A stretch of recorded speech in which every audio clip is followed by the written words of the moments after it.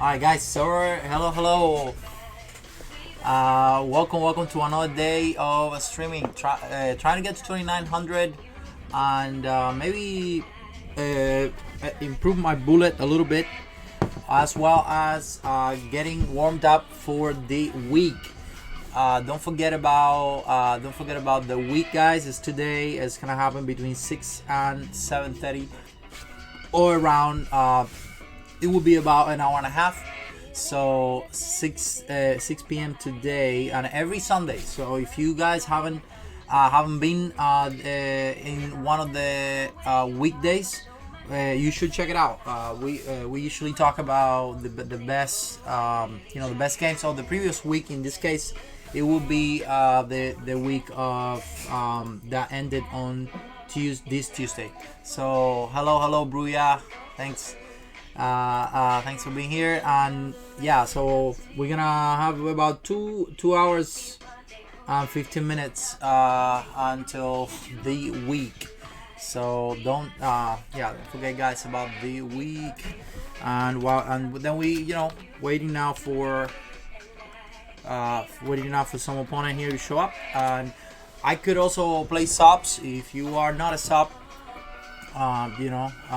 make sure you subscribe so we can get some games going on here. I'm also gonna be looking for 1 minute, so let's see if we can find some players here. Let me show you guys top players. I'm not sure why it's not there. Top players, it should be. All right, we got someone nice. Before we start, let me make sure I don't get someone who's like a clear. All right, good. So let's see if we can beat this guy. We have to beat him a lot, so I probably get like 6 points each time. So about 10 times if I want to get to 2900. Let's see what's happening here. And okay, so let's play the English attack. That'll be bad. D2 and so G4, G5. Because he played knight B7, I can play G4 and G5. So far so good.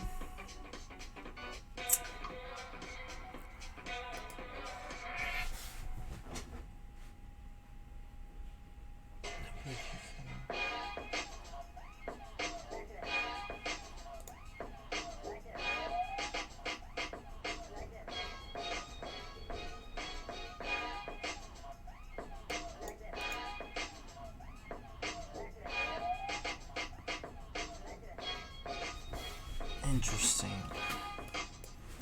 Should I do knight 5 anyway? I think you can do knight 5. And maybe C4. See if I can take advantage of the fact that my king is not castle yet. Like it.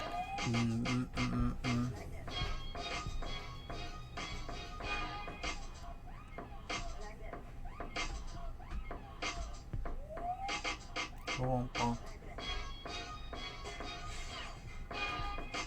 Awesome. I think I'm not gonna castle now. Let me think about that. C5. Could do one takes on C1. Like it. Let's see if I can get knight C6. Not sure with that. Oh no! Oh my god! What a blunder! No, you're kidding me. Oh no. Okay, whatever. Oh, that was bad. That was a blunder. Big blunder there. Knight hanging.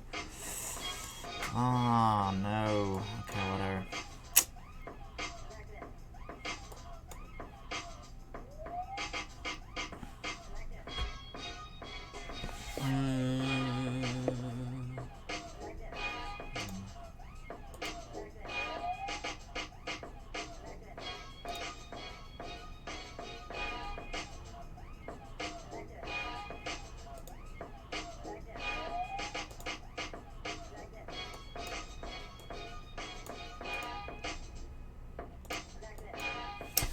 Oh my.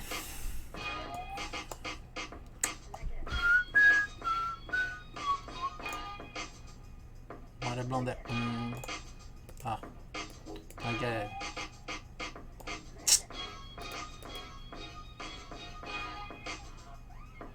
No, now anyone can be a monster here, right? Ah, whatever. That was so bad. I blundered. Okay, my bad. I was not really paying attention, but anyway, it's all good. It's all good. First game, always not a nice one.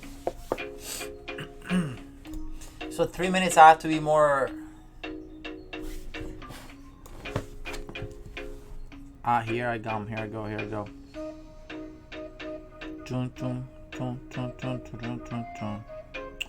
Where is this scored? Okay, got it. So I think Queen F5 is fine here. Just trying to go for the.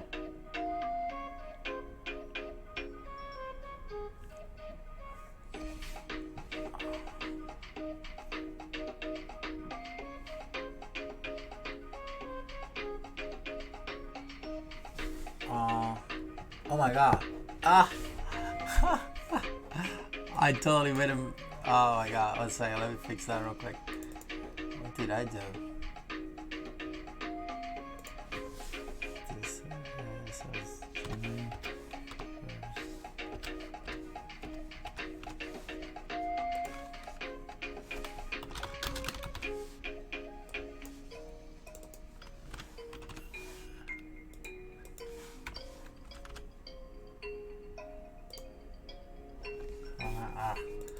Okay, let me finish this game.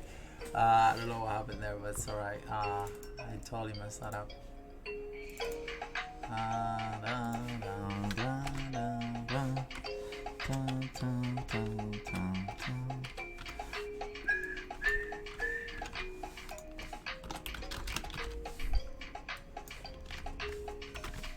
Alright, what was here? Castle.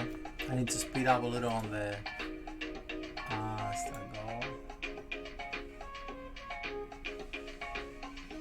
Zero one. Oh, okay, that's why this thing is confusing. Here we go. Alright, now it's good. Alright. That was funny. Oh man, what am I taking so long?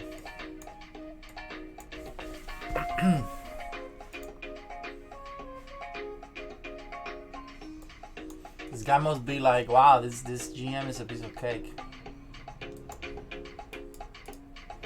Playing so slow and bad, but you just warming up. Yeah. Okay, knight c6 is coming, but at least I get the knight on c5, which is a good thing. You can play queen a7, I take. Oh, I don't take. Let's play bishop b7. Play with a8. Wait, did he already move? I'm not even watching his move here.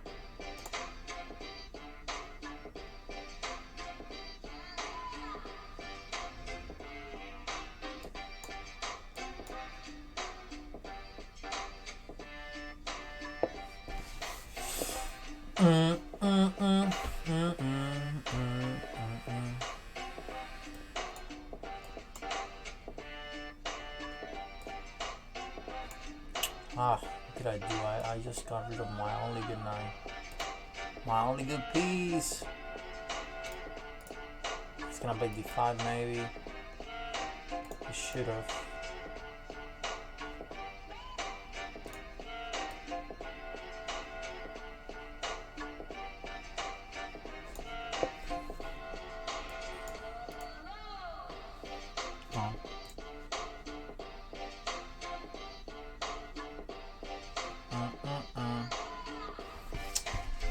What is the deal here? He wants to do that.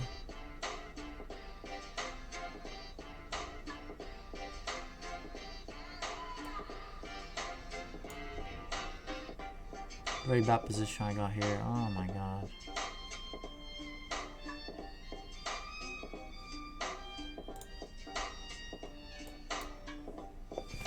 Not only bad position, but I also have a big problem on my time.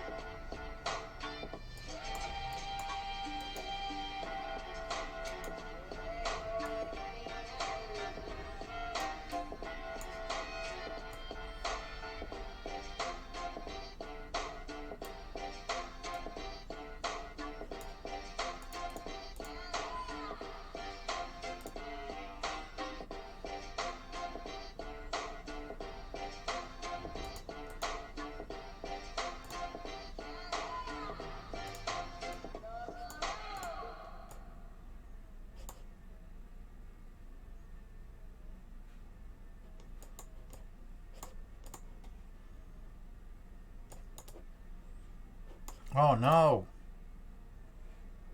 I just blunder.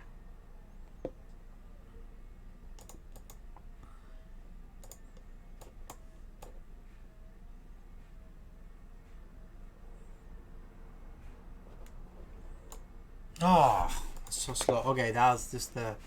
All right, hey, Chesbra, and how's it going, man? Thanks for coming by. I'm gonna come back big time. I was doing some fixing some of the stuff on the template, and I was not very well concentrated, but it's gonna change.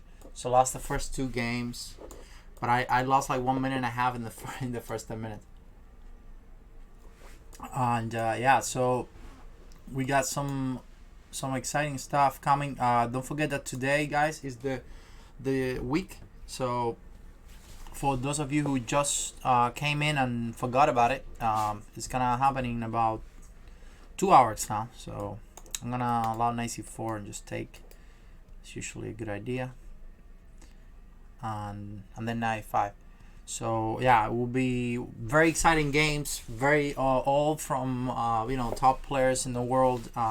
We're gonna be talking today about three tournaments from last week. No, I can play knight 5 here. He's playing good. B4. I'm gonna play this. Should have played knight c5. Why didn't I play that? Why did the music stop?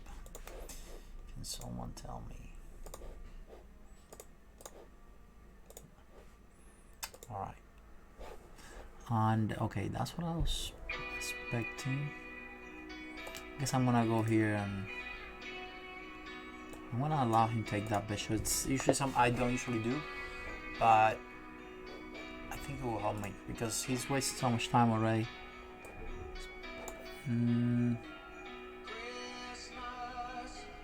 Okay, let's go bishop a7 just to annoy him. Rook b7, I go knight c5. It's time to crash this guy. It's that time of the year now, my friend. Hey, a flying sheep. the longest username. How are you, man? Playing rook b7, knight c5. Welcome guys to trying to beat this guy 2-0, but it won't be like that in about 30 minutes. Rook b7, I got knight c5. There's a lot of tactics here. He's pushing these pawns, but at the same time he's not getting anywhere, and at the end all this can become weaknesses or targets. Like right now he moved the rook here or here. I can, okay, so now how about knight c5 and this, right? It looks like a bomb to me. Taking the bishop, taking the knight. I also got stuff like bishop b6. If he takes the bishop, okay, good. So now I can take, and then bishop b6, and then I'm up in an exchange. Yeah, why not? This looks great. And now I have, if he takes, I got bishop b6. That move is awesome, beautiful. And I'm just gonna get a rook because I can, and now I'm fine. So look what he just did. He just lost an exchange. Yeah, first 2 games were a little weird because I was just changing some things on Streamlabs and forgot about it at the time. But this one he's getting crashed. I'm gonna play queen b6 to make things more simple. If he saw that. Good move though, good move. But okay, so he wants bishop b5 now. I gotta be careful. What can I do? Okay, b3 looks great. Bishop d5, knight b2. You can play a 4 or whatever.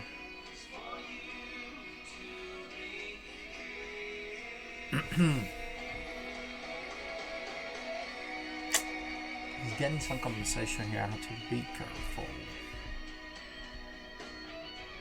Okay, knight d3, rook c1 and c4. That's what I need to do. I need to open the files for these rooks.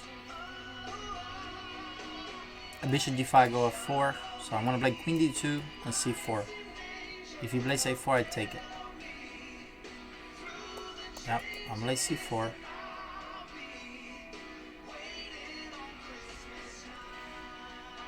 He's playing good. I don't know what he's doing, so I just got something in my file, right?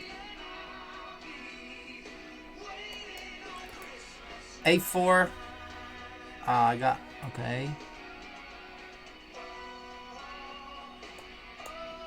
Just keep opening that.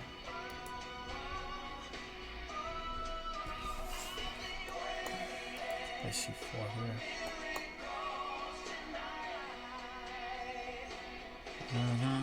So last night d4, bishop g5.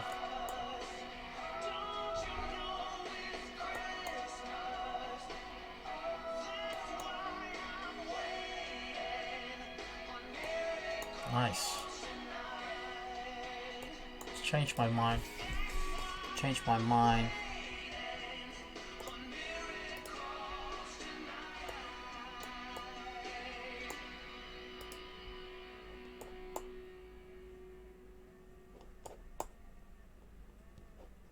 Oh no, the queen. Oh my god, the queen. Woo! Oh my god, he didn't see it. Nice. Okay, nice. 6 check. Bomb. That's a bomb. Woo! Beautiful. Alright, mate. Oh, that's tough. He's good. He's good. He's definitely not an engine. That's a good thing. So we just need to keep playing. Come on, dude. Just play it. Just play it. It's time to crash this guy. And thank you, Chesbra. Yeah, alright, let's find someone else if he's just gonna sit there. A lot of people, but not so many people playing. So let's see this Russian GM, IFM. Oh, this other guy.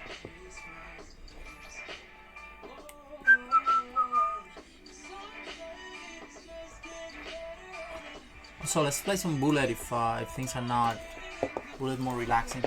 Even though it's not relaxing, I don't care that much because my rating's so low anyway. So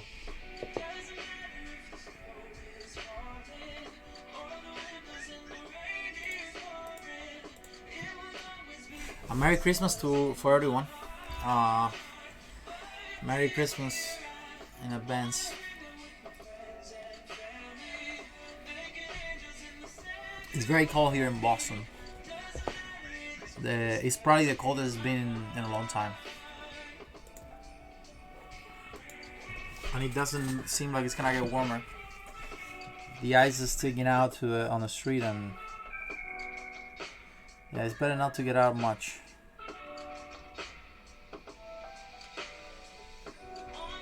So I'm gonna be doing probably like a 2-hour play, and then we're gonna start as soon as we get to 6 p.m. We're gonna switch to the week and Horse Night 57. Where it's called in Boston.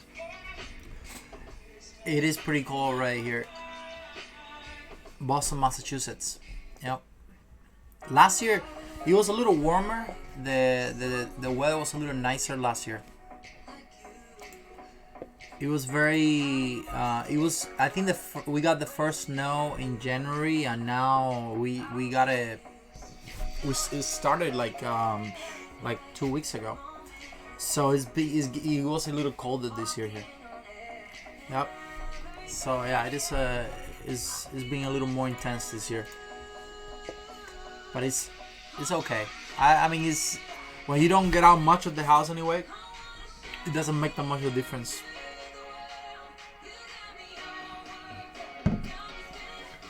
But it is cold. Let's see who wants to play. This is it's the middle of the afternoon, and how is it no one playing here? Grishuk is playing, huh? Nice. Well, let's see his game while we wait. Grishuk versus the best player. I'm surprised Grishuk is so low. He probably doesn't have that many games. He's one of the best players in the world.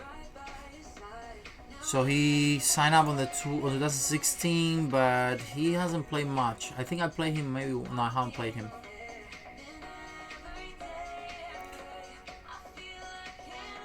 He plays once a week, so it's pretty low actually. Maybe he's not that good on live.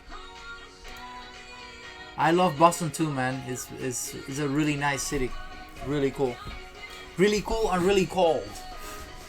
But it's a great. Who is the best player? Because he's beating. Beating Grishuk, that's tough.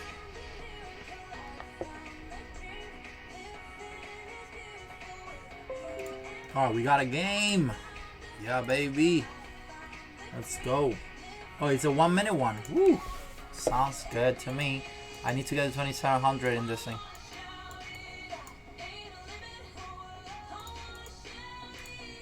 One minute. Alright, I'll take that and then 95. Crazy for love. I like that move. That song. Pretty cool. My knight's getting a little trap here, but not big deal. I got my stuff too. So I wanna take that. And play rookie A. Ooh, that looks weird. Oh, in the middle. Ooh. Knight takes.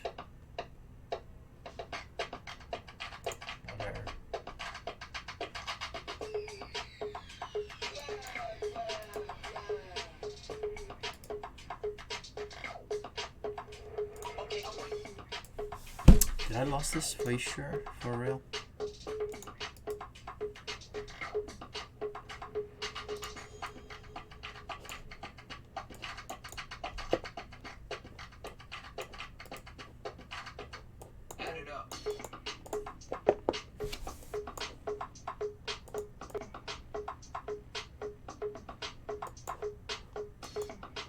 Oh no, I put the king in the wrong place. Are you kidding me?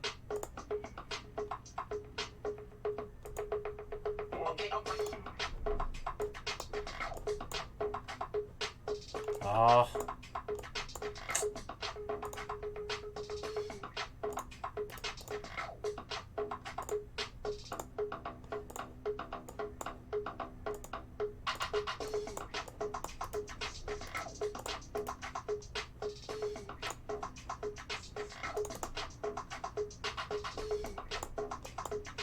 Woo!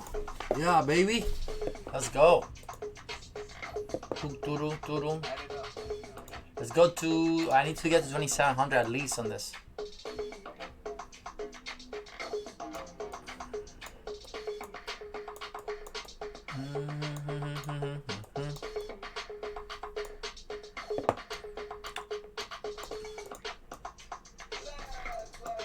I should have done this. But screen is off. Oh, I'm sorry. That's because the other game is going. Thank you for the. Thanks for the reminder.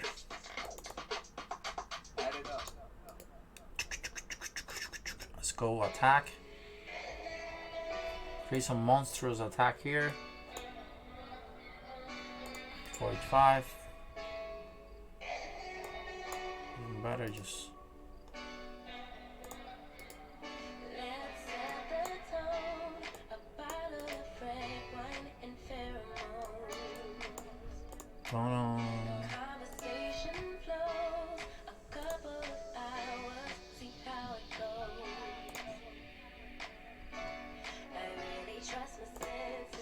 Watch out, there's a bomb coming here. Boom!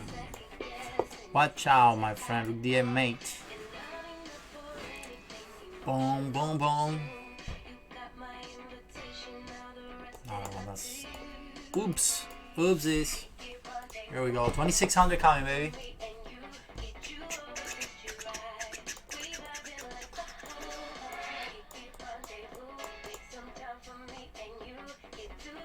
Okay, so he wants that little trick here. You know what? That doesn't matter if he trades. I just want to get rid of the knight. The knight's the only one who can actually do something here. So there's nothing.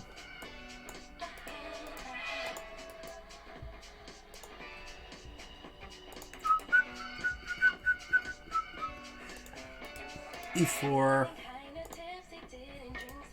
Boom.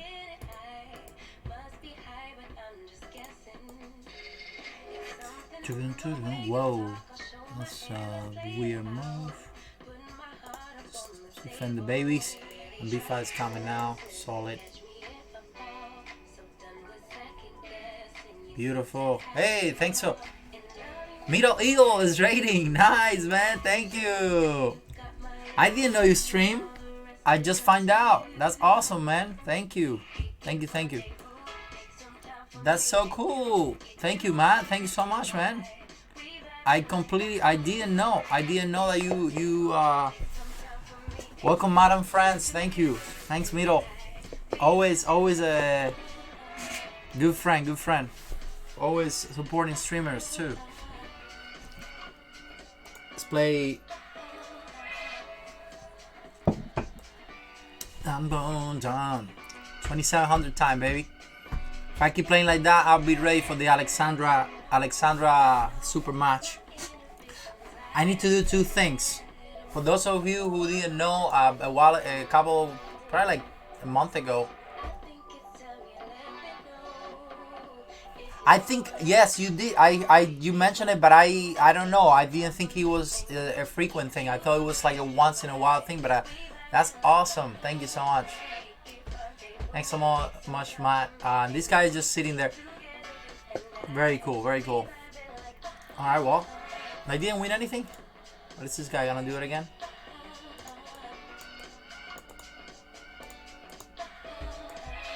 He's feeling strong with my speed today. Let's see how it goes.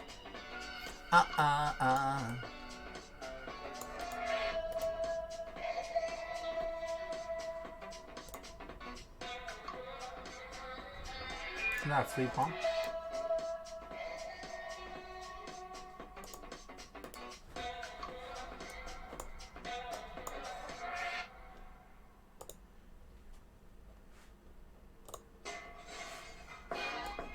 Ooh, tricky guy. No tricky guys here. We don't allow tricky guys in the stream. Boom, boom, boom, boom, boom, boom, boom, boom, boom. You know what? I'm gonna get out of here.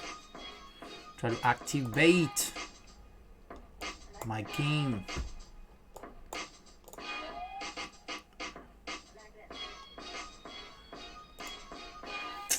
Let's go 95. Solid. Close the bishop. No. Of course not.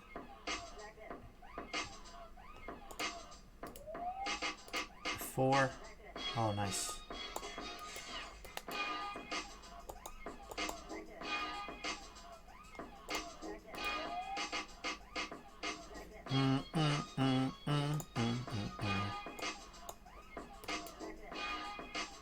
Whoa! Oh shoot! Okay, sorry.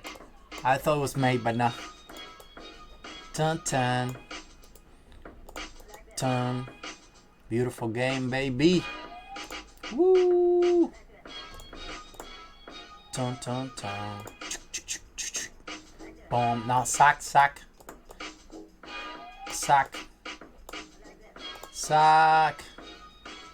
Boom. I just need to do this.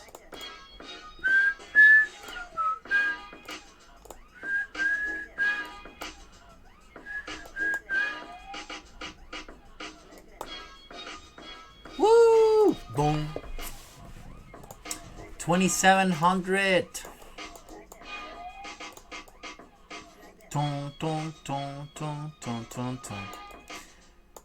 Warming up for the Alexandra Bodez. So we have a pending match. We still have to where I'm gonna beat her and she's gonna have to do some push-ups. But I need to get better 1 minute. I'm too bad. I'm too slow yet, but I'm getting a little faster as you can see.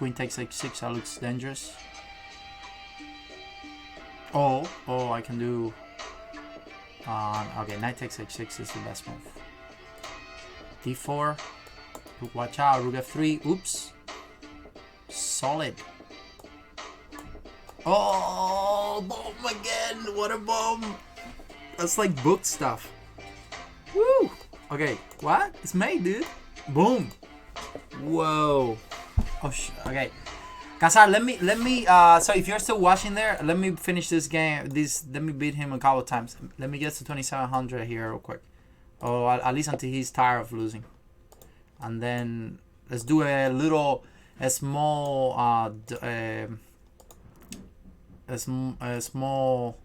adoption here. A little adoption for this guy, and then we'll be fine. We'll be ready to rock and roll until he's tired of losing. Yeah, isn't that a good way of finishing a game, a match? All right, so now I don't know if he will be tired of losing, but I'm gonna make him. All right, that's just a big blunder. Nice hanging. Actually, no, my nice hanging. All right, so it is interesting.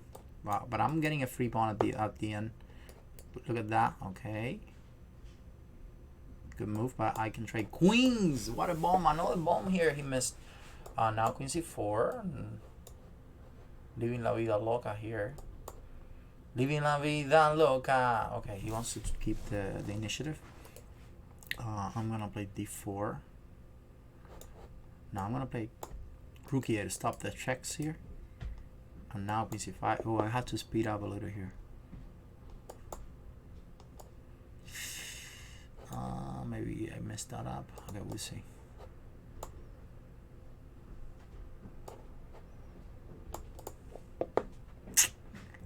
Should have played different here, but okay, whatever.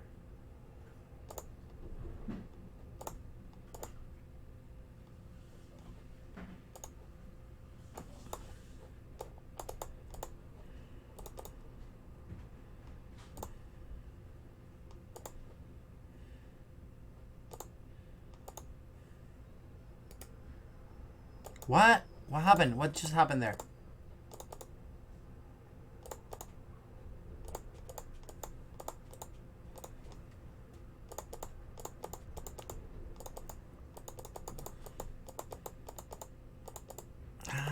No.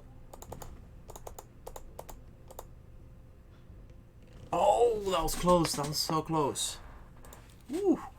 I almost flagged him. I missed the rook there. I don't know what happened. How did I lose that rook? It was magic. I think I took the pawn in the wrong moment.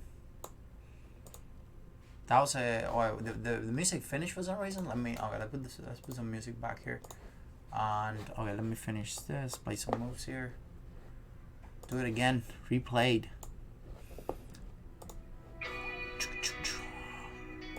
That sounds like a Bon Jovi song for some reason. Okay, 92. I'm playing a little slow. Ooh.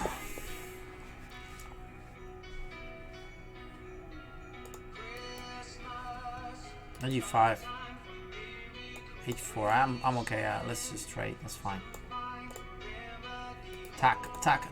E6. Queen E2. Queen H5. Alright, good move. Let me take that pawn.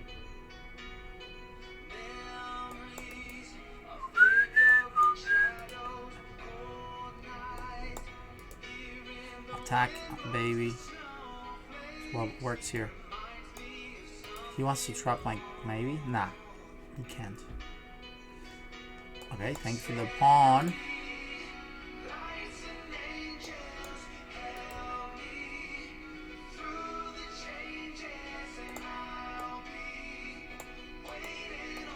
Attack, baby.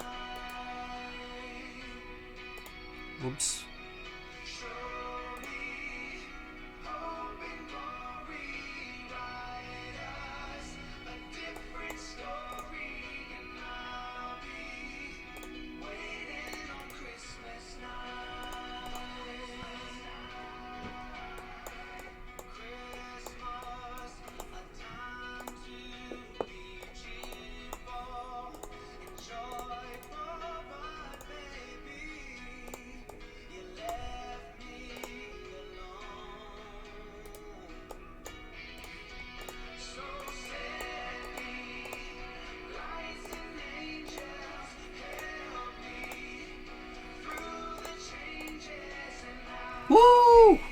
fast. I'm just playing so bad. The sound's bad? What do you mean the sound's bad? What happened to the sound? Yeah, I had to. What do you mean the sound's bad? Is something? Is it too loud maybe or?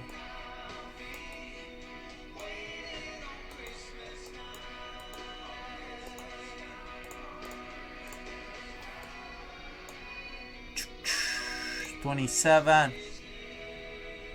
All right. Here we go. That was the best move here. I don't even know what I did. Let's do it. Let's do this. Whatever. What a weird position I got here. This guy is solid.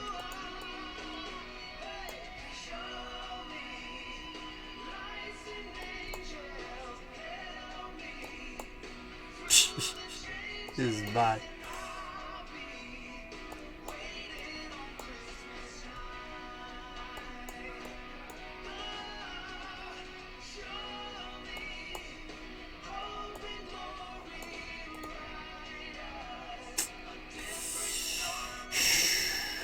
Ay, ay, ay.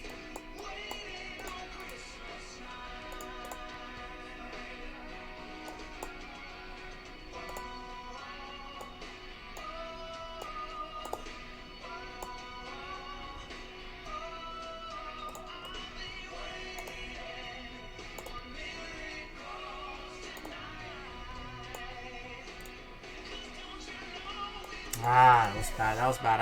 I gave out too much there. Too much on that one. Okay. Yeah, I know. It was basically a gift. I made a blunder, but I didn't know that Alexandra was a decent player. I didn't. I thought it was gonna be an easy win for me, but it was not. So that was a problem. But okay, that's bad. Knight d7, and now I get c4, and this is awesome. Boom, boom, boom. Okay, pawn takes pawn is coming. Yeah, this is bad for him.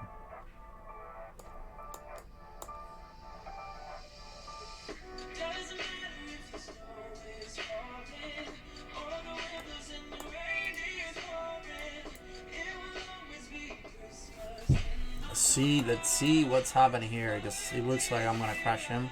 A3, nah, A3 simple.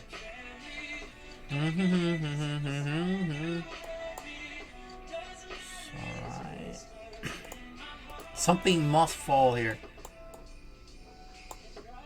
Pawn. Something has to fall.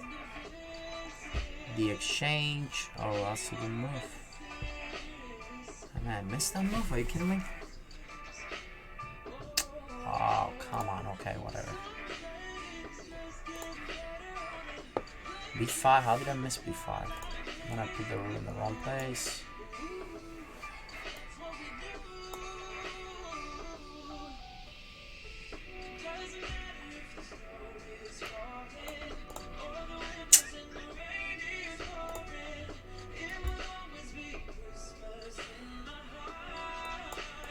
Christmas in my. I'm just so lost. Yeah.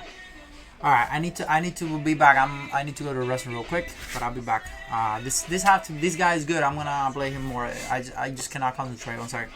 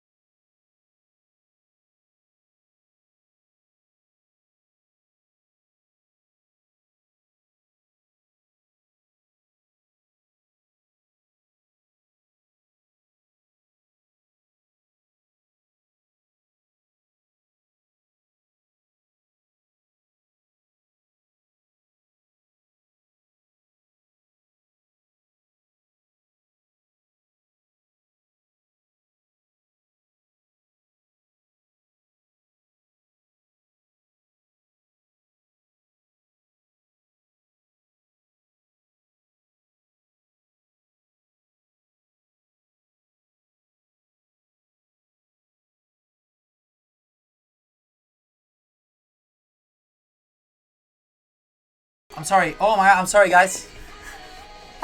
Sorry, guys. Here we go. Sorry about that. I was just saying that this is time for adoption. It's gonna be 10-0 now. 10-0 for this guy. It's gonna get me a lot closer to the. You missed the most important part, the 10-0 part. Adoption time, baby. The most important part of the whole. Okay, so now he wants to get there. I'm just gonna give up the bishop for the 9. Not biggie, because then I can also give up the bishop for the 9. In the middle. Oh, he can sack, but not really. I'm crazy for love. See what he does. Just asking you a question real quick.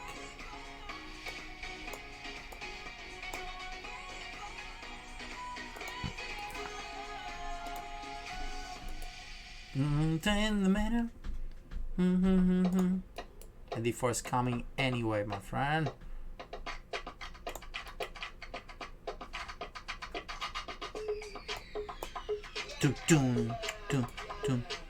Actually, I'm kind of trapped here. I gotta be careful. Kind of trapped myself.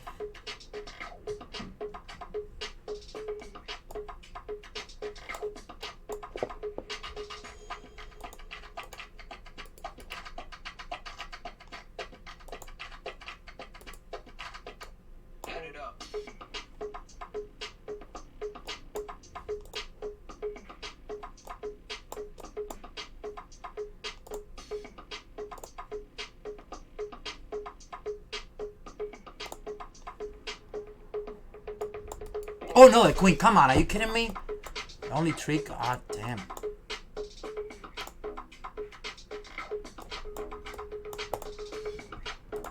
No, okay, I have to, 10-0, I have to do 10-0, come on.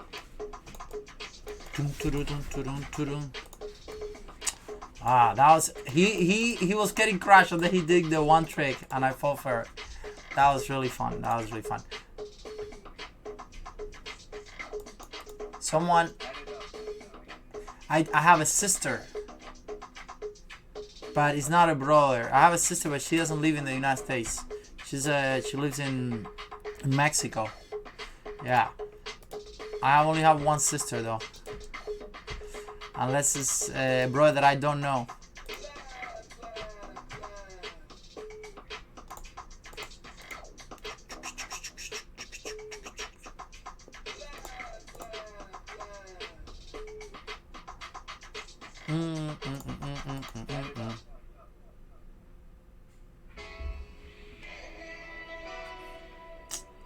Let's just go knife 6.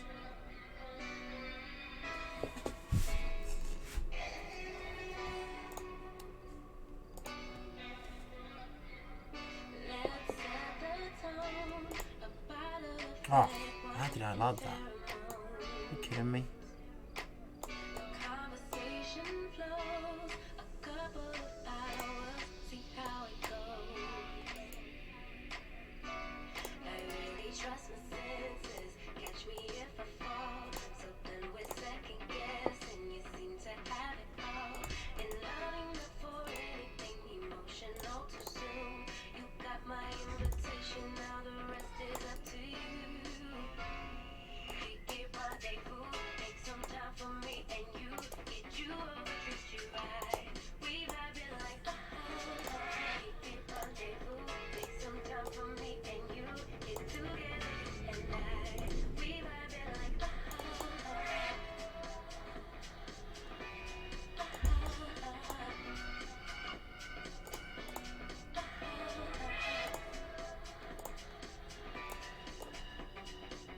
Boom!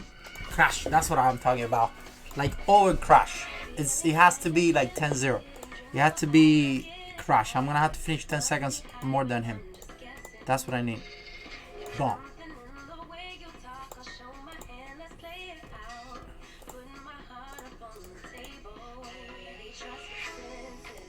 Don't wanna. Ah, why did I do that? That's so stupid move that I did. Makes no sense what I did, but it's alright. No problem.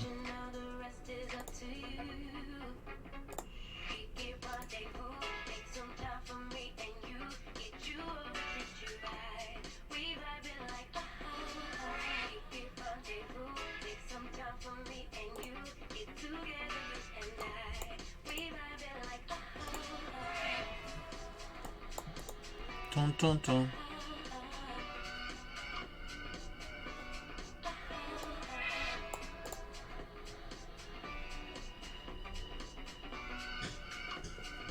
Yes, baby.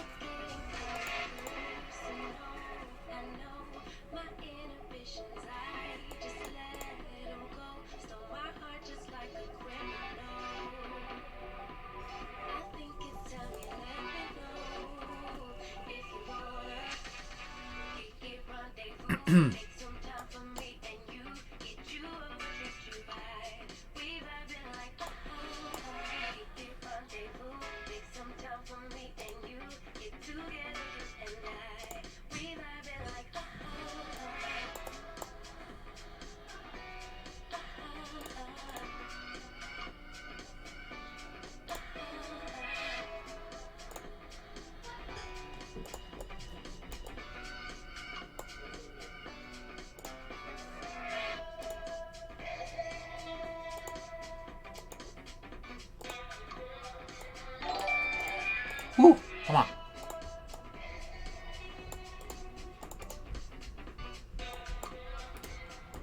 Yes! Dude, come on, let's go. Oh, Mirail, thank you, man. Thank you so much. And thanks for the raid. Thanks for the raid, too. Woo! Miro is a beast. Thank you so much, man. You're raiding, you're giving the subs. What else? I mean, thank you so much, man. Thank you so much. I'm gonna be doing the week today, so don't miss it. It's gonna be fun.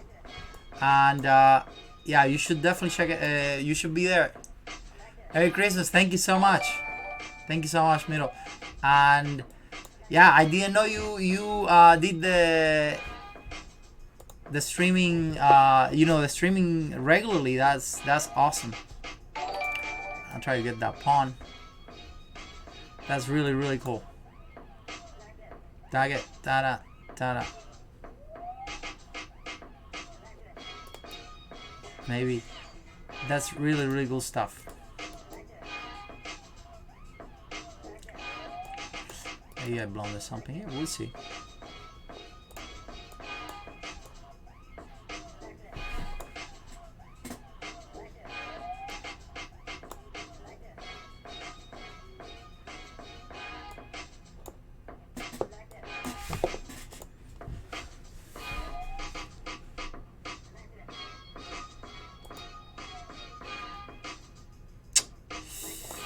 Ay.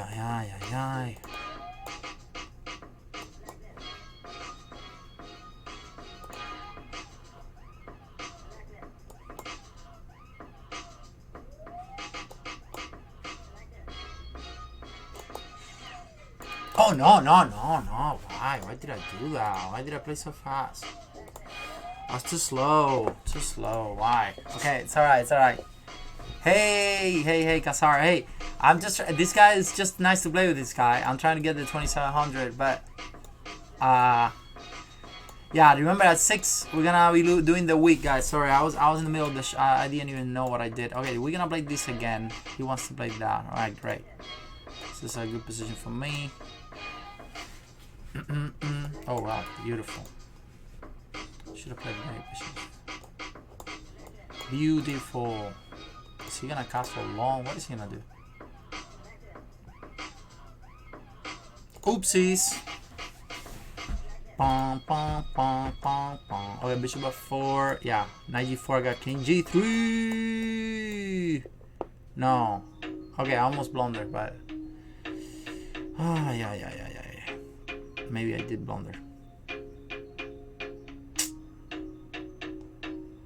Unbelievable. Okay, no way. You gotta be kidding me. He's so lucky he got that.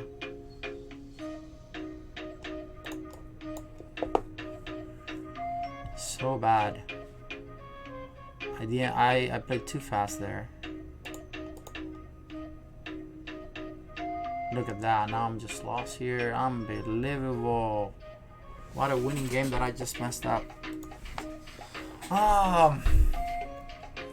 Japanese student. This is it's just a random pick here. I think from Epidemic Music. They are the ones who. Alright, these guys playing the same line over and over again. Let's play C6. Tun tun tun tun tun tun tun tun tun tun tun tun tun.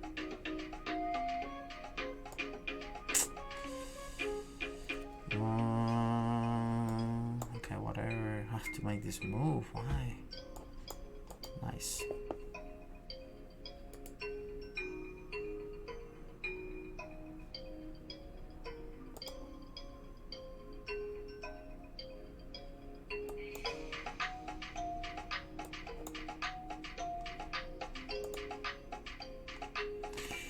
Oh my god, the queen! I dropped the queen there. What? What's wrong with me? He just keeps dropping. I just keep dropping wings. Come on. Alright.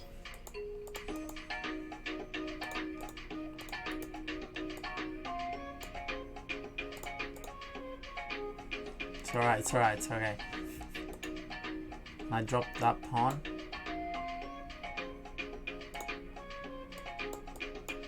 It's okay.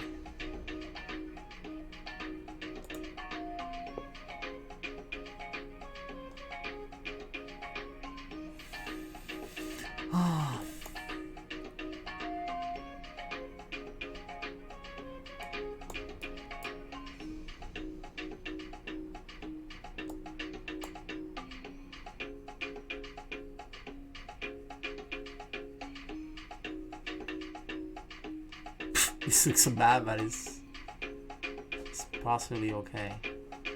There. Dun, dun, dun, dun, dun, dun, dun.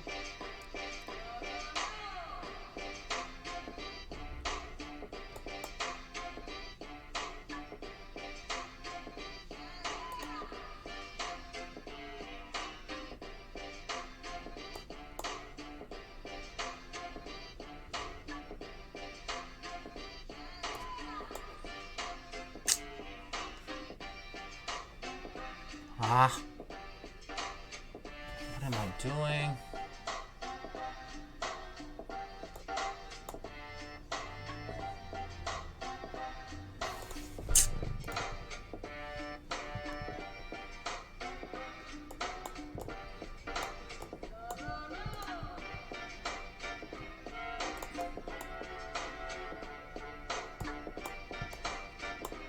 No! Oh, it keeps freaking me.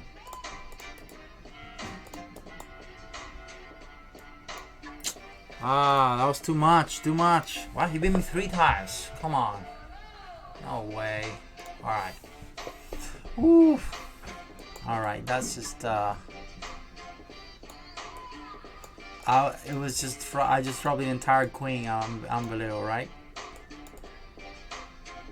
Alright, wow. This guy just keep playing the same. Who is this GM?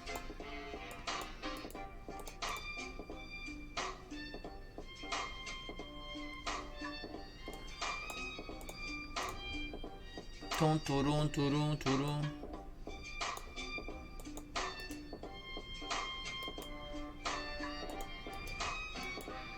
Maybe I should just go knight 4. I don't see why not.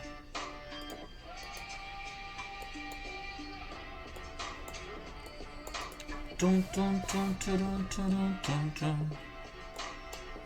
Knight b6 now doesn't do anything, so.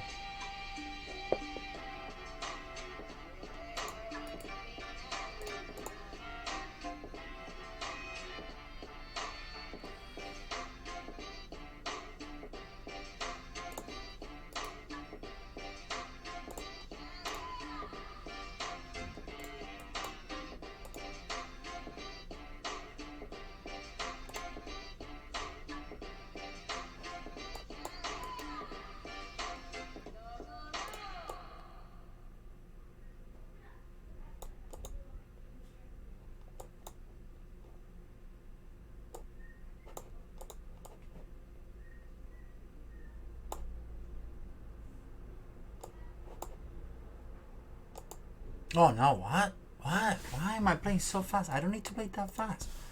I got so much time.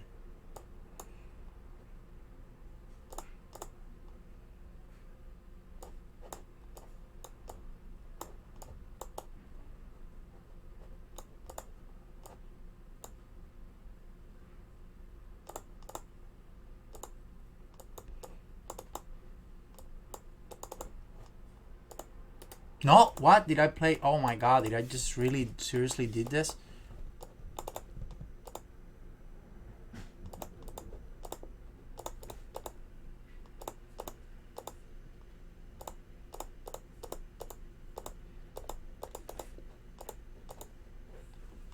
Yes! Boom! Nice, nice, nice, nice. One. Let's go for the second. That was a nice, important comeback here. One that I would not forget. Boom! What a crazy game. This is Blitz. Welcome to blitz.com. Look at that beauty. I'll definitely take that. And take that. Alright, so now I'm just gonna cast a solid. Let's play solid. I mean, he's slower than me. That's good news. Let's go check. D3, D5. I want that. I want him to define some pawn structure, so I can use that as a good way of putting pressure there.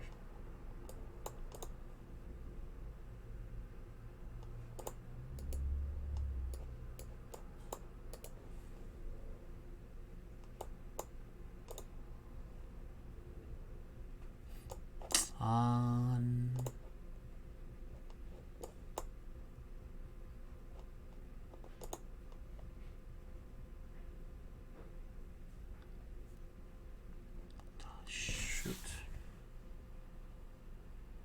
Did I just give up that too? I'm just blind, man.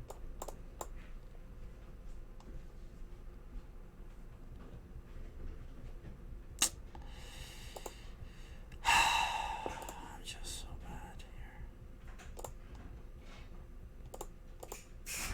He's playing good. He's playing a lot better now.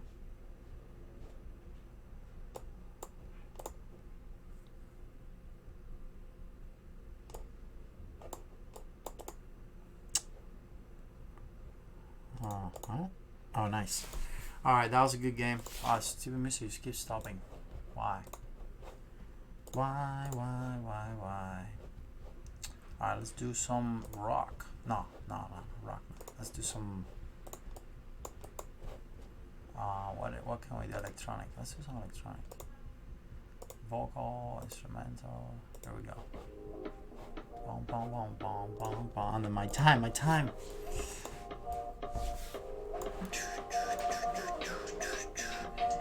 Yeah, he's interesting. I think he heard the 10-0 threat and he's like, nah, that's not gonna happen to me. Not sure if this is actually possible, but we'll find out.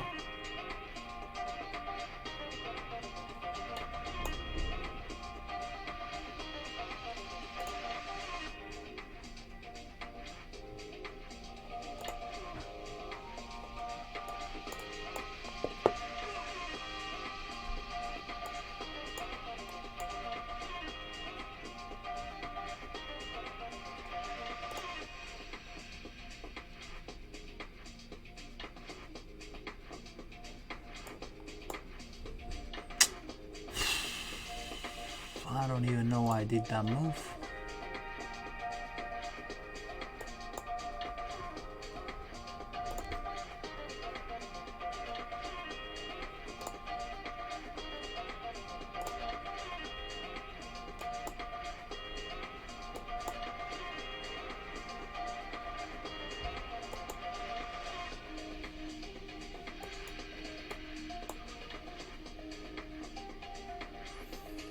Oh my god, I'm so blind.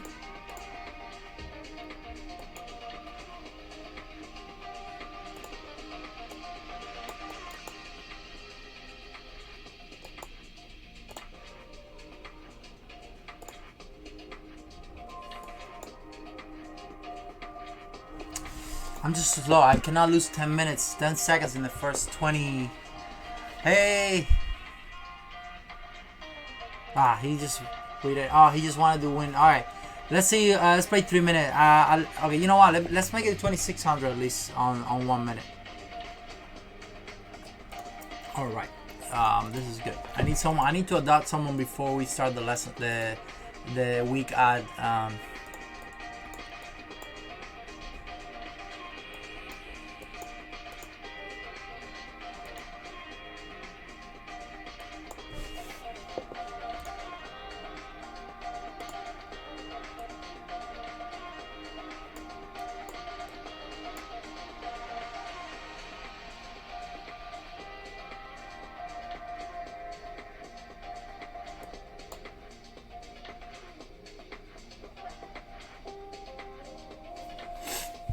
Interesting about this.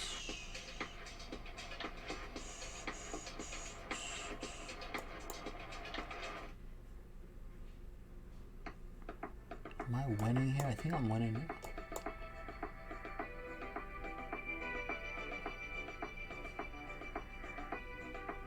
Wow. This is just unbelievable. It looked like I was just winning, and it turns out that I'm not. Oh my god, this guy! How did he escape there? He's not. He didn't see anything all along.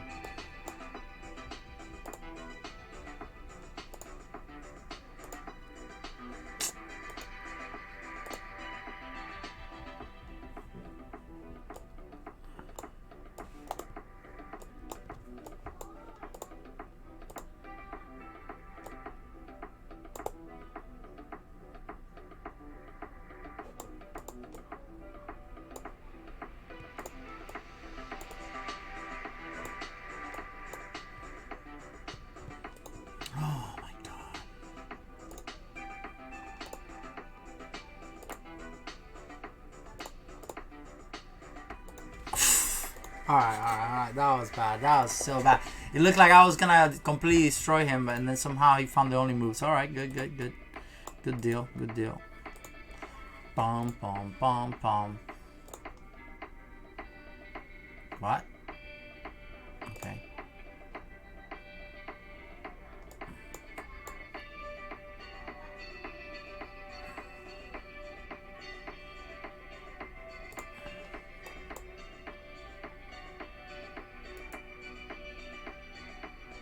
Who's gonna protect that knight, huh? Bam! Beautiful. Alright, so bishop d3.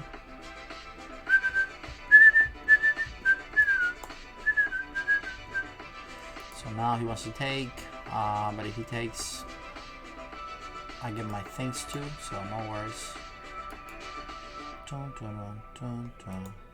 No, check. Oh, he didn't see it. Good deal. He had a check. Splits is intense.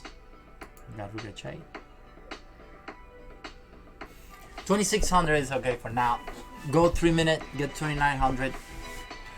All of that in 1 hour is not bad. I think I can maybe do it. Rook h8. Alright, 94. Get rid of that bishop threat. Also, the bishop is trapped.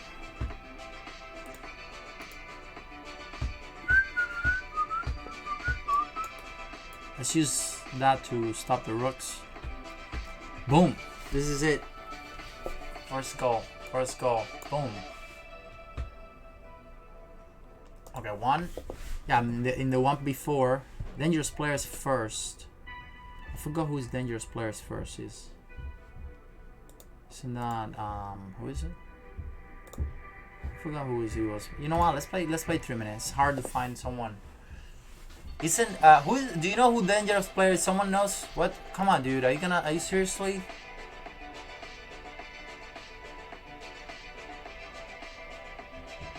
He invited me to play and then he stopped. He doesn't play. Anyway. 1 minute or 3 minutes. The account is anonymous, but isn't it him? Maybe he invited me after. Okay, Tigran, awesome, good player, very nice, very strong players.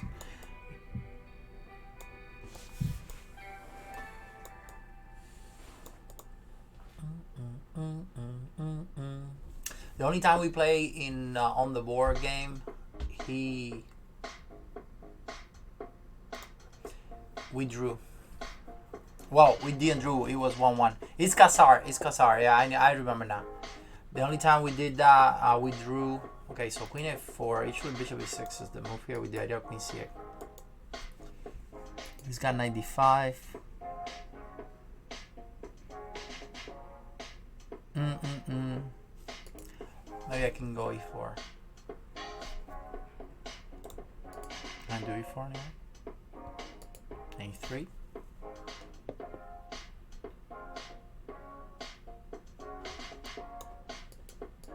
If he takes this guy, I take this guy.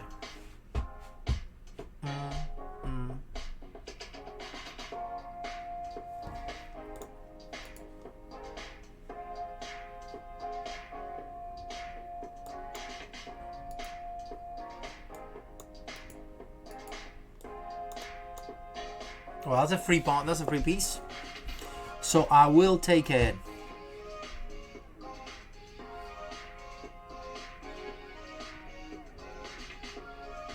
Interesting.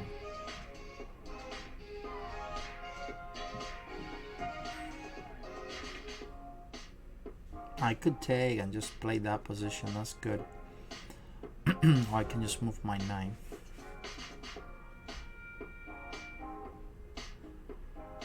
Queen takes, bishop takes.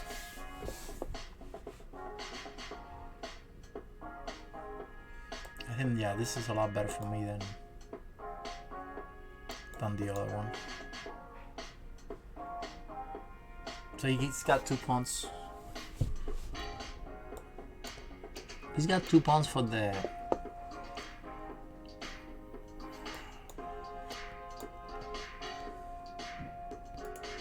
Maybe I just do bishop takes now.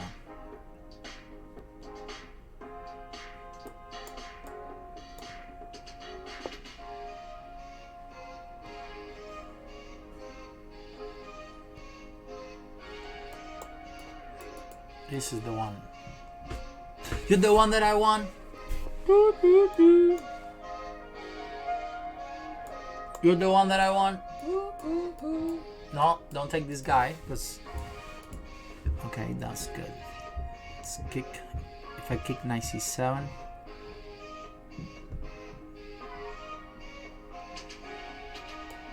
Just take the knight. Kick that rook, start going towards the promotion. Okay, knight c6 doesn't work because I got oh wait, no, I don't have bishop d5, but I can go bishop f6, simple. I just keep going. No problem.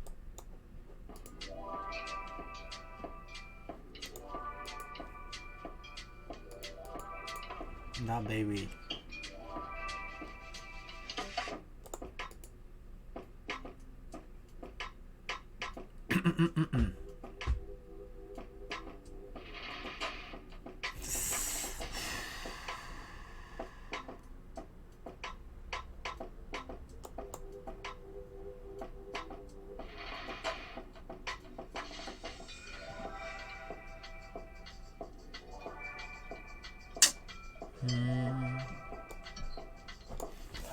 Come on.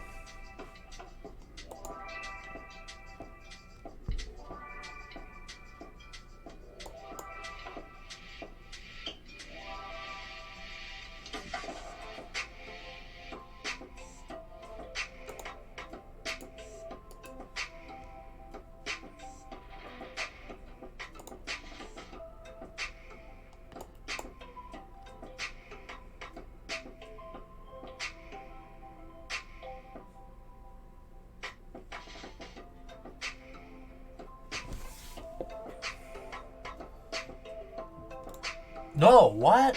I demand king g5. Are you serious? Stupid mouse. Shh.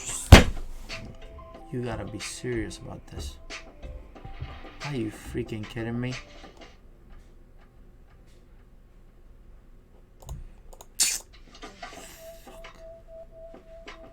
Now I'm lost. Are you serious about this?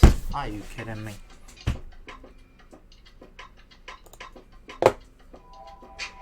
Stupid freaking mouse.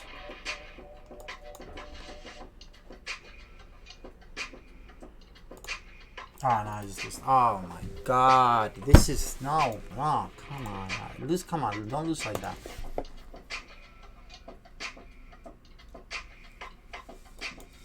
How did I lost that position winning?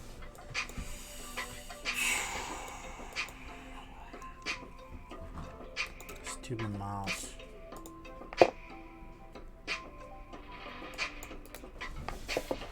This is what we play in a on the board tournament. Well, kind of. Okay, this is okay. And then I play d5. That's like before.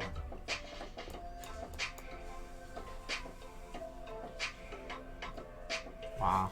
I mean, losing that game is just bad news. We also play in the Pro Chess League, which is I was also kind of winning on that game.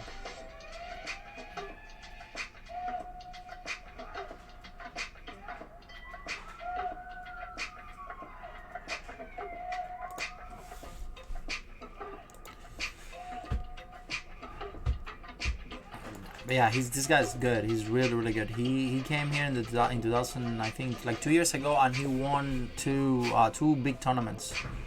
He won the Bishop E5 take, so I think that was a bad move. I don't see the idea of that. He won the World Open and the Las Vegas, the one that is happening now. In maybe I should go E5.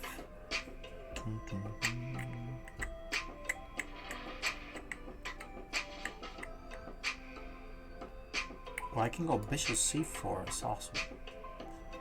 With some crazy Bishop takes F7 ideas. So he knows what's up. Okay, I'm gonna play Rook E1, the idea E5. Because all he's got here is this Bishop E5 to stop him, but now Bishop E5, I take on G6. Now I get E5. Like a Bose, and now I got Bishop takes G6. Knight takes Bishop, so I can do this. Sounds pretty cool. Bump, bump, bump. Bump, bump. And then take the Bishop. And now I can stay with the King, so I don't lose this pawn. Life is good. No more mouse sleep, please. Please, no more mouse, stupid mouse sleep. I can take the pawn. Or I can take another free pawn, so I'm just gonna, or I can take the Bishop. The Bishop can get me in trouble, but no, a pawn is a pawn.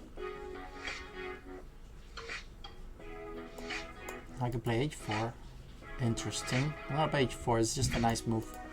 None of this works, because now I have F7 check. No more G5. Activation. King, king, king, king, king, king. No more mouse sleep, please. I'm playing good chess. Come on. The only way he can actually get me is stupid mouse slips.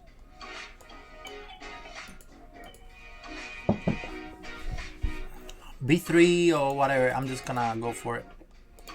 My super monster king. Let's just go, right? Yeah. Boom. Nice. Beautiful. Let's go, baby. It should have been 2-0 now.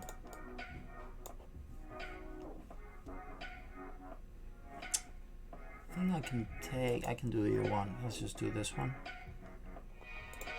I can play a 5 here.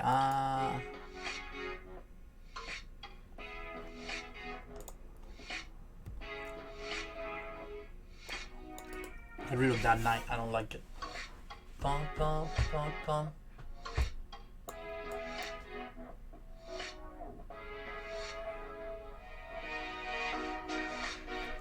Oh, I messed this up.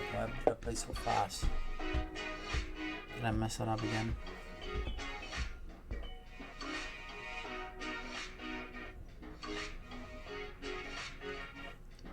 did.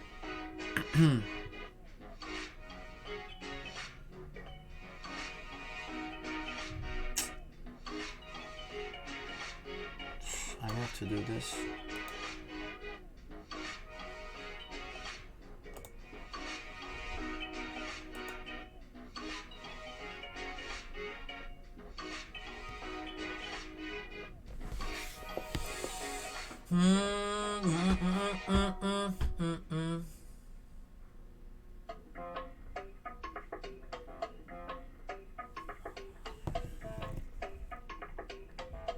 Queen B7, right?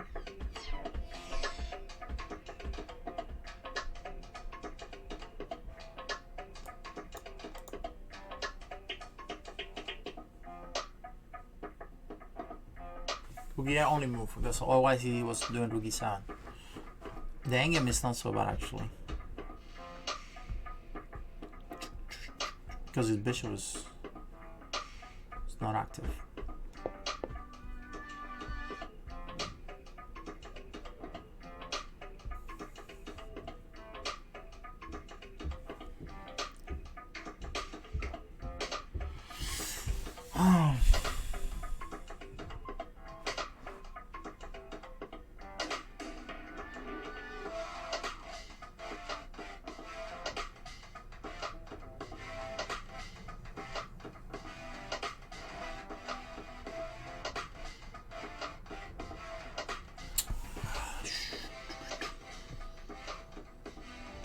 D7, in C8, queen takes pawn.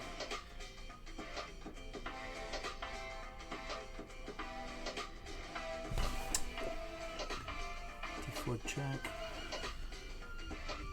Guess I have to do this. I'm gonna do it anyway. See what happens. Just get a pawn as a pawn. And then rook takes rook. Queen C8.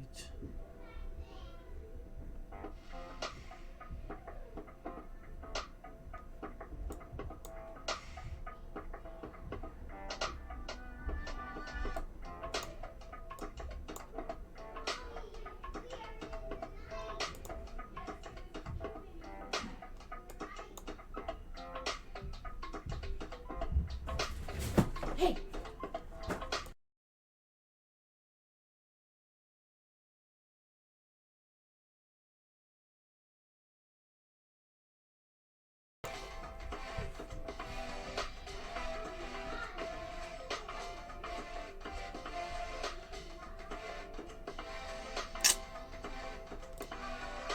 Ah, no, I dropped the pawn.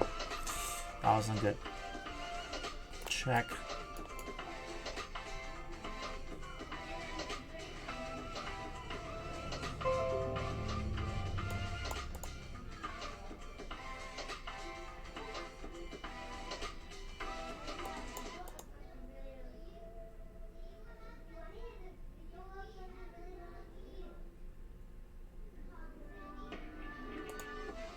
Bishop A6 and Queen A8. Nice, nice game.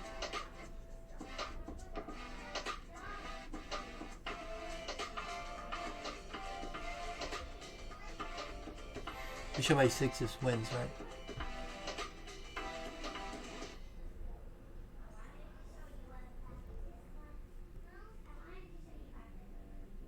Unless he misses it, which I doubt, but I'm pretty sure he saw it. Bishop A6 is just winning.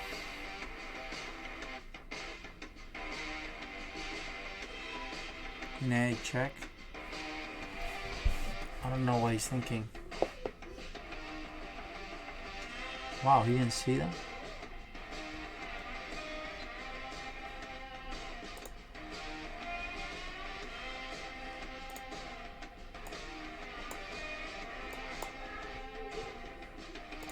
Oh, no. Why? Oh, God, I made one bad move, one fast move, and it's just a blunder. I almost pre-moved that one, unfortunately.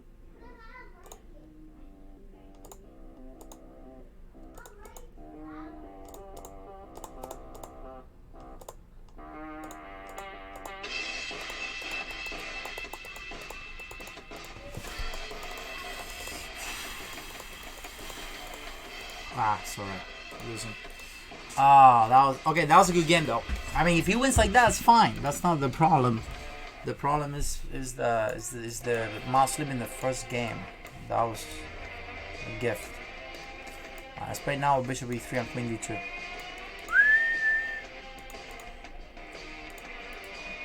Attack, attack. Before knight D1. You might get some D5 and stuff. No, ooh, beautiful. This is good because now I got knight G3. Stop that. I'm playing G5. Oh, knight F5. Watch out. I think knight F5 might be better. The knight goes to F2. I might castle long. Sure, sorry. He sacks because he realizes how bad his position was. And now I'm just gonna go here, trade the good bishop. Boom, boom, boom, boom. Bishop B3 instead of knight C5. On what position? I missed the. Sorry, 4033 Tony. But yeah, it is possible. I think this is just losing. He's got nothing. Now I got knight 6. Oh. Queen A6 looks awesome, but no, it doesn't work.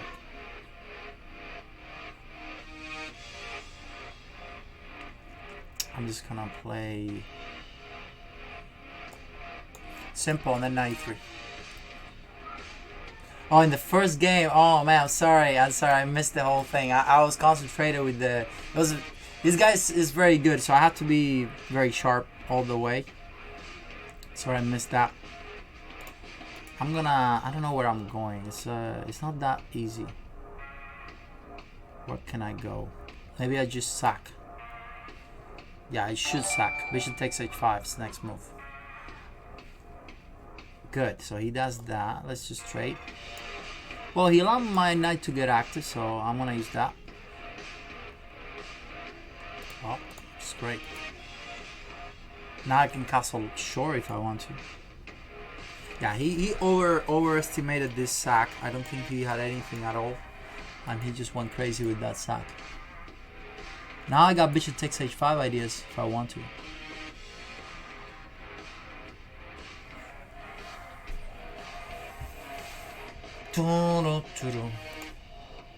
So solid. There's nothing. He literally has nothing. He's got to do some f5 here to see if I can. I don't see any threats. F6, knight 6. Desperation sack. I think he saw it coming. He was gonna go knight 5 and there's just nothing after that. He's gonna sack something too here. Desperation sack again. He's probably gonna sack the rook or something. I'm not sure what he's doing right now. Maybe I do have bishop takes h5, but I'm gonna play king h1 solid and change my g file now. I'm gonna change my attack to a g file. He's about to resign here soon. Because I don't know what he's gonna do after bishop takes h5. Bishop takes h5 is just a bomb. Oh, knight 5. Oh my god, knight 5 is even better. Whoa! Are you serious? It's just all. I mean, look at that. What is he doing? I'm actually not even gonna take. I'm probably gonna go bishop takes h5. So let's take first, and then bishop takes h5. Or yeah, bishop takes h5. And wait. Yeah, and if he does, look at that. Bam! Oh my goodness. What a beauty. What a beauty. Counter attack. Okay, so now queen g5 checkmate, right? Whoa. Oh my god, this is so beautiful. Gorgeous. Gorgeous. Gorgeous game. And now it's mate.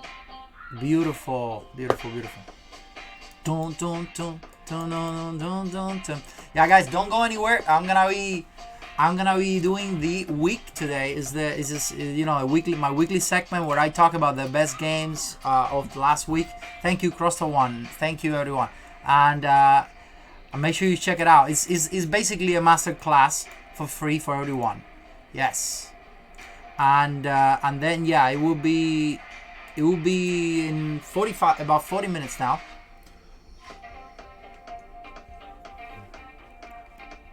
And for those of you who are not subs, well, I'm planning to do another cool stuff if I get the amount of subs for whenever that happens.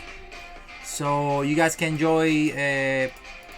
We can do a. I'm planning to do a simul on playing subs day if if I reach that goal. So please, if you like what you're seeing, it would be nice if you guys subscribe, and again, just keep following with the week and all the good stuff we're gonna be doing as okay. So I think I can just take this knight and then play queen f5. So I cannot do that, but I can do this one. That's the bishop I want, and then now I'm good because I got the knight for the. Okay, just keep putting my pieces right. Sub. Thanks, Middle Eagle, for helping out get there with his gifted subs. Plus, he's already a sub. Well, I think he is a sub, right? Why is Middle Eagle not having the little card thing? It should be. He should have a.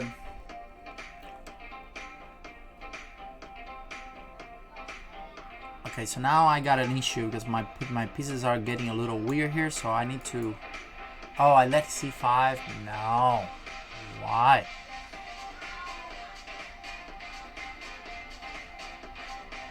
Okay, he didn't do it. That's good. This is good. Oh, your sub expired. How is that? That's why, because I don't see the little American card on your side, so that means that something happened to your. I guess he's gonna play bishop d5. I'm getting better now because now I'm finding something for my rooks to do. My rooks didn't have anything yet before.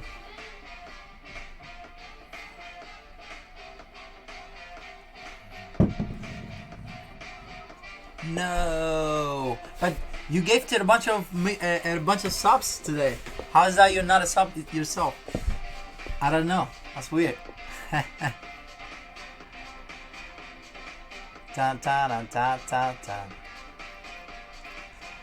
So I added the badges to a channel. So now there's. Yay! Thank you. All right, so maybe I should take this, or I should not. Can do a lot of stuff. I don't know. No, I don't want to take yet. I don't like my chances there, so I'm just gonna play queen f5. Solid. Keep that bishop. My knight's better than the bishop anyway. His bishop has nothing here. e4. Then I go back, and then his bishop might be trapped. Okay, then now good queen 5. I gotta be careful. Some checks here.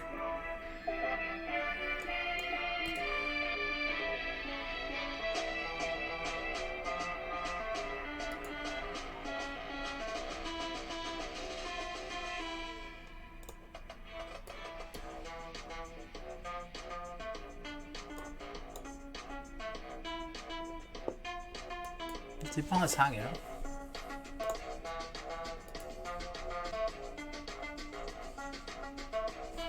Woo! Might have to go crazy with Sun G4. Desperation. Once more, desperation is taking over the guy. Desperation, baby.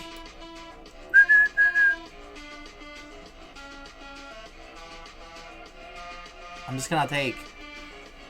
The rook is doing nothing. Oh, I'm just gonna take this one. Ah, maybe I'd let him go there. What? Draw? Are you kidding me? Why? Why would I make a draw here?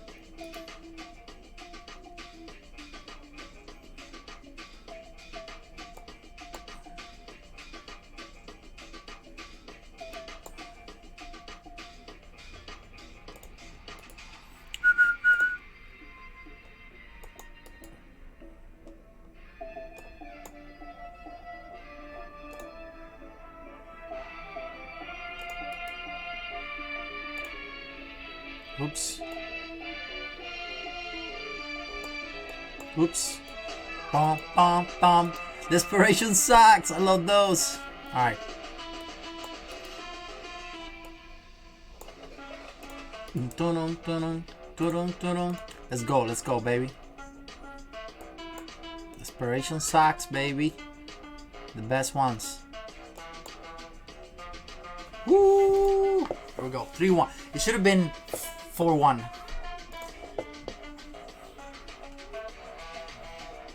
Thank you, Bruya. Thanks for the... How are the subs doing, actually? Is this thing updating, by the way? Yeah, it is. 5 subs, 37. Awesome. Alright, to your left, Tyro Dancing is low today. Let's play very tough player 2. I'm getting very tough players today. Alright, players that are definitely underrated. These guys are over 2600 grandmasters and very strong.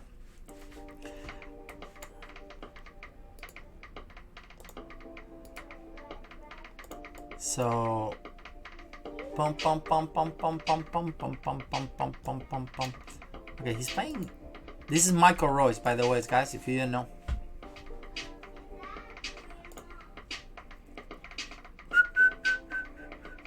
Alright, let's play this. Very complicated pleasure.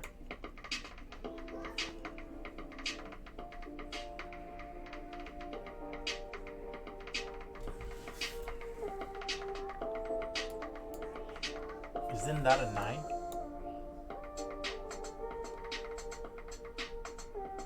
This guy knows so much theory, it's insane. Oh my god. But this is bad for him. This has to be bad for him.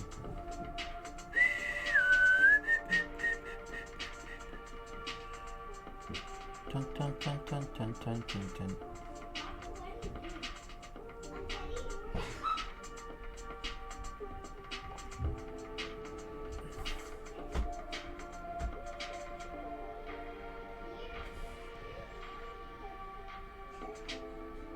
Now, what if I ignore that?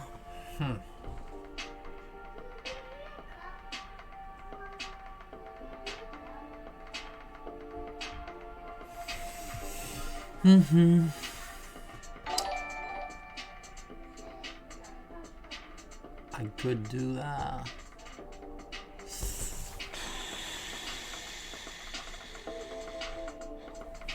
What's the move here?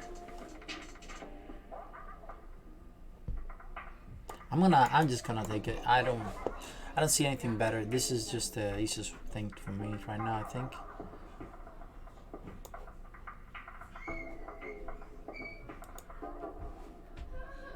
Now he wants straight queens and all that jazz.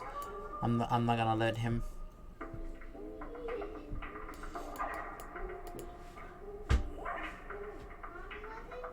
This looks like a pretty difficult position because I don't see how he can get out of here. So he needs to move the bishop somewhere so he can release the queen. Okay, good. And now bishop d3. I'm already bishop takes h7.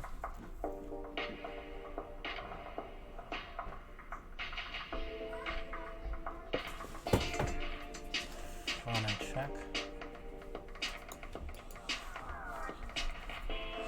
And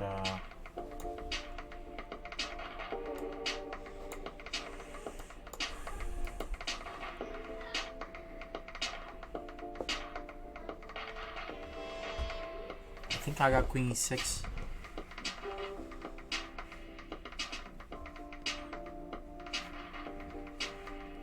No, I'm not gonna trade queens.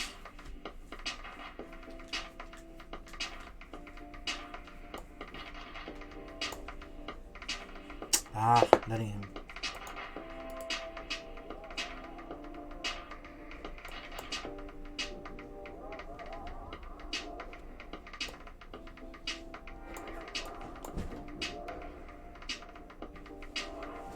He loves raping this guy. I hate that.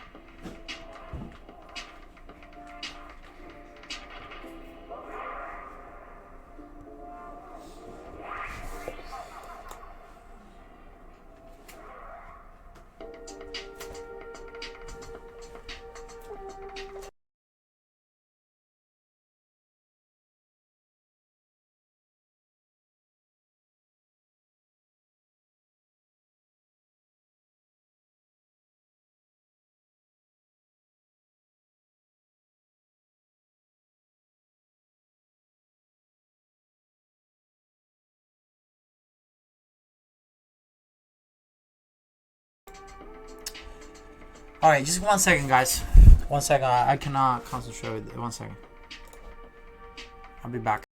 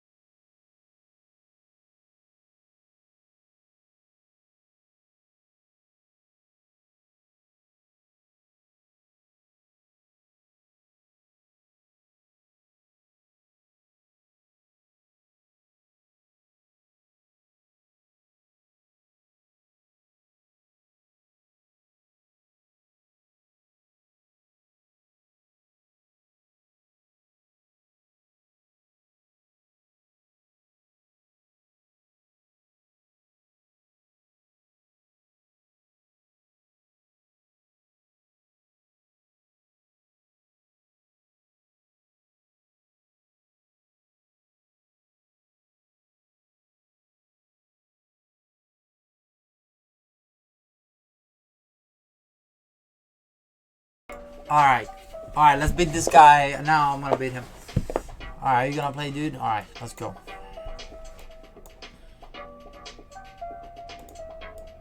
Yeah, I completely got disconcentrated on that game. Should have won that. Or at least not give it up so easily.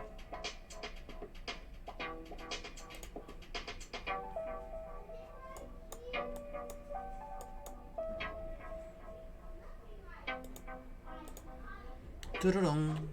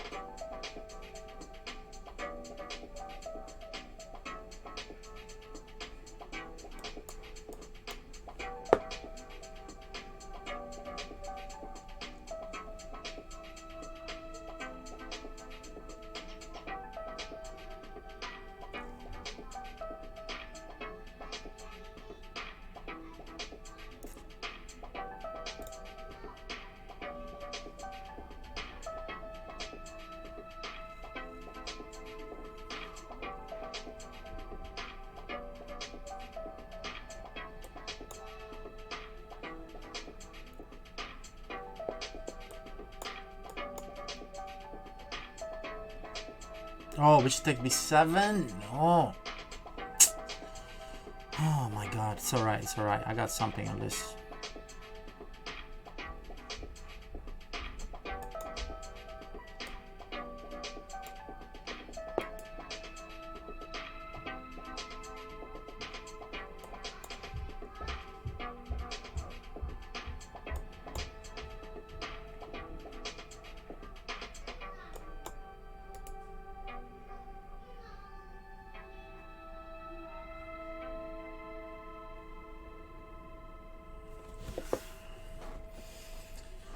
How do you like that, baby?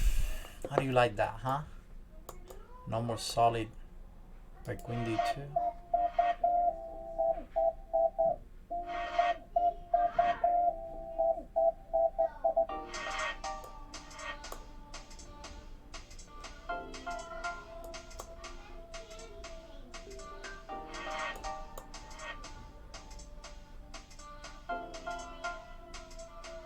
Come on, stupid man. Come on. This guy who love to run. He love to run. He's the biggest runner I know. So it's important to beat him. So he runs quick.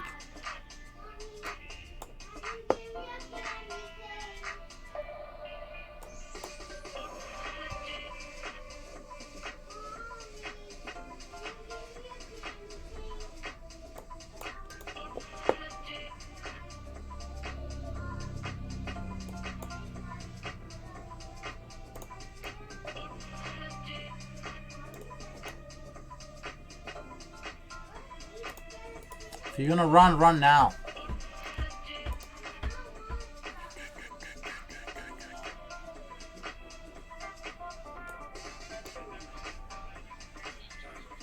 Maybe I gave him too much here. We'll see.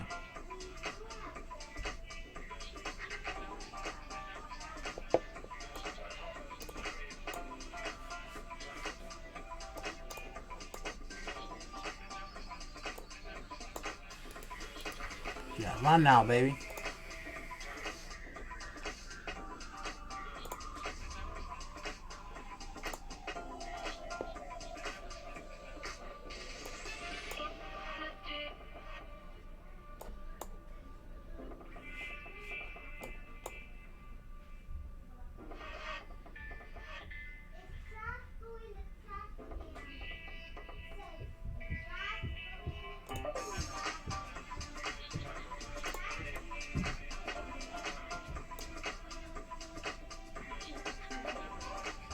Woo!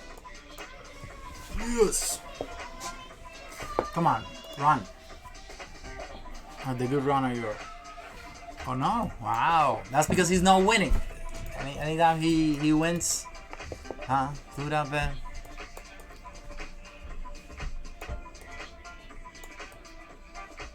Alright, knight c3.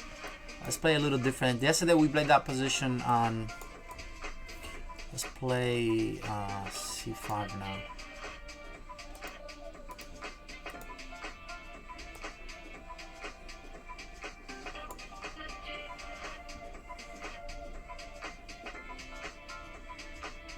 f5. That's a mistake.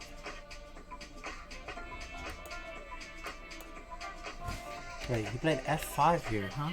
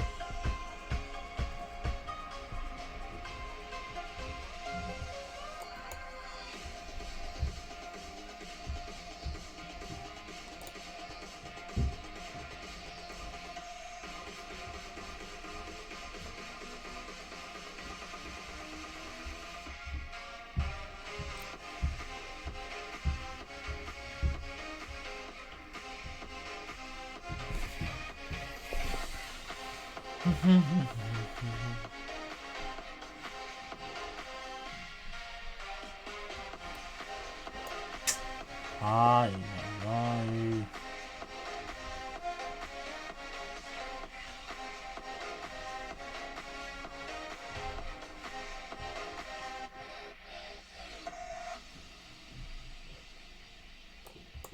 No, oh, I missed the king takes pawn. So actually now I got queen takes c6.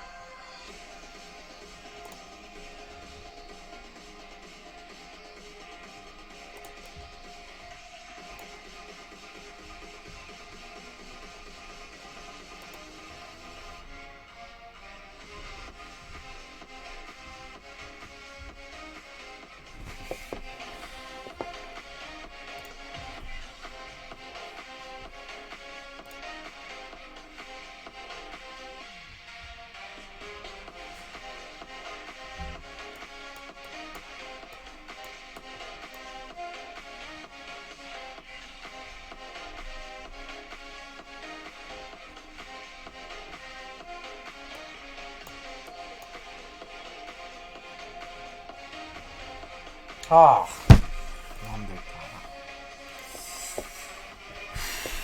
come on, play. Rana. He knows his stuff. He knows his theory. It's very good. All right, good.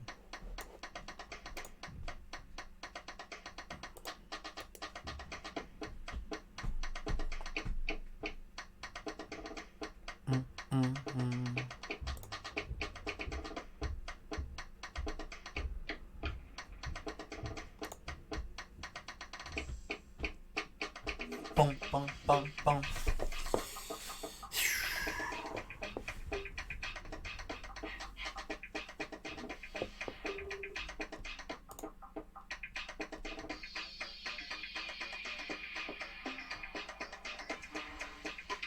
Wait, what? Unified check. Bishop takes, bishop takes.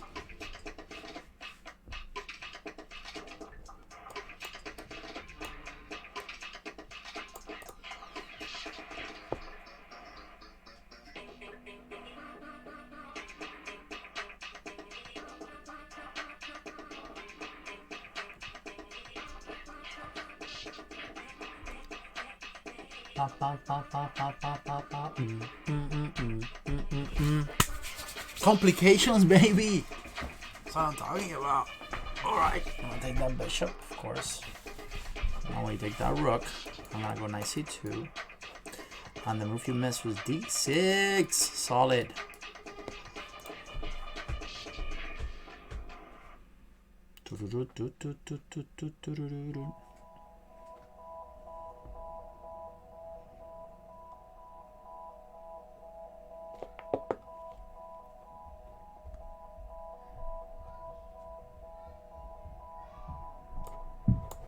What?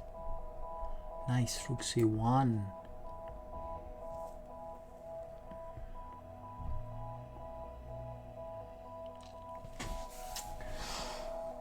Oh, nice move.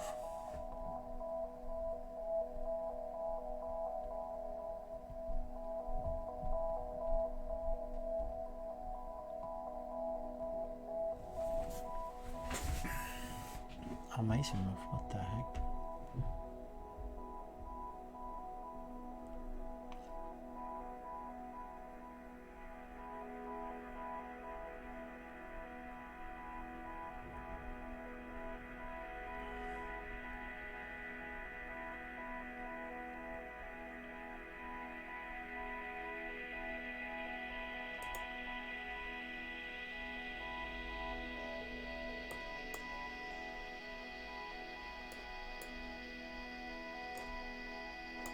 Wow, dude, what the heck?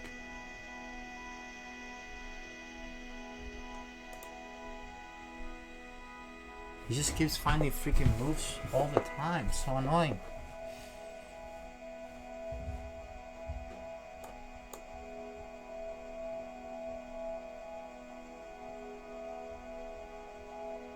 Oh, fuck. That was an incredible tactic there. I couldn't do anything.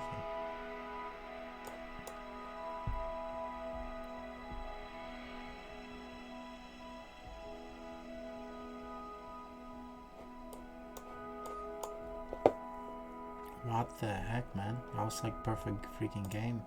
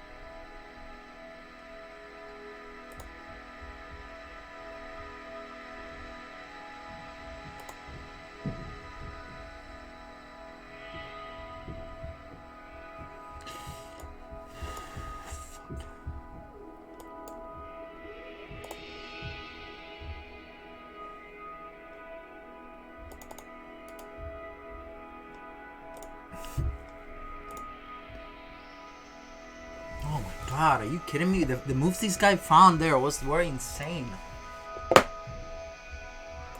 I'm down. I hate play this guy because you never know when he runs. It's so annoying. Alright, I want to play now. I gotta beat him now so he runs like a... Unbelievable. That was so incredible tactic he found there. In the most random moment of the game, he found that.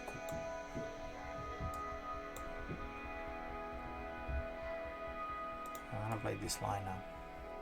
Amazing game.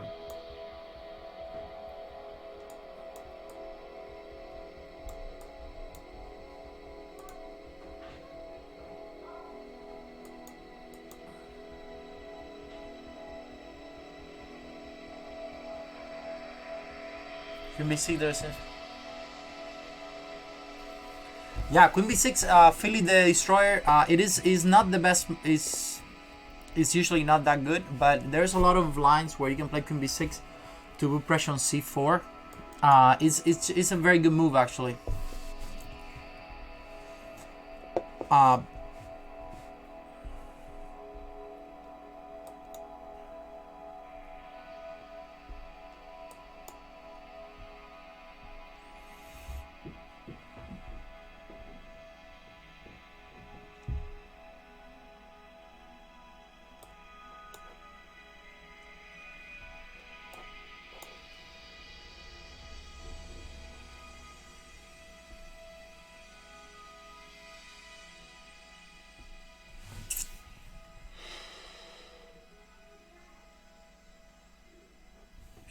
It's a great move actually. It's a very good move.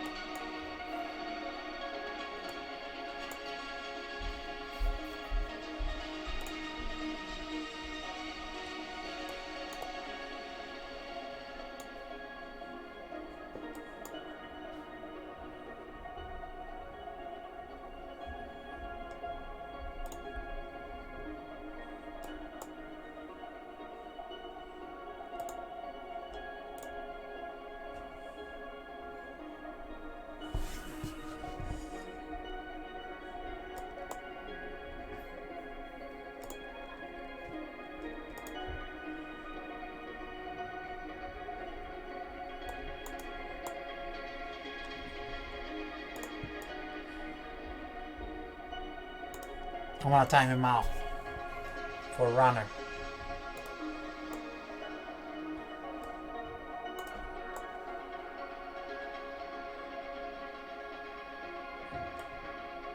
Yes! Takedown. Runner. Boom.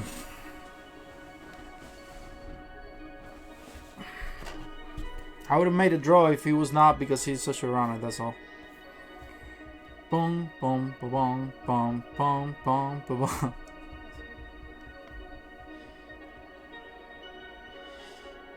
Well, no 2800 yet. 2900, but I'm staying around the 2850.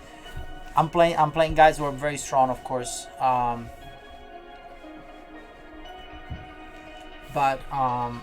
Well, 10 minutes for the masterclass, guys. So don't go anywhere. It's gonna be a fun class. We're gonna have 3 tournaments today on the week. So no one. We got a couple of minutes, mate. I would, let's see if I can find someone to play a couple of games. And all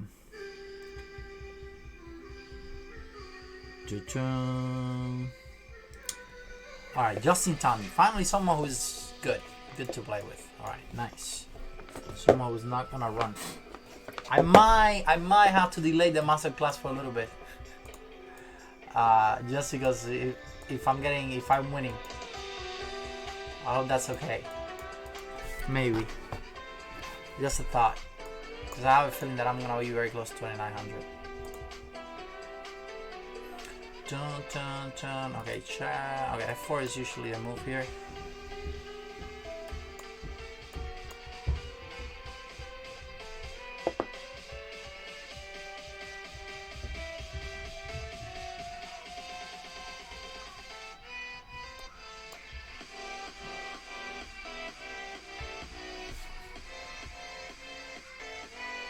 I kind of want to play G4.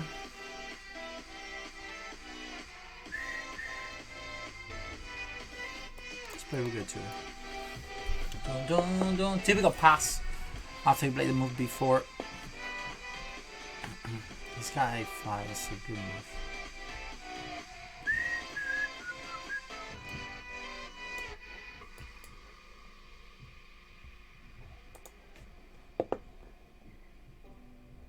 Maybe I can go. I need to get my 9 out of here. Good. Oh, okay, G4 H3.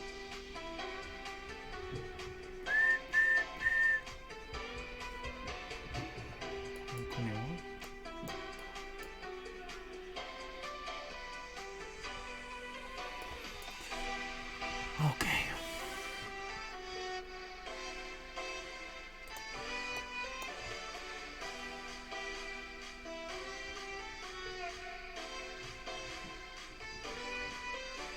Very weird position, but I'm getting the pawn. I don't know. We'll see.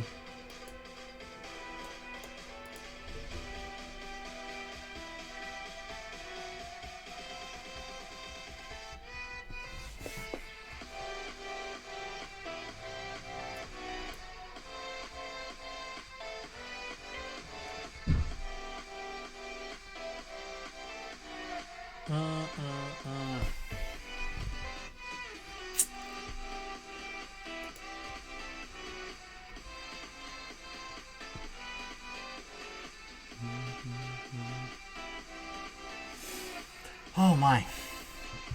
I guess I have to do this. Need to get rid of pieces here. Whoa, isn't that a queen? Oh, nice. Very nice. I missed that one.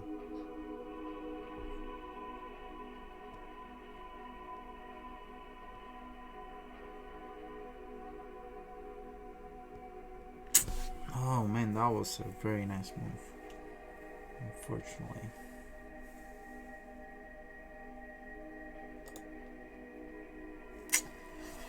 Ah, very nice move.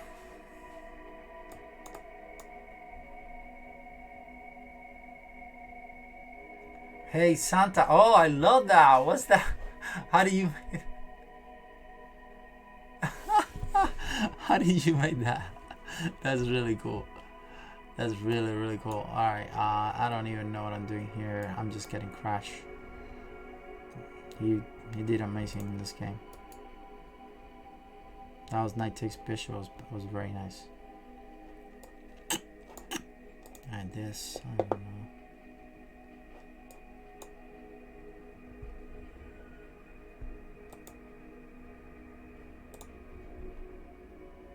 Alright, nice game, nice game. Alright, let's play this. How did you do that, Bruya? That's really cool. Mega Gios, very snowy.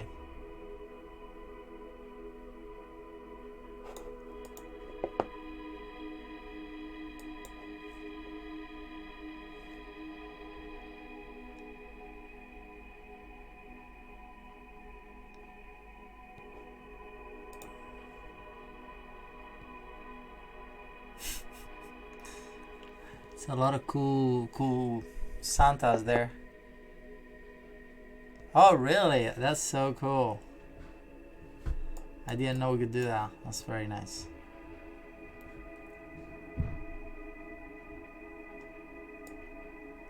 Let's play Rook CA here.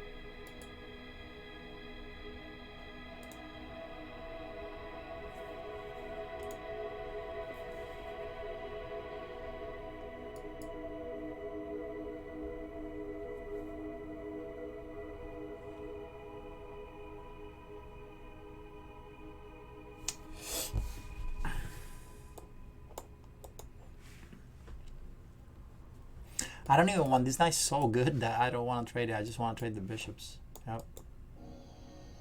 Let's try this knight so good.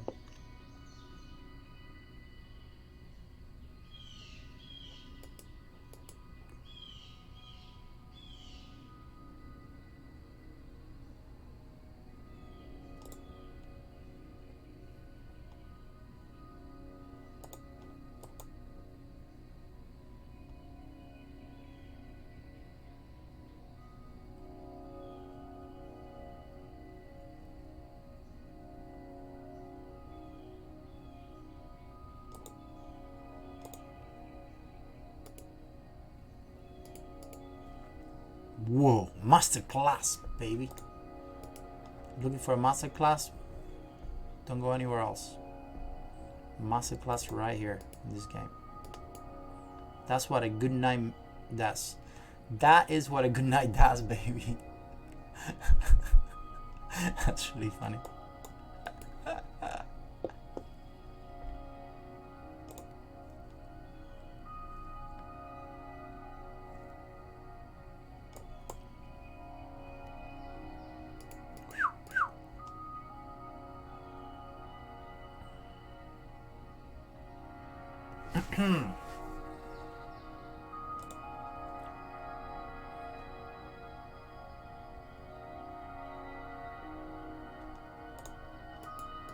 Bang, boom, bam, bam, bam, bam, bam, bam, bam.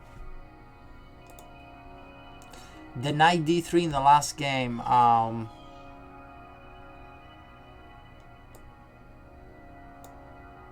okay, I got knight 4. Luckily for me. Should have done knight to check.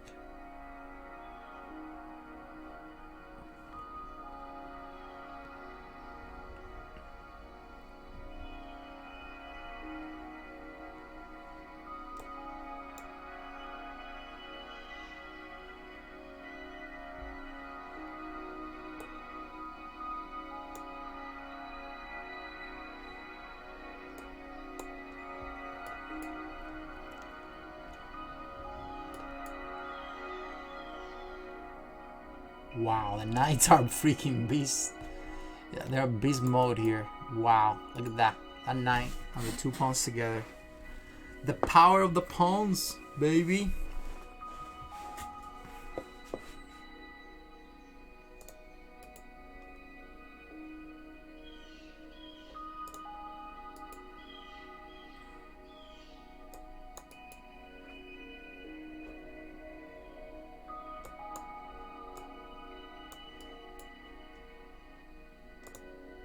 Woo! Oh my goodness.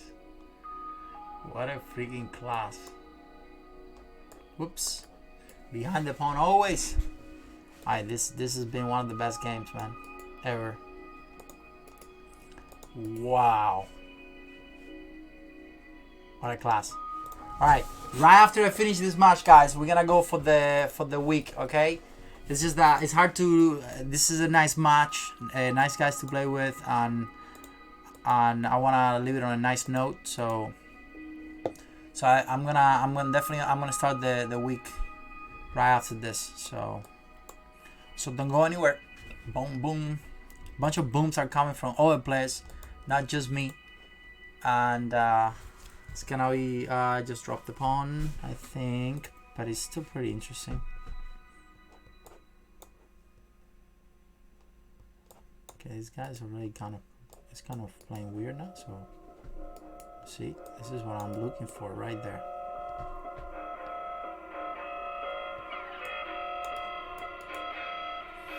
Touching h7.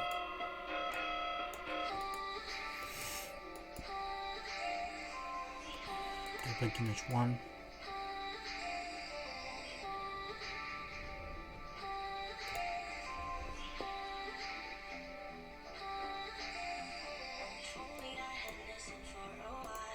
Wow.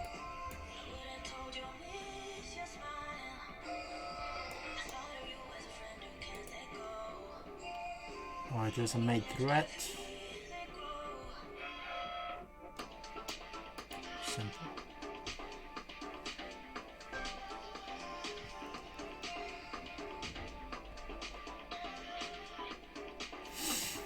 Oh, no, no, no, no. About f7. What's the threat? I need to understand. I'm just gonna play f7. Make sure his rooks don't play ever again. Now he's got rook g5 that I can take. Now I'm just gonna take all the pawns.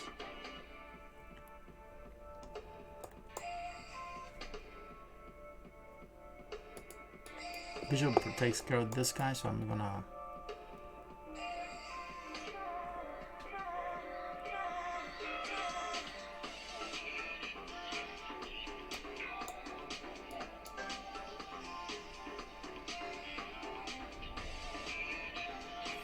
Queen d3,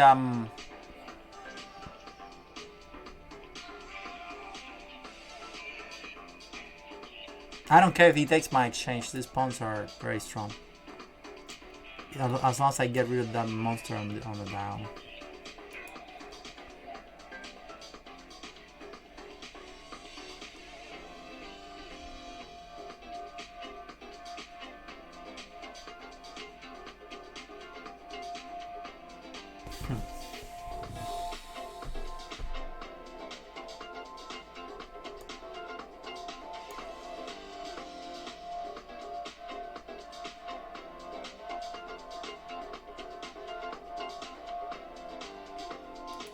Let's get out of there. Play rook c1.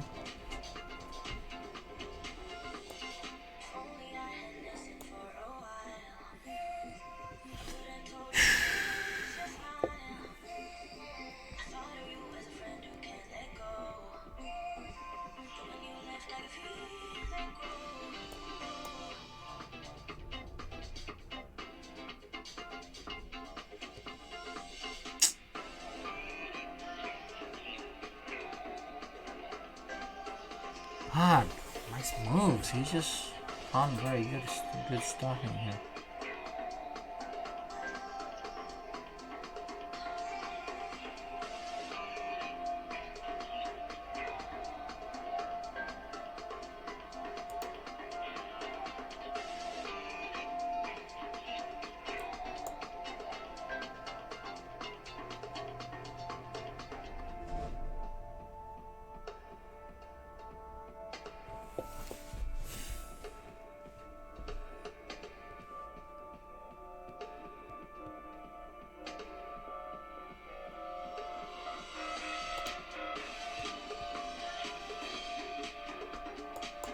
No, no, no, no, no, no.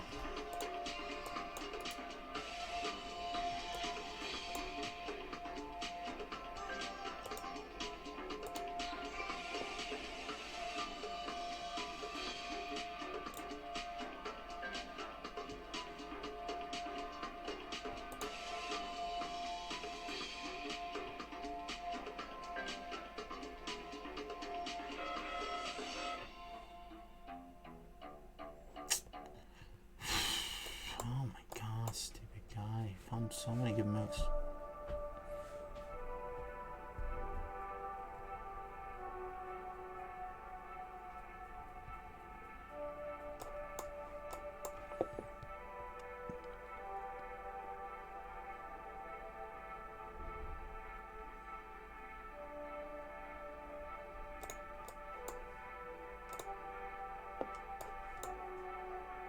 No, okay.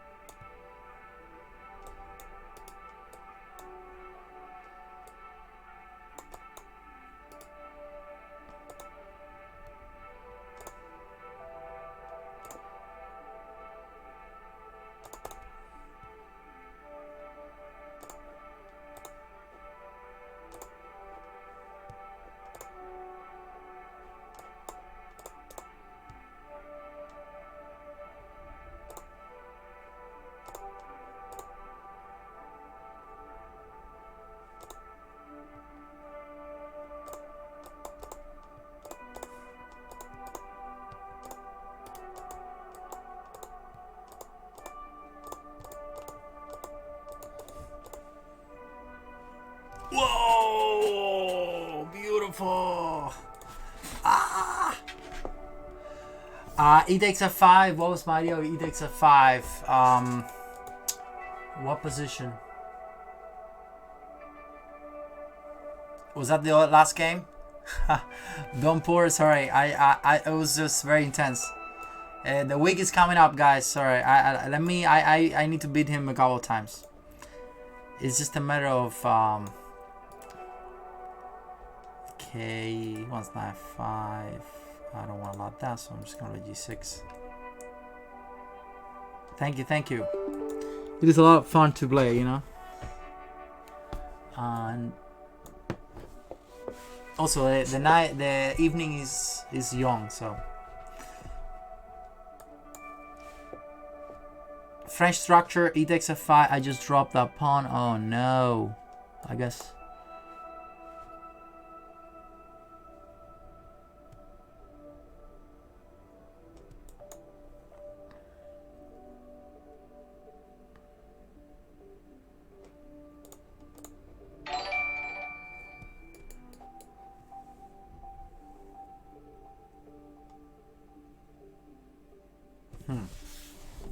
It's a free pawn.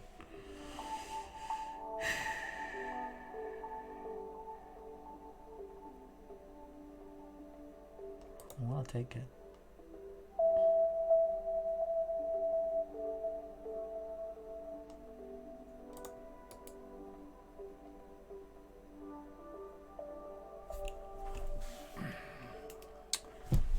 I'm gonna take it.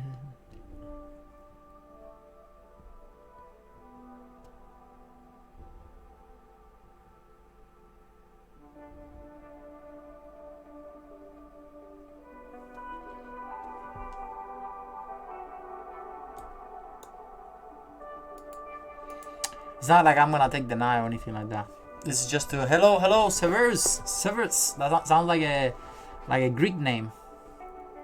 Severus. Okay, check. That's a big check.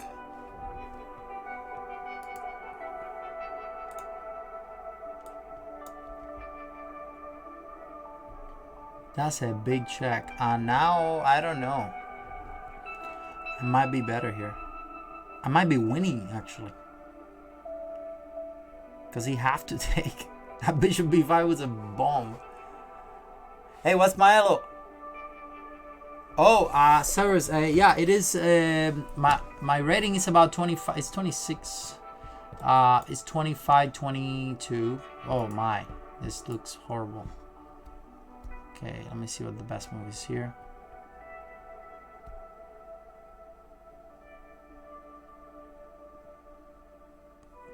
Okay, I'm just gonna take the pawn. Oh, okay, that was a good move. Queen c2, it looks pretty good to me, I think. Queen c2. Let's just let him take that pawn and go king e7.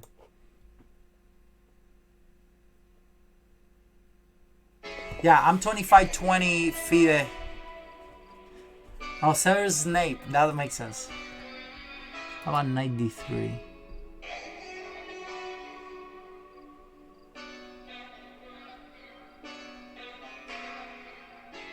My rook is doing nothing, so I'm gonna bring my rook in.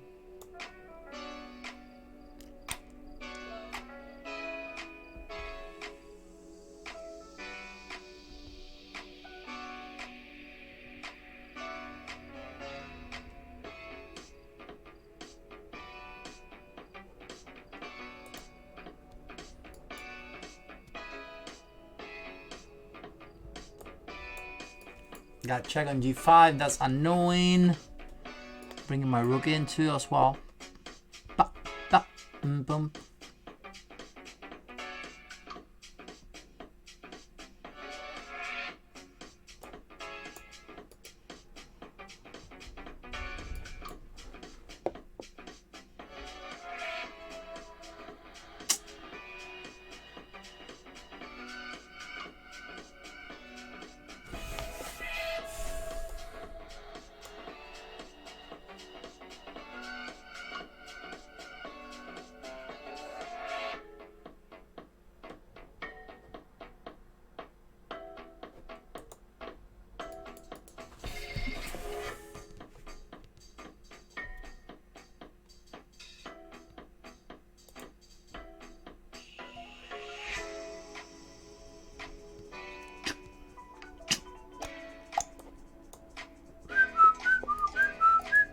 Who's gonna stop that mate?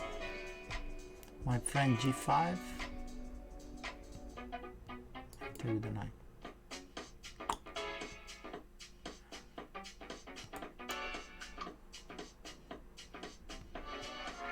Multiple mates now.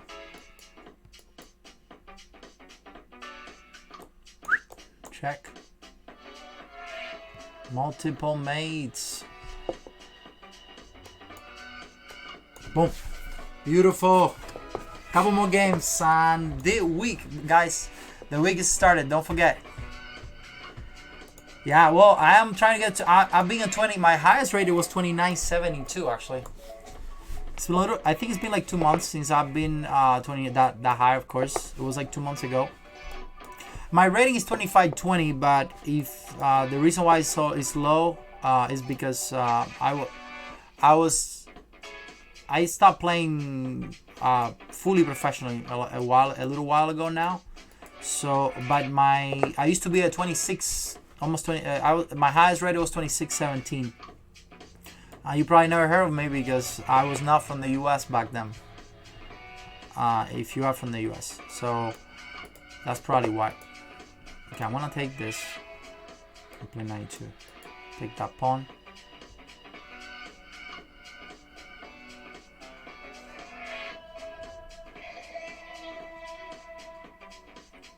Very good move.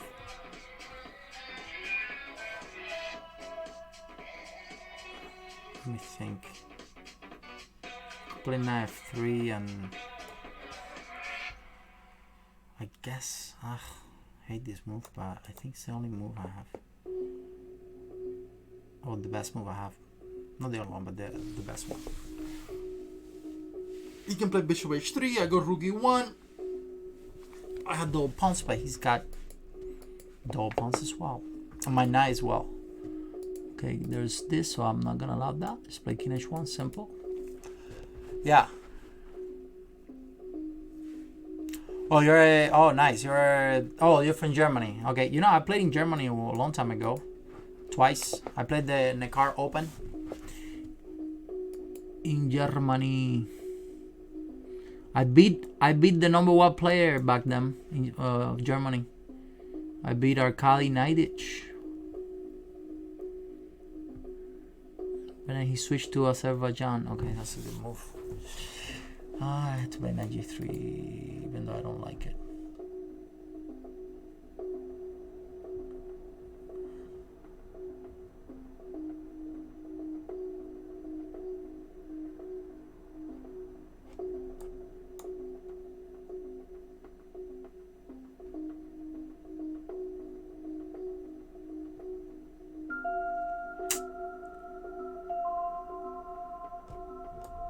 Yeah, I beat him. I played there twice. The second time I did very well.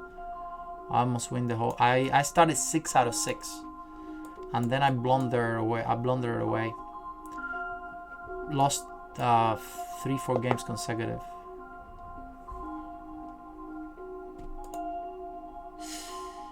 Oh man, I just realized what his idea is, and it's not good.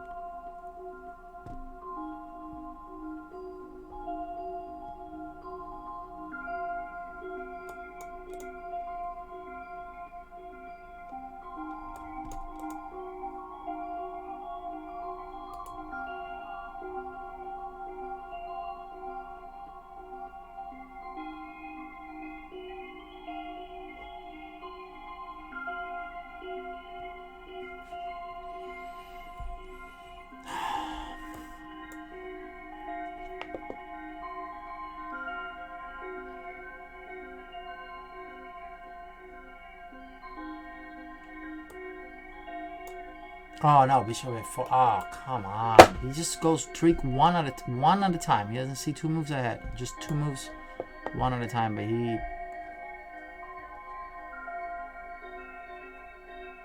one move at a time.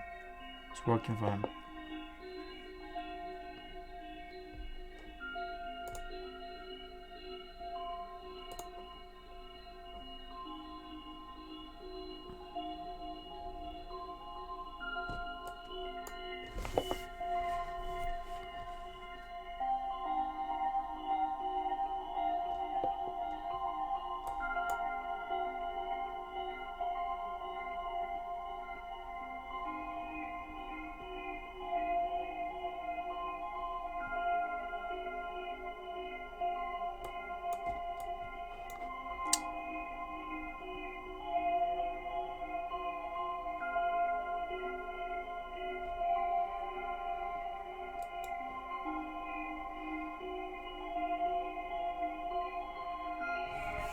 Completely lost here. Unbelievable.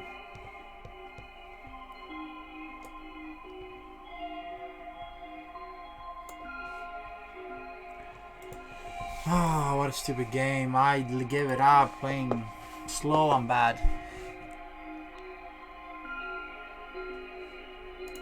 Back when I was in IM, was my style routine. It was the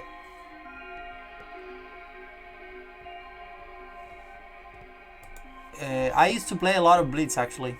Well, actually, I play a lot of tournaments. That's really actually when I was in IM, yes, I play everywhere. I went to Spain, Germany. I traveled Europe, and just completely just crashed the plane. I play almost every week. Sometimes for like 2-3 months, I would just play every single day. It was a lot of playing, but it was really good for me back in the day. That's how I got to 26, not just GM, but that's how I got to 2900. Sorry, 2600. playing and analyzing my own games. Playing and analyzing, playing and playing.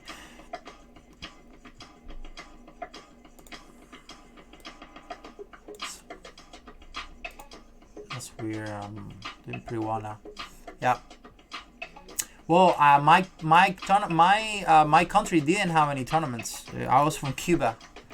You just have to travel. That's the hard part. And the main reason why I stopped playing, because it was just so much traveling. I got tired of it. But you just gotta do it. There's no other choice. You just gotta travel and travel. If you don't travel, you don't get better. That's it. You just gotta do it. I just gave up the freaking pawn. I'm so stupid.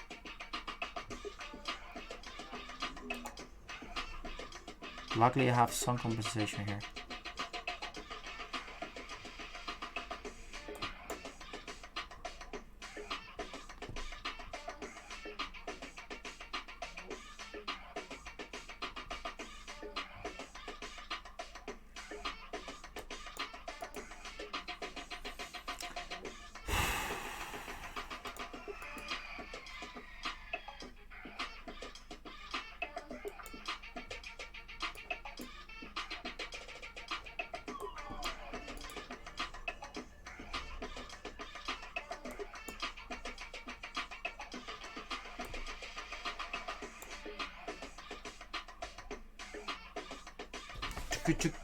Yeah, it's the traveling part is so hard, man. I mean, I have the worst traveling possibilities that any player can have in the world. You cannot be worse than a Cuban player, because we need visa for literally every single country in the world. It was very hard for me to travel anywhere, but you know, I did it. You just have to do it. There's just no.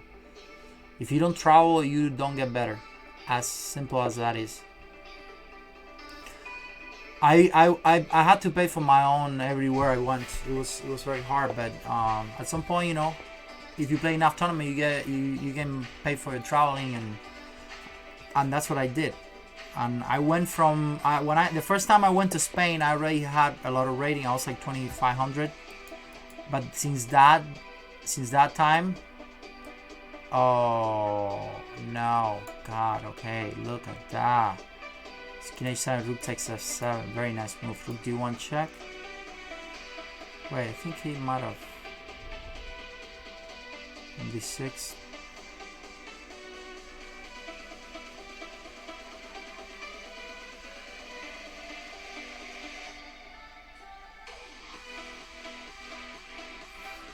I'm gonna have to play this stupid move. You almost get me a rook takes f7. Very nice track too.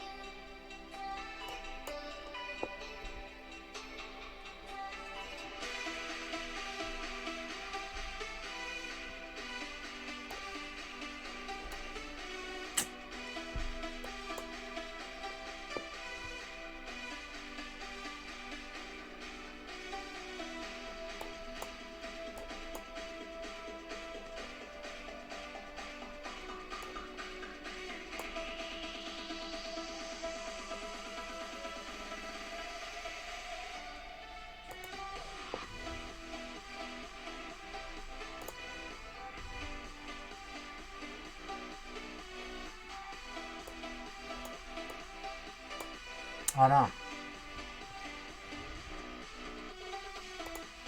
Oy, oy, oy.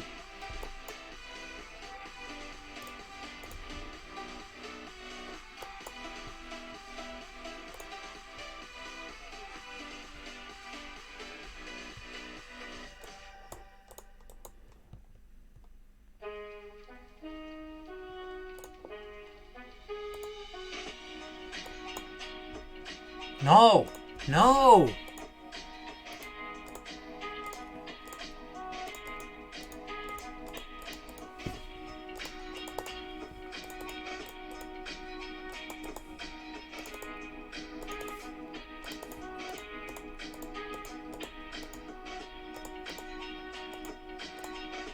Yes. Woo! Man. What a save. Yeah, I played. Hey, thanks for the the beat, Henry. Here's word. Okay, I'm okay. This is gonna be the last game, and then guys, we're gonna jump into the week. And okay, let's go here and yeah, it's playing abroad is hard because you travel, but there are certain places you can play. It's a lot more fun to play. Like Spain, it's very nice to play. I used to go Spain. I play in France, Germany, Hungary. I just play so many tournaments. Like I just blunder something too. What am I doing?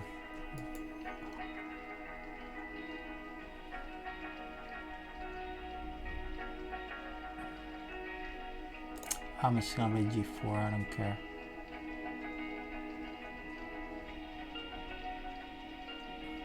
Should have played G4 at the first place anyway.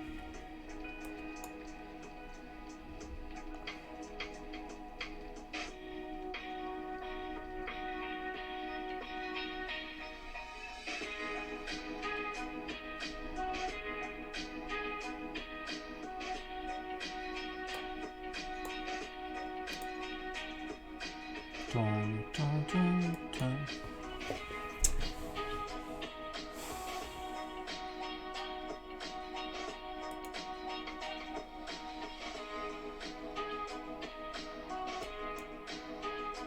Yeah, I'm not sure this is bad too. I'm not playing well now.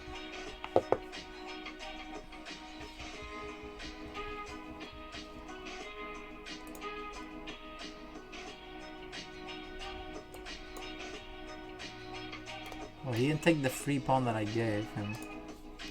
He's gonna reread it later.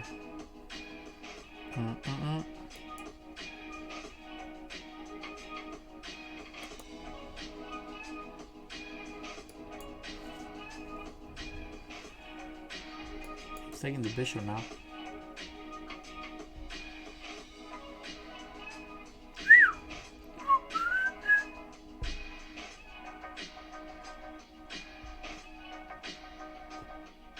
Take the rook.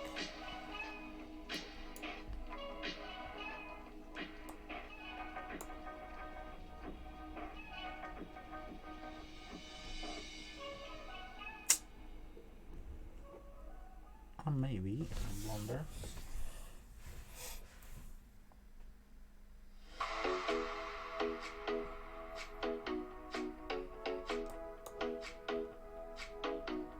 Oh no, no, no. What? Well, actually, that was the only move. But I think I had rook takes. Oh, no, it's alright, sorry. It was the only move anyway.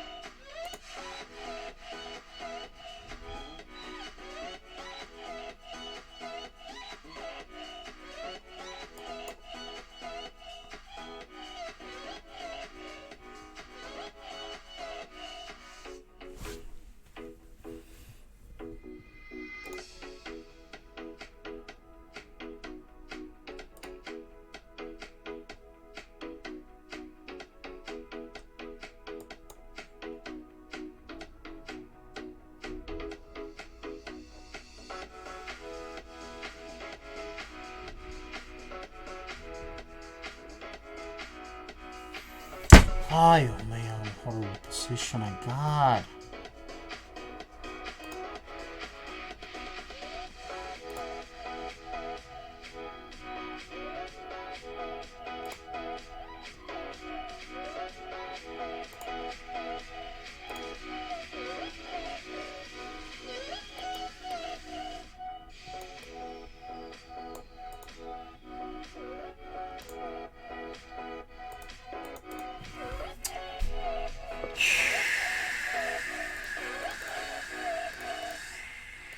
Whatever.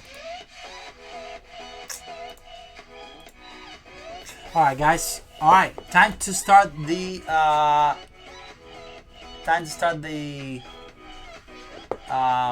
week, guys. We're gonna jump into chess base real quick. I forgot about Knight takes. It's been too many games. I don't know. Our first game with Knight takes d3. Let's go real quick to that game. And we're gonna let's see why I did Knight takes d3 in the first game. Knight takes d3. Knight takes d3. It's been okay. 28 moves. Okay. So Knight takes d3. Oh, that move? Yeah, oh, well, that move's just crashing. Because bishop takes queen, rook takes check, king g1, rook g1 check, and the problem is that my queen is hanging.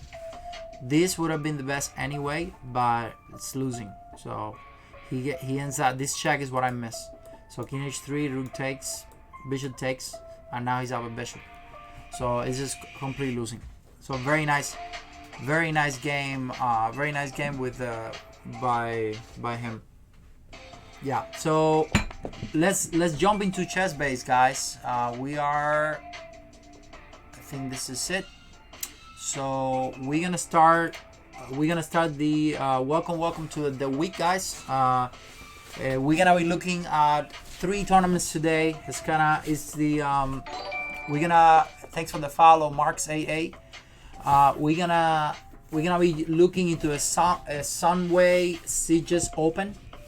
I played that tournament myself a long time ago, probably like 9 years ago now, and it's a great city. And we're gonna dedicate the 4 games, the only games that were on the database for this week, of Anton Korobov.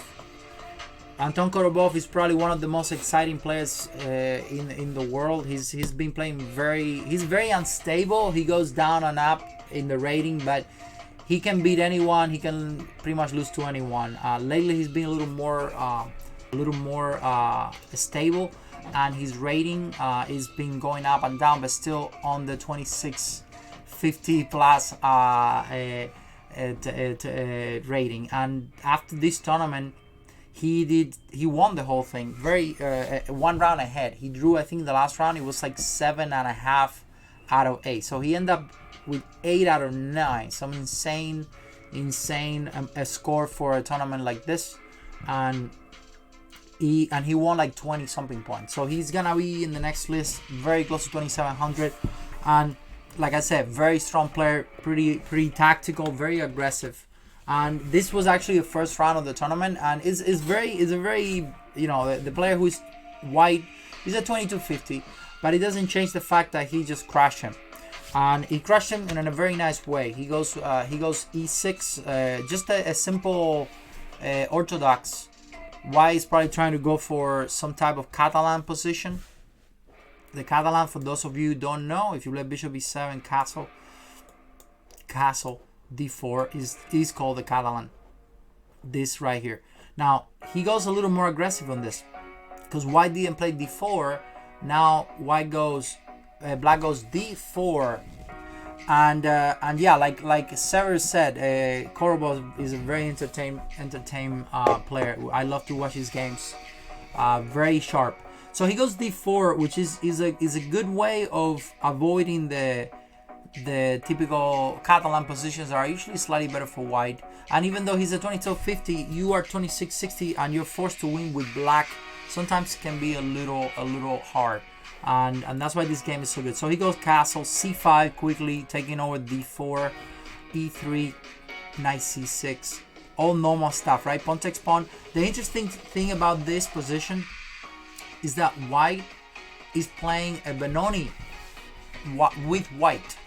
So usually you play this same position with black and you're down a tempo. You're usually up a tempo on that position when you're black, when you're down a tempo when you're white. But in here he's almost like he's up 2 tempos. But the thing is that the Benoni reverse here is very the Benoni is still not so good for black anyway. So black is trying to play a position that you usually go with white, but now black is playing as if you were white. And the question is, can you as white get enough initiative for this? Yes, possibly, but you have to play a little faster. I think maybe some move like b4 or something that would create a little more danger here. The only thing though is that in the Benoni, usually white has the pawn on e5 already, and that's not the case. So there's no tactic with knight takes pawn. Like if the pawn was here, there's a b4 idea that is very interesting. That cannot happen here. So black goes bishop d6, bishop g5, and then h6, bishop takes knight, queen takes, and now I start liking black position a lot better. I got the pair of bishops, and I got a little more space. So you cannot really ask for more as black here. And then knight b2, well, you don't want to lose the pair of bishops, so you go back to e7. If something like knight 4, you can simply go back. You don't have to give out the bishop for the knight, and that's what Korolov did later. Now a3 is always answered with the move a5. That's very typical on the queen's gambit with white, and you obviously stop b4, which is great. So rook e1, castle, rook c1, rook d8. Notice that this rook is now protecting d4 in case of an emergency, but black is going bishop c7. Basically, that's the idea. Queen e2, and this move is the first bomb of the game. So I like a4. Now it's a natural move, and everything is typical. You're gonna see it in many games. But this a4 move, that's something that is extremely important here, and that is that it creates this isolated pawn in the case of white playing the move b4. So knight e4, like we said, we are not gonna trade. Remember, we got more space, and when you have more space, guys, you don't want to trade. You don't want to trade pieces. You want to keep as many pieces on the board as possible, because black is fighting for the space, fighting for the initiative. Let's keep more material, more pieces on the board, so that we have more pieces to attack, and then white has more pieces to defend with. So c5 is played, a very typical move to try to maybe give a knight d6, not really. So black goes rook a6. Now this move is interesting, maybe not the most precise move, but the idea is to get out of this diagonal in the case of needing the move b6, or in the case of that this bishop attacks the b7 pawn. So rook a6 was played, which is kind of similar, and now of course the expansion begins. You got f5, boom, first boom to start kicking the knights. It's time to use the space. It's time to attack, and now you can see that how black has huge amount of space here. So knight h4, g5, and now black is just much better. This position is already a pretty huge advantage for black, and the type of advantage that you always want to have, a very static, very hard to break advantage. You notice the space everywhere. White can hardly make any useful moves here. So black goes rook c1, queen f7, getting out of those pins just in case there's any tactics here, and it's a move. It's kind of a waiting move, placing the pieces correctly. White goes a little bit crazy here because I guess there's really nothing for them to do. h4, g4, and now of course I keep my position close, but more important, I keep my pawn structure intact. There's no way for these guys, these knights or this bishop, to create any useful attack to this pawn. So he goes f3, trying to open some files, but you know what? No, I move my queen away from there as well. You're gonna learn with time that if you have hanging pawns like this, these two pawns are hanging, it's a good idea to have the queen anywhere else other than those two hanging pawns, or behind those hanging pawns, because there will be tactics. Like if I have a rook on f1, you got my queen on f7, then I can do knight takes g4, right? So you want to make sure you don't give up. You don't give up that you know, those little tactics that can really affect your game. So it is very good to just get it out of there, and that's what Anton did. And the thing is that what is white doing? Once again, it's the same question we've been asking. Maybe knight c4, possibly, but it doesn't really do much. I can play e4, and it's very good for black. So knight f1 was played, e4, and now this is where things start getting really messy for white. What are you gonna do? I'm playing e3. I'm just completely crashing you. And pawn takes pawn. Probably the only move. The f4, boom. And now, if you thought you were gonna open your files and this diagonal, you thought wrong. I'm gonna destroy your pawn structure. So pawn takes pawn is pretty much the only move, and bishop takes f4, or well, otherwise I play f3, right? Pawn takes, bishop takes, and now I'm down a pawn, but it's not the pawn, it's the initiative. All my pieces are attacking. I'm doing stuff like that. I mean, your knights are just completely useless. So e5, and now intermediate move d3, one of the last bombs of the game, and now the queen has no good way to go. Well, I mean, you can go queen d1 or maybe queen f2. If you go queen d1, I can possibly just go knight d. I can take the pawn on e5. And then I have mates ideas, or I can take on e5 as well.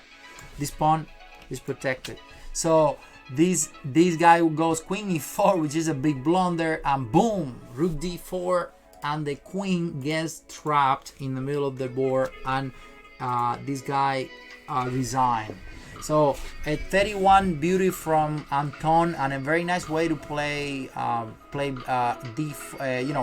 against Queen's Gambit that sometimes can be very annoying, very solid. This was the first round of the game, of the tournament. We're gonna continue on the second round, and in this one Anton goes with white, and he goes d4, knight f6. A very good, Queen's Gambit. I really like the way he plays this one against. This one is him against the Benoni. So we were talking about how he played against the Benoni with black, which is considered a Benoni reverse. Now we're gonna see him how to play against the Benoni himself. This way is probably my favorite way to play against. I recommend it to my students. It's usually very easy way to play for white, keeping the space and not giving black much. It's also a good way because what I like the most about this way of playing is the protection of e4. e4 is over protected, and it's really hard for black to create any initiative if you don't have the pressure on e4. So a6, obviously, what do we always play? a4, right? Is the move that you always play to avoid the expansion of the b5 pawn. Knight e8, bishop d3. This is all development that is, I guess, if you're a Benoni player, you understand that it's normal. If you're white, well, you got a castle, so it makes sense. One thing that I learned from looking at many games on this type of position is that it's a good idea to trade these two guys. So if you can trade the bishops, it is a great plan. Now, it did not happen on this game, but it's just an extra that I wanted to give you guys. And black is trying to basically play b5. And if you're gonna play b5, I have no way to stop you. At least let me get the isolated pawn on a6, and that way I don't allow you an expansion on this side. So black goes b5, pawn takes pawn, knight takes b6, and now the move bishop f4, and white is doing very well. So you got a pawn on d6, pressure. But it's not really about that. It's mostly about queen d2. Queen d2 is coming with some ideas like bishop h6. That helps a lot because the black bishop is very dangerous on these positions. So knight b5 was played, and now one of my favorite moves of the game after he finished developing. This knight is not doing much here, as you can see. This was just a developing move, but this knight instead is coming to d4. So you know what? It's time to boom, knight e2. Very nice move. Just simply stopping the activity of your opponent's pieces. This knight came all the way from here to here, then you know what? Why would I allow that knight to get active? If black goes knight d4, well, I take it, and all the time he wasted getting here is basically gone, because with 2 moves I got rid of your active knight. Now queen d2 was played, and as you can see, white kept the space.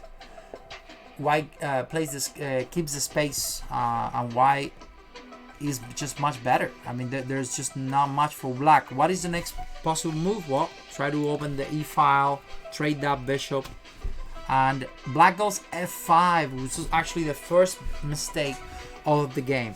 Supposedly, black was already worse, but not so much. There were some ideas like knight a8 that is very hard to find on a game.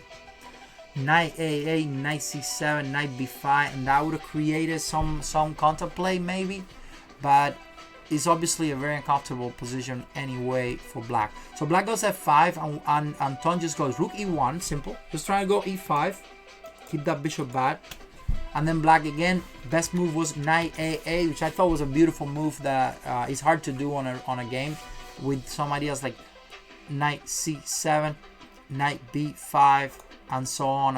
And black is doing not so bad actually. It's better for white, of course, but it's interesting, knight c7 idea, because you want to bring the knight to do something, and you want to open the b file for the rook. So that would have worked better for black. Instead, black goes rook f7, and well, after e5, this move is just a bomb. Trying to go e6. Don't even try to go for something like this, because you are giving me the bishop, and this is just crashing, right? As you can see. So black goes d takes a5, bishop takes e5, bishop takes, rook takes, and at this point white has a huge advantage. This is more of you, obviously a little more clear now, because you can tell how bad this bishop is, how active my rooks are. All my pieces are more active than yours. So knight d7, well, I go back. I don't want to go all the way back, because I want to make sure I can double my rooks on the e-file. Rook b4, and of course, and well, actually no, this is the best. This is the best move of the game. Rook e1 would have worked. Why is better? Maybe rook d4 is possible, and white can just move the queen. It's just actually rook d1 is great, because you're doing rook d1, rook e8 mate. So you're probably gonna have to go knight f6. But then again, knight f6 maybe threatens the pawn. I don't know. The thing is that he didn't want that, and he goes boom. b3, amazing move, b3 by Anton. And now bishop c4 is coming, leaving this rook completely out of the game, and you're supporting the monster bishop that will be open after with the d6. So this awesome move, b3, distraction, typical move of distraction, because of course black plays here to stop bishop c4. Well, you know what, I'm gonna do it anyway. b3, what a bomb by Anton Kotobov. And after bishop c4, white has almost a winning position. Your rooks are completely out of the game, and my rooks are coming in. So black goes rook takes pawn, trying to go back to b4. And now if you go bishop c4, I have the move knight b6. But rook b6 is a big blunder, because after the move boom d6, black is in big trouble. There's just no way to stop me from going bishop c4, for example. Well, actually, there is a way you can stop me, but it's not gonna be fun. If, for example, knight b6, I can still go rook e1. Some ideas like rook e8, right? So he decides to give up the rook. I can also play bishop c2 and then rook e1. The thing is, the initiative of my piece is too much. So he goes rook b4, and I go boom, knight d5. And again, now it's just a matter of time. I'm doing check on e7, and yeah, that is just amazing. Knight d5, knight e7. Now he probably, I'm sure he calculated this. Rook d4, and now boom, knight e7. Only move king e7, and finally he gets a much clearer advantage, because he is now getting the exchange. So black goes here, take, and of course I don't want to lose the pawn. Now that I'm practically completely winning, boom, bishop b1 trades the queens, protects the pawn on d6. a5 is played, trying to do this, but no, bishop a2. If you want to go for this, you're also giving me the rook on f7.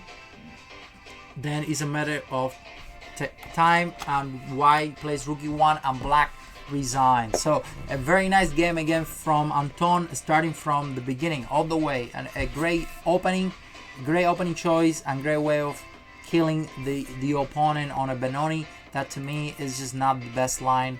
It's fun to play, but there's a lot of lines that make black really suffer. The best move of the game, b3, amazing, and white just simply won the game. Now, this was round 2. He actually won the first 6 games of this tournament, which is awesome. On a tournament that strong as Sieges, even though it's an open tournament, you get to play 2600, 2500 almost every round, especially after you win the first 2-3 games.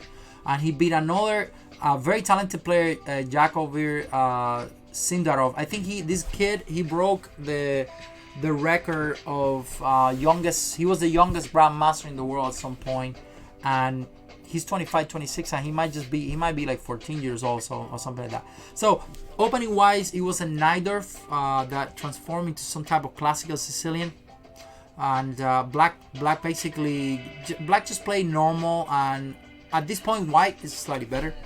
And g6 was not the best move here because it allows some f5 ideas like you will see in the game.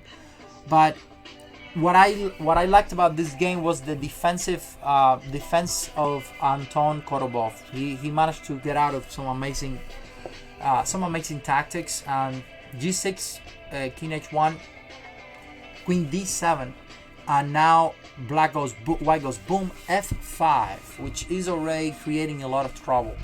The idea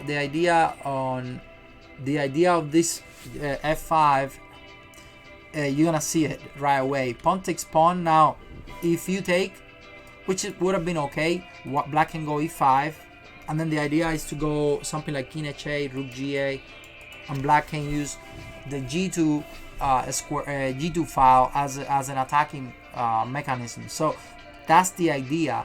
The thing is that white goes boom, knight d5, double exclamation mark, and now white is just better. This move is just crazy, and I didn't quite understood at first. But the problem is that if you take with the pawn, which looks like that is a huge blunder. Now white goes rook takes f5, and black is completely lost. You cannot stop me from going queen g3 and something like rook takes knight. Well, actually you can, but it's not gonna help you very much. Knight g4 and then queen g3 anyway, and you lose the knight and you're just completely lost anyway. So this amazing idea is just crashing for Anton. And now, and this is when the good players come up with the best moves, and he did. So only move here is bishop takes knight. Only move to save himself from the threats. No, so pawn takes pawn takes knight was played. Well, if you do pawn takes bishop, then I close you up. Now black is better again because this bishop is out of the game. You don't want that, and you're also down a pawn. So black goes bishop takes f6 first, and now white goes pawn takes, and of course if you play e5 now it's different because now I can get the pawn. Well, I'm not gonna trade the queens. I'm attacking you. I will keep my queens, but this position would be really bad for black. So and I have moves like later I have moves like c3 and bishop c b1, and that bishop is just a monster, right? So black goes pawn takes d5, only move as well, and now white is just way better. Now black goes into something that it seems a little risky, but at the same time there's not really much for you to do. If you go move backward here to g6 to g7, let's say, I just simply take the pawn, and of course my position is just fantastic, and it would just be a matter of time until I get some other pawn. So Anton just goes boom, bishop takes b2. The bishop does the same job from here, or anywhere on this diagonal. So let's just take a pawn while we can, because we don't know if we're gonna need it later. And the thing is that he ends up winning this game. It is not a fun position with white, but he managed to come up with a win out of this. So from this we're gonna jump into the final position here. He managed to escape from that complicated position, and he is now up a pawn on a different color, bishop endgame, that it should be very easy draw, but it's not that easy, as you will see. The reason why this endgame should be drawish, I'm gonna actually jump into the next change on the pawn structure. These pawns get trade, and he managed to push the pawn a little more, but as you can see, that pawn gets trade. Now the thing here is that, if you remember from my previous master classes, is that if you can trade these rooks, and even if you have to give up the bishop for this pawn, this endgame with the bishop, pawn, and king is still a draw. So you cannot just trade the rooks even if your king is active, even if your pawn is far away, because this h pawn is the wrong pawn because you have the wrong bishop. So you cannot trade the rooks at any point. These have to be won by keeping the rooks. It's the only way you can win this. So Anton had to find some really crazy. This game went for a long time. I'm gonna move fast here to get to some improvement. And this is where, again, there's still nothing here. If I just keep my bishop on this diagonal, you have no way to make progress with the pawn. So how can you win an endgame like this? Or how can you try your best on an endgame like this? Well, you have to calculate very well, of course. But you're gonna have to use this king and this bishop and the rook as a distraction for a possible checkmate. Or you can also try to get this pawn, and then you're gonna have two passed pawns that will help you to get some type of distraction. Still, nothing easy. As you can see, white is holding on. Now, do you think black wants to play b3? No. Black doesn't want to play b3. Black wants to play bishop e1, and they take. And now black protected everything, but you had to go this way. You cannot do anything on this area if I stay with my bishop. So that's what black did. He ends up going that way because he realizes that, you know what, I have nothing to do on this side. Because even if you get to play b3, I sack, so not rook trade. And then at some point, you notice how there's some mate threats here with rook check and rook h4 checkmate, and also the distraction of the pawn on promotion. So this is the only way you can win this, is by using the mate threat on one side of the board and the pushing on the other side. So the two weaknesses technique, right? So once again, I'm probably gonna try to go king f2, but again, you cannot really sack. You have to promote this pawn and keep the rooks at the same time. Then you're winning. And again, and then after a bunch of moves, this game he finally gets the pawn, and then he ends up winning the game. Using some really nice tactic at the end. Boom, rook h1, and that's it. He resigned because he's gonna get mated. So a very nice defensive game by Anton. Some really nice tactic by this kid, Javokhir Sindarov, but not enough. Anton is too strong, and this was the third game of the tournament, and now we're gonna see the final game, or at least it's not the final game of the tournament, but it's the final game that appears on the database from last week. So he won with white. Another fantastic game, another really nice. He's playing with against the Grunfeld or the King's Indian in the Fianchetto line. This is very popular nowadays. A lot of people play it.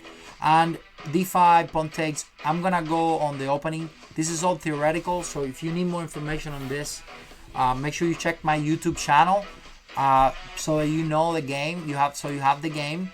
You know what game what position I'm talking about, and you can compare that position, and then find more games in the database. There's many games of the top players in the world playing that same position. I played this myself plenty of time. So rook e8. Now e3 is a quiet move. It doesn't seem like a good move, but the idea is that I don't want to play e4 and allow bishop g4, because then I lose that pawn. Actually, wait. So e4 is losing the pawn right away. I'm crazy. So yeah, you cannot play e4 yet. You don't want to play d5 because then there's this knight 5 idea, and then c6. So you don't get anything for your space. That's why you hold on there, and then wait for black to play. Yes, so YouTube, my YouTube is right there, guys. You can do for now. I need to get to 100 subscribers to have my actual name. For now, it's just a random keyword that I will be uploading. Subscribe to my channel. And I'll be uploading not only this but any other section that I have here on Twitch. So e5, d5, and now d5 is a lot better. The pawn on e5, as you can see, is blocked by this bishop. So this is a great an example of waiting, you know, don't go crazy yet. So now this is a lot better for white than having this pawn on e7, because the bishop is a lot better on g7 when this pawn is not there. So knight 5 again, and now actually e4 is the move that I'd played before to completely block the bishop, but as you can see, knight d2 almost does the same job because e4 is not possible. Now if you make a move like f5, then I will be playing e4. So knight d2 is okay. I'm not sure if Anton knows much about this position, but he played very well on a4 with the idea of a5, right? And now one move that is really good: knight e4, queen e7, knight d6, rook d8, knight takes bishop. So what this whole idea, just to get that bishop, well, it's good to get the bishop because you got the pair of bishops now, right? So what is white's biggest advantage here? Probably this bishop. As long as that bishop is there, you don't have much. So white goes queen e2, and now I might play e4, but you gotta watch out. I cannot play e4 because then I give the black a good square and I block my own bishop. So you need to get this bishop active in another way. Maybe simply bishop d2, rook d1, and put the bishop on e1 for now until you figure out a better way to place that bishop. So knight b4 was played, and now queen b5. And at this point, well, you're taking this pawn on a5, and if you move the knight, I'm taking the pawn on b7. So black goes knight c4, it was a good move. Queen takes, bishop takes, and black has some real compensation here. But what happened in this game is that black went a little crazy. Black tried to block his bishop and open up this one instead of playing the move knight d3. That was the best move on the game. And the thing is that knight d3 doesn't really do much because you cannot take the bishop, but you could do this amazing move bishop f8, and that would have given black a huge initiative on the queen side. And of course this bishop is not doing that much yet, maybe bishop g2, but I'm taking the pawn on b2 whenever I want, and this game should have been equal or even maybe better for black.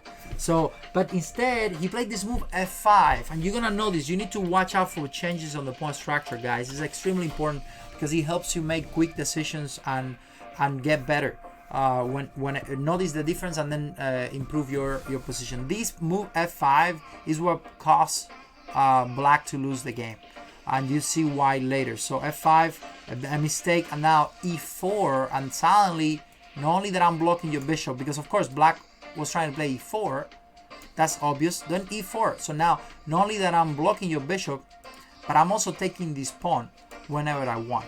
You cannot play f4, or well, you could, but then you're gonna lose another pawn, and that will be 2 pawns, and my bishops are back in the game. So black goes knight d2, okay, bishop takes, rook takes, and now rook d1. So black gives up the pawn. But now black obviously gets a huge initiative for that pawn. Now is white the one that is creating the threats, and as you can see, these pawns now are very weak.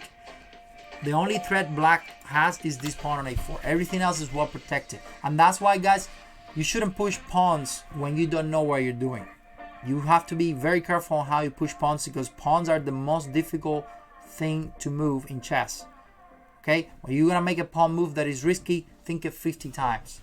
Okay, so rook c2, knight d5, knight takes, bishop, rook takes, and as you can see, there is a pawn hanging.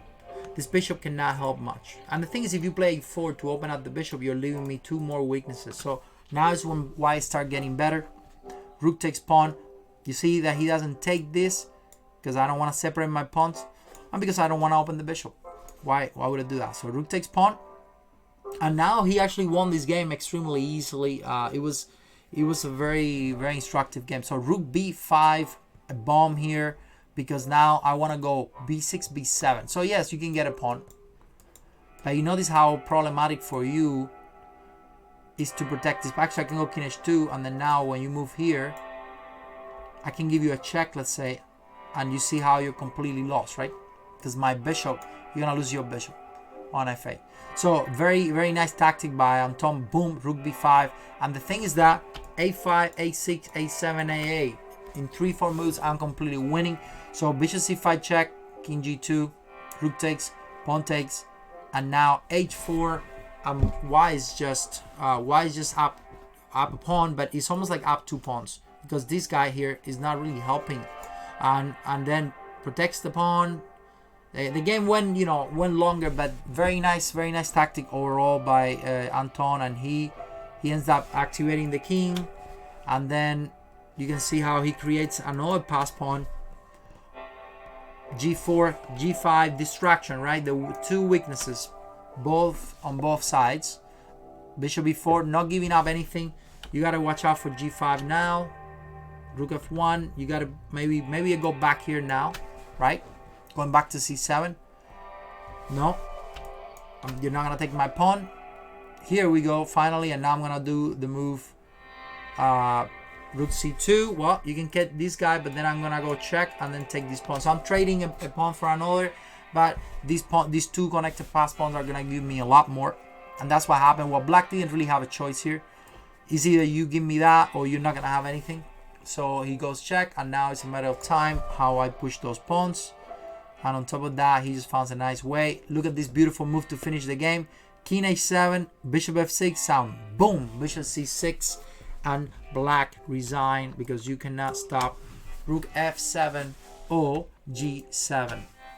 You're gonna have to sack the rook for the bishop, and it's over because I'm gonna get the rook later after I play g7. So another very nice game by Anton Korolyubov, and you guys should check. I might include on the next week's segment the other games from this tournament because like I say, he just crushed the entire Sieges Open tournament with 8 out of 9, and he beat more 2600s, as you will see later. So very, very nice tournament by Anton, and congrats to him for a great tournament. And I hope he keeps playing the fun games that the fun chess he's been playing for a long time.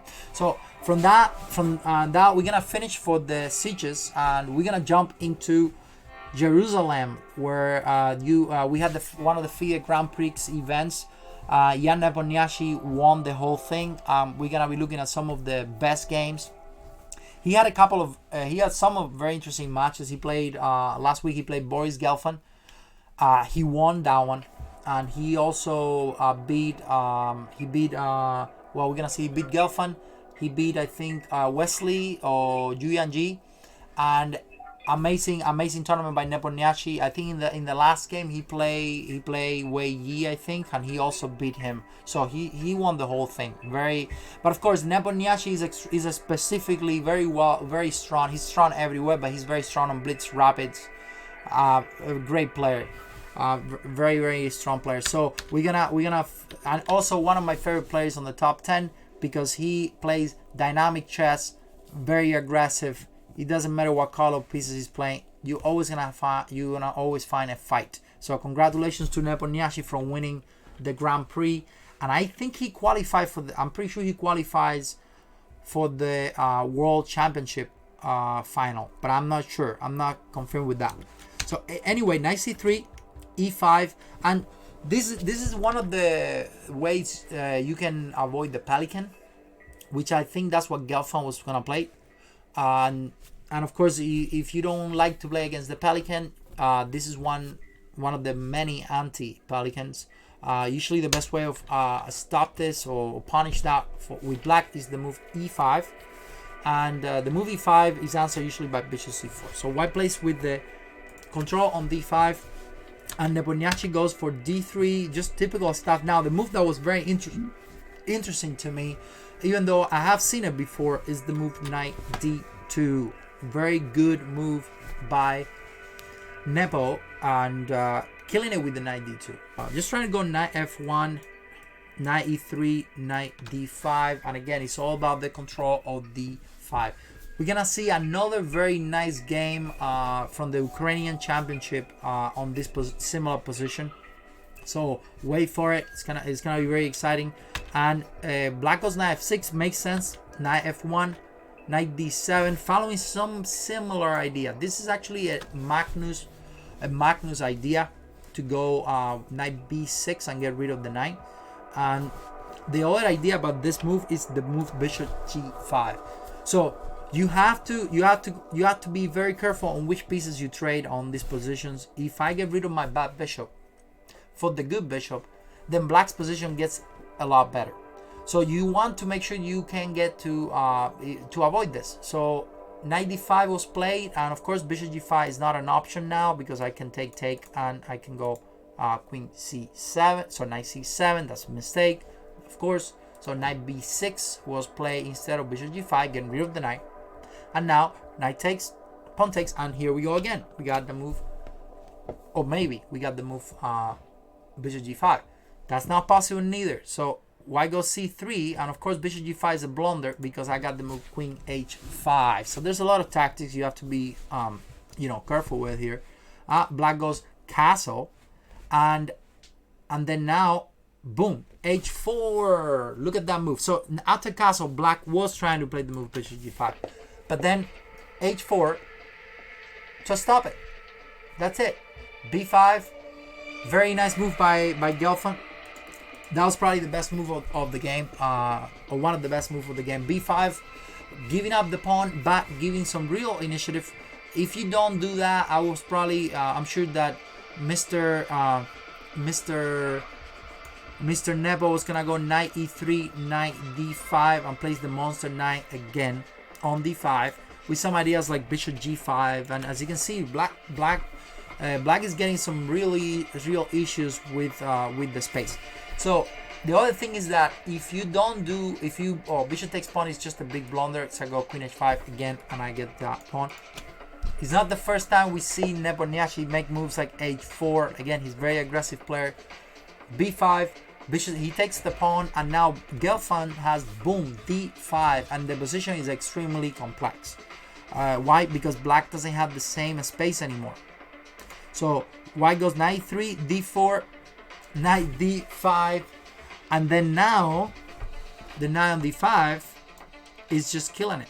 It's a good knight on d5, but still the position is very complex because as well placed as this knight is, this attack here can be devastating for Mr. Nepo. So Nepo goes bishop c4, bring the bishop back. Of course, there's a big discord attack check here, so no, king h8. Now Nepo goes queen h5. This is a type of all or nothing type of position. There's a lot of pieces hanging around here, and Nepo goes bishop e6. Sorry, Gelfand, bishop g5, trying to trade pieces. You are already up a pawn, and you need to clear out the position. Bishop g5 is good. Of course, bishop takes will be horrible because then you open that file. Not an option. Bishop f7, very nice move by Gelfand. And now Gelfand messed up his best shot here. He should have taken the pawn. He have to take with the queen because there's a score attack, right? Cannot do that. So pawn takes pawn, queen takes the only move, and now bishop g6, queen g4, and then that position was very complex. This would have been very complicated and actually better for black because the knight on d5 that was very well protected before is not there anymore. So that knight is actually a big trouble for white because you have no way to bring it back. So this would have been very complicated, very difficult to play for Nepo. There's also ideas like bishop takes c3. So it would have been very difficult, and I don't know what Nepo was gonna do, but I guess Gelfand didn't see it that way, and he, instead of playing pawn takes pawn, he decided to play f4, and that move is not the best move when you're trying to attack. So you're already down a pawn. You need to try to use the position of the king, and the fact that you had an f file, and after that you're closing the position, which helps white because white's trying to keep the tension, try to not give up any attack, and f4 just does the job for white. So f4, knight takes. Now we just trade everything, right? We just trade every single piece, and now as you can see, white managed to castle and black has nothing. So f4 was a pretty big mistake by Gelfand. And now, of course, bishop takes, queen takes, and you know what? Let's open up a file because it doesn't affect me. I want to open the file because I want to trade rooks. If this is the way we're gonna trade the rooks, then even better. I'm already up a pawn. Now, black has some tactics. You gotta be careful, right? f3. Of course, you don't want to take this guy. That will be horrible. Your king is in trouble. Always close the position with first queen g5 to make it, to do a trade, offer the trade. And now g3. Keep the position closed. No open files. Queen d7, trying to go queen h3, king h2. And now Nepo is just clearly better. He's just up a pawn. And as you can see, there's no actual attack. There's no actual threat. So black tries to go somewhere with it, but the rooks are coming out too quick. Then black goes h6. And now this was a mistake by Nepo. First big mistake of the game. He should have played queen h5. And then the idea of rook c1 is coming. But I'm thinking that he was afraid of king h7, which looks like your queen is getting trapped. What he probably missed, maybe, is that rook c1, g6 doesn't work because rook c7, and boom, white is just completely winning. Because I get to trade the queens, and if you don't, I take your queen, then I get out. So that position would have been completely crashing for Nepo, but instead he made a mistake. He goes queen c1, and suddenly black is now has some real compensation with g5. And you gotta go h5 because again, you don't want to open the files. Always back to open files. So he goes h5. Now queen g4 was not an option. Why was queen g4 not an option? I think queen g4. What's the move here? I think queen f1. No, queen takes h3 and then queen h3. Then white goes back to c1. Maybe, but he goes queen f7. I'm missing something here. Yeah. So queen f7, g4, and this was bad too. I don't understand why Gelfand didn't play queen g4, but he played queen f7, and now white managed to again close the position. It's almost like Gelfand was trying to help out Nepo's defense. So now maybe he thought rook f4, queen g1, queen e6, but then king h3, and now you don't have enough pieces.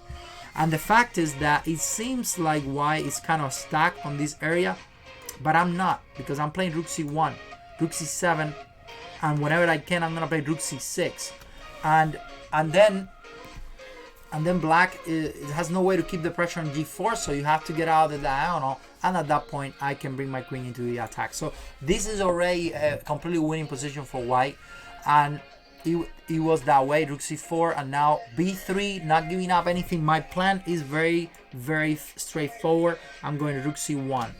That's it. No matter what you do, there's nothing on these files. And I guess at this point, Gelfand was just out of moves. He doesn't know what he's doing. I'm actually gonna bring my queen too. So it's a time not only to attack, but I might actually attack, not only to trade, but maybe attack you as well, right? So Nepo goes rook f7, rook c6, getting that pawn on h6. Only move king h7, and here we go. The queen finally arrives, and as you can see, this queen is completely out of where it was before. That attack on g4 that was keeping this queen passive is not there anymore. So a move like rook d6, rook c6 should be pretty much crashing, right? So he goes b5, rook e6, the same idea. I just don't want to make a blunder, allow queen e1 or something like that, but it's just a matter of time. Queen d8 only move, rook c6, and now is black the one that is falling apart. There's no way for black to protect. Well, you could go queen f8, but then I just take this guy. I mean, you just take everything. There's nothing. So rook f6, and of course trading is good, but let's actually checkmate you because I like that my rook is more active. And now after rook c7, actually this would have been a little more complex because I might have some. It should be winning anyway because you don't have anything. I can try to go check, and then go queen f5, and it's probably winning. But why would you allow that if you can possibly checkmate? Actually, no way. It's rook c8, so you're just getting the queen. So after rook c7, Gelfand resigned, and that was the end of that match pretty much. Gelfand won. So Nepo won that game, and then he actually won the next one, which I think was probably the key to the whole match. In this game, Gelfand was completely winning or practically winning, and again Nepo just defended like a beast. He got a really bad position, as you will see. He played this e5 move that was very weird, but I actually analyzed it and it's very interesting. It's a pawn sack in the middle of the opening, but after you play e5, you're losing a pawn. So I don't understand, but supposedly knight takes pawn. This is playable castle with the idea of rook e8. This is what happened in the game, and now I think Gelfand should have played knight f3, so that if rook e8, d3, and then you fully protect that pawn on e4. So white basically gets black basically gets a free pawn there. Now you gotta play for the initiative. The best move is d5. Only move pawn takes, knight takes, and this could have happened in the game, and I think is what Nepo was planning on, which gives black some interesting compensation. I think black is fine, but you're also down a pawn. So it's complicated. Supposedly it's a complicated position. Very interesting to align by Nepo with playing e5. Now Gelfand went a little more active. He goes f4. He's like not caring about this whole thing here. So black goes d6, and now boom, knight takes e4. And I'm not sure if this was a prep or no, but either way, I take white, knight takes, rook e8, d3, f5. Looking good, pretty much forced. You gotta get the knight back. Pawn takes, pawn takes. Now watch out, don't take this pawn. That would be really bad, because I go queen d5 check, rook e6, and then knight g5, and you're done. c6, I go knight takes rook, and you're completely losing. So not an option to take that pawn yet, which means that I'm out of a pawn and I got some real space here. So black goes knight a6, another very interesting move. Trying to get that pawn with the knight and not allowed white to do anything. Once again, rook takes not an option, so knight c5. And now Gelfand makes a small mistake with the move f5, which basically makes the whole position pretty a lot easier for black, because now you could just take the pawn. I was looking at e5, which to me seems a lot more natural, because you are giving up the pawn, but you get this bishop. And if you can get to a position like this, let's say this, even if he gets the bishop, even if white gets the bishop, strategy-wise, it's a lot better to give up the pawn that way, because then you have the pair of bishops, and the position a lot more comfortable for white. Now, with f5, I'm taking the pawn, and I'm not seeing anything, because pawn takes pawn. I can just take with the bishop, and now suddenly I take black here. It's a lot more active. So Gelfand goes knight g5, which I thought was a very cool move. Trying to go queen d5 check, and so you cannot really take this pawn. Black goes queen e7, which is a very good move too. Only move possibly, because I'm taking the f5 pawn now. So queen e7, queen bishop h5, only move rook f8, and this is what I'm talking about, guys. This guy Nepo, he's amazing tactically, of course. He's very good aggressively, but one thing is to be aggressive when you are winning, when you're better, and it's very easy usually to attack. That when you're defending, that's another different level of tactics. The pressure you have when you, like in this game, it looks very, very complicated. For example, king h8, you pretty much lost. I can just get an exchange. So he goes bishop e6, and this is not even the beginning of this, guys. Now from this moment on, they just start making some insane moves. Bishop e6, knight takes pawn, and okay, if you take this knight, you are completely lost. You can resign. If you take with the queen, I can take, and pawn takes. Doesn't work neither. So he goes boom, c6, intermediate move. So he loses the bishop, but he goes c6 first, which now threatens, okay, if you move the queen away, I go queen takes knight, and now I don't have to worry about the whole pin situation. So white goes bishop g5, and now boom, queen takes g5, which apparently it looks good right away. You think, well, knight takes, I get my queen back, and I managed to trade pieces.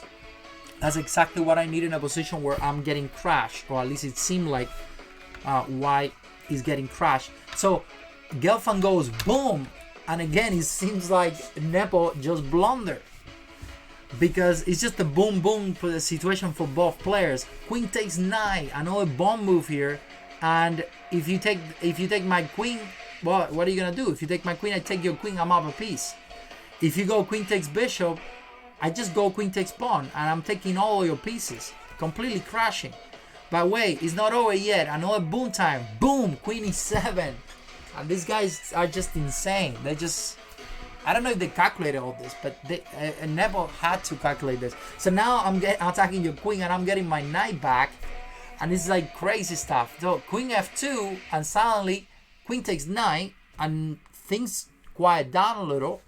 We got rid of a lot of pieces, and the bishop on g7 is actually a very good defender.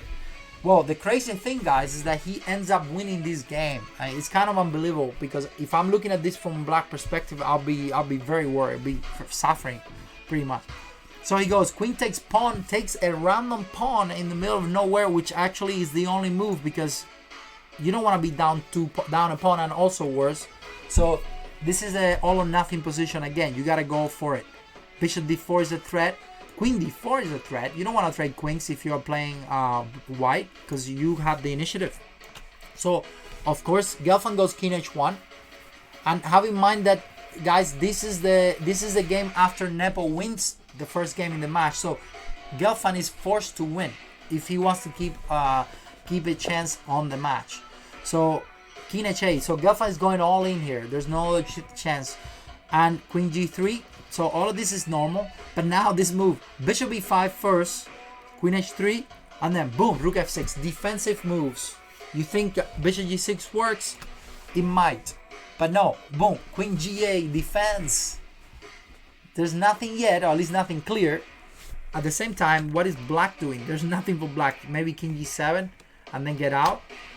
Rook a1, activating the pieces, makes sense. And now rook f8. So now black is getting a little closer to some type of defense with king g7. But no, rook f3. So what are you going to do? King g7, bishop h5. And I think king h8 seemed like it's fun. there was like 6 booms one after the other in that position. Maybe this was better. I don't know if Nepo was trying to win this position, but he goes queen takes pawn. Crazy stuff. Taking another random pawn in the middle of nowhere. He must have calculated everything here, because it looks horrible for him. So he goes rook b3. Well, you know what? Now you did that, your queen is not coming back. So black goes rook takes f5, rook takes b7, and now finally Nepo makes a big blunder. Huge blunder. He should have gone, well, you probably guessed it. It's really the only move here. King h8 is the only move. Makes sense, because now you don't have to worry about checks on g4, and you don't have to worry about anything else. Yeah, that's it. But maybe he was worried about rook takes h7 and bishop f7. Well, the fact is that this boom here looks like a boom, but it's actually a big blunder, because then I end up doing king g7, and what happened is that I get you at the end with a nice really mate there, pretty mate on f1. So that doesn't work. So, but he goes king g8, which allows for queen g4 check, king h8, and now rook takes pawn works, and now white is just practically winning check. And look at this. I mean, seriously, how can you win this position? You're clearly better, not just better. I would think you're completely lost here. White has 2 pawns on the king side, a safe connected, a safe king. Black has nothing, basically 2 pawns on the queen side that are random and not useful at all, and you're getting mated on top of that with a king that is weak. So how in the world can you win this position? Well, ask Gelfand. I bet he was traumatized after losing this game. So queen g8 once again come back to a rescue, and now it's a matter of giving a bunch of checks. Queen h3 check makes sense. King here, and incredibly ridiculous. It's kind of ridiculous because white makes one mistake here that looks like the best move. It looks like the move that is calling your name here. Have in mind, this is probably move 35. This is move 35, and maybe the position, maybe they were in time trouble here. And Gelfand makes a basically the losing mistake, the mistake that equalizes the game. But I guess after he realizes that the position is just equal, then he makes a blunder and lose the game. The best move here is supposedly was rook f1, not letting the king get out and trying to go queen g4 check, and then rook f3. Then if you played rook f6 to try to get out, then now rook a1, and then I'm touching the pawn on a7. So this is kind of crazy. It would have been really, really winning for white if this happened, but it did not happen. He goes rook e4, which seems like, again, white is just crashing black. It looks great. The thing is that after king f6, unbelievably, black is actually getting out of here. And now black is running away just in time with no chances for black. So rook g4 check, and now queen d5, and watch out. Now I am the one doing a lot of stuff, and I'm also getting out of the position. So white goes rook g6, and you know what? Let's get out of here. Queen h4 check. Of course, I don't want to go. I don't have any move. King e8, queen h5, protecting the mate and doing some discord attack, and then king d8. But then now, unfortunately for Gelfand, he just completely blundered the game. He goes queen g5, and at the moment he makes the move queen g5, he resigns. I don't know if he lost some time, but it doesn't matter because queen g5 is the gigantic blunder. He loses the game after the move bishop f6. And unbelievable how Nepo ends up winning this game, because now there's a mate and there's a attack on f5. How can you stop both of them? I don't think you can. Actually, wait, you can. Bishop f6, queen g4, but then I think I can go bishop e7. And as simple as that move is, it pretty much finished the game, because I'm doing rook f1 mate, and I'm taking the bishop on f5. So an incredible game by Nepo, who managed to survive on a complete losing position, then won the game. It's crazy. No wonder he won the game, the tournament, right? Also, he beat Boris Gelfand on his hometown. So very, very, very nice 2 games. And after that, they made a quick draw in the last round of the match, because I think it didn't matter if Gelfand won or no. So they made like a 10-15 moves draw, and then he went into the next round. And I think he actually ended up beating also Wesley. But one of the key games for him was this game against Wesley, where he came up with a very nice. This is a Grunfeld, for those of you who don't know. And again, there's many games on the database. This position, I want to show you this one because it was a quick one, but very, very, very instructive opening. This line, rook b1, is one of the. Used to be one of Kramnik's favorite lines against the Grunfeld. The idea is to basically give up this pawn, and Nepo, as a Grunfeld player, he goes for this pawn taking that usually gives white a lot of initiative, because you see you got 2 passed pawns on this side, but not really much in the it's very hard for you to pass those pawns because you don't have space, and white has the space. So if you have more space in the center, that means you have better use of your pieces, and so your position is slightly better. So bishop g4, bishop e3, knight c6, d5, knight 5. And I'm going fast here, guys, because if you want to check this out, you should just make sure you sign up, subscribe to my YouTube channel. I will be uploading this, and you guys can go more deep into this position. There's a ton of games, and I just wanted to show you the most important theoretical part of this, which is all because this has all been playing before. So at this point, they haven't really done anything new. Everything was played before, and there are tons of games where they finish in a draw. So bishop takes 9. Again, all of this is serious. So we're in move 20 already.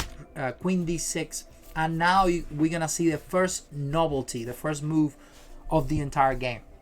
Wesley decides to go with e5. Very interesting, but not giving white much. In fact, white basically draw the position after e5. Before it was played queen e2 was played before by many strong players. White's trying to play e5, and then black answer with bishop e5. and you can find games on the database for that specific position.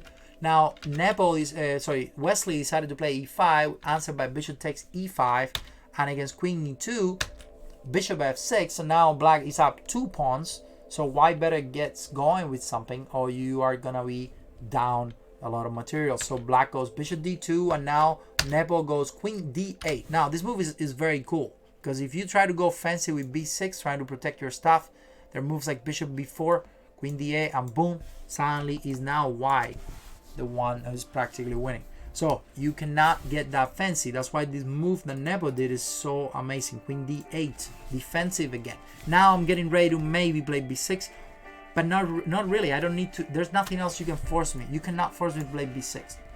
So why just simply give up the pawn? Then knight c6. Look at this move, also amazing move. You don't want to take with the queen because you lose the knight. You don't want to take with the pawn because I think I can go queen b5. And now you see again, your knight is in trouble. If you play b6, I take the rook. If you play knight c6, I take the pawn, and that's it. You're losing the rook or the knight. This bishop is a monster. So very nice tactics by those two players. Knight c6, bomb move here defensively, and now you have no choice. You have to take the pawn or you are done. I mean, rook takes pawn. I take the d6 pawn. Now I'm up 2 pawns. Oh, I get knight d4. So don't even try that. Wesley goes for pawn takes, queen takes, knight takes, and now they make a draw. They agree on a draw because even though black is up a pawn, this is not enough for black to win because the bishops are too active. So you will lose that pawn, and I guess it's just a waste of time. At this level, it's a waste of time to play that position. So they agree on a draw after knight takes e7. So very nice game by Nepo as well, showing off some really nice opening theory and very great understanding of defense. And Nepo beat Wesley, and this was probably the best game of today's masterclass the week. Amazing game by Nepo. Some insane tactics. We're gonna see probably more booms than the ones we saw the previous game with Gelfand. So I'm gonna start up with the opening. Again, you can check it out. I'm gonna go quickly. It's a Ruy Lopez. The only thing interesting about the opening was that they avoid the Marshall Gambit. For those of you who don't know the Marshall, if you play c3, black can go d5, and that is the Marshall Gambit. Very famous, played by the best players in the world. Thanks for the follow, Gogo the Savage. D5, pawn takes pawn, knight takes, and black is there's a lot of theory, so you should check that out. If you don't play the Marshall, you should check it out. A4 is an anti-Marshall move, and usually gets answered by d3 or even a5 or h3, but d4 directly. It goes d4. This has also been played many times. Now pawn takes pawn. Usually pawn takes is more common. Knight takes, I guess, Wesley preparation, and now knight d2. So they went for some there's knight takes pawn, so protecting that pawn is important. And I'm gonna get to the point right away. We're gonna get to that position where this is where everything begins. The booms and the super booms starts here. So black makes the move knight c5. That it looks like black is actually doing pretty well because one, I'm getting rid of your bishop. That's giving you the advantage. Knight takes b3 with the knight takes b3, and two, I don't know what you're gonna do if I get rid of that bishop. I'm doubling my rooks here. This pawn is weak. Not really much for white here. But Nepo doesn't care about that. He goes first boom, e5. Amazing move, guys. Amazing distraction move. So, well, first of all, you don't have pawn takes pawn because I take the knight, right? So this would be horrible. Now, I'm sure Wesley spent a long time up to e5. It's a very complex position. But black goes queen g6. And now things are getting even crazier. Queen g6. If you take this pawn, you are lost, right? Rook takes rook, pawn takes rook, bishop takes knight. So that's the idea. You cannot take the pawn yet. But wait for it. Another bomb. Bishop a2 by Nepo. What an incredible move at the most random time. Bishop e2, keeping the monster bishop active to play for the f7 move. Now Wesley made the first mistake of the game. Now no way in the world anyone would have got to make the move like queen e6. That would have been extremely difficult. Queen e6, queen b5, and this would have been complicated. But who will gonna make a move like queen e6? It just makes no sense. Now black goes bishop takes f3 because it seems like black is simply getting a pawn, right? Rook takes f3, rook takes e5, and now the booms begin again. So if you do rook takes f3, if you do rook takes f3, we're now taking the pawn on f7. It seems like the right move, right? Rook takes f7, but now boom, d5 by Wesley, and suddenly you are in trouble because that rook is hanging. So it seems like now Nepo is losing the game. What can you do? Well, you could probably go maybe queen d4. Looks like a natural move. But then I can play rook g5 or something like this. Will be trouble for black as well. So I don't know. What can you do? Maybe this will be the best move. No, queen takes c5. Boom, giving up the exchange. But now the best move of the game and the bomb that makes white's position better. Boom, double exclamation mark f4, using the idea again of distraction. This rook is overloaded, protecting the pawn on d5. If I move the rook away from there, I can get the pawn. Now if you go something like rook f5, try to get fancy, I can go g4, no problem. And now I'm taking the rook and I'm taking the pawn, so you are done. You are losing the queen or you're losing the rook, and I'm gonna be up a bishop.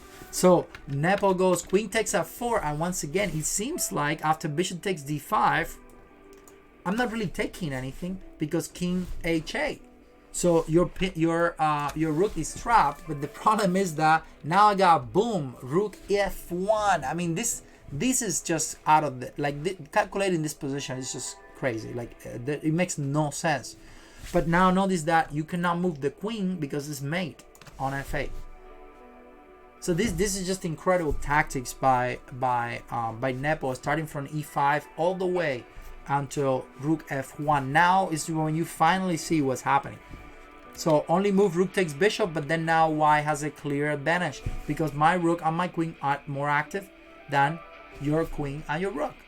That's it. The combination of these two are gonna give white at least a pawn. So an insane tactic by an insane game, very nice game by Nepo, which finished this game with really nice technique. So the game end up being a rook endgame. I'm gonna go quickly on that because what happened at the end is what I said is the initiative of the rook, the combination of the rook and the queen, the distraction of the pressure on the king side with the pressure on the queen side of the pawns.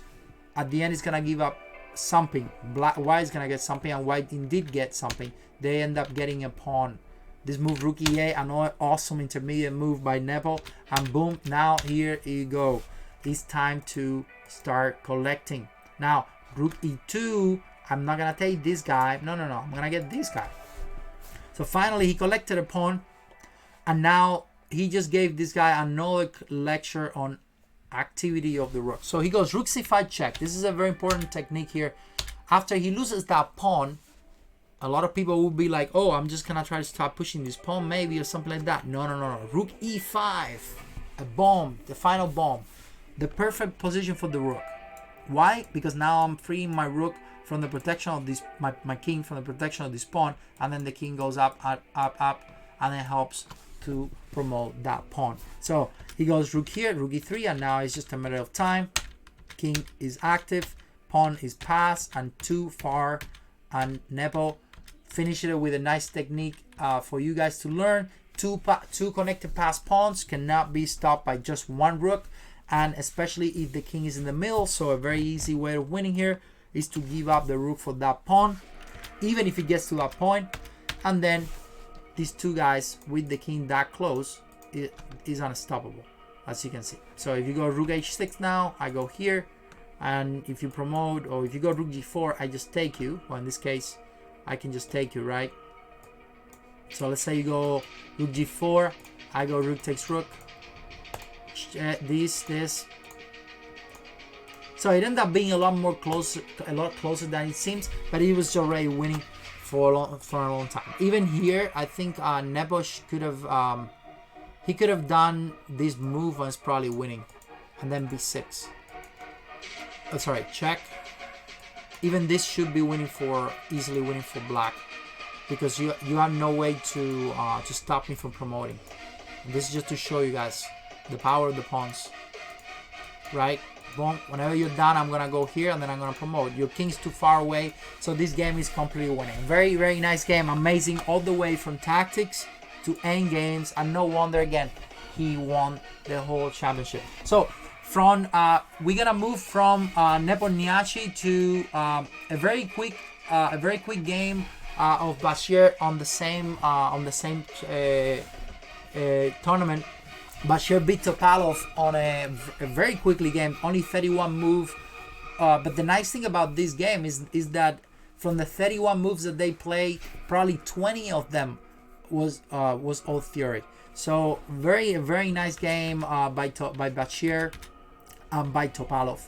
But Bashir just completely crashed Topalov on again another very nice rook endgames. And guys, if you don't know, if you haven't seen my masterclass, again, sign up for my YouTube, subscribe for my YouTube channel. I haven't uploaded yet, but I will upload my rook endgame and king endgame masterclass that happened in December 6th. So you guys learn some of these ideas on rook endgames and king endgames as well. So bishop d7, this is all theory. So we are move 10. This has been played plenty of time.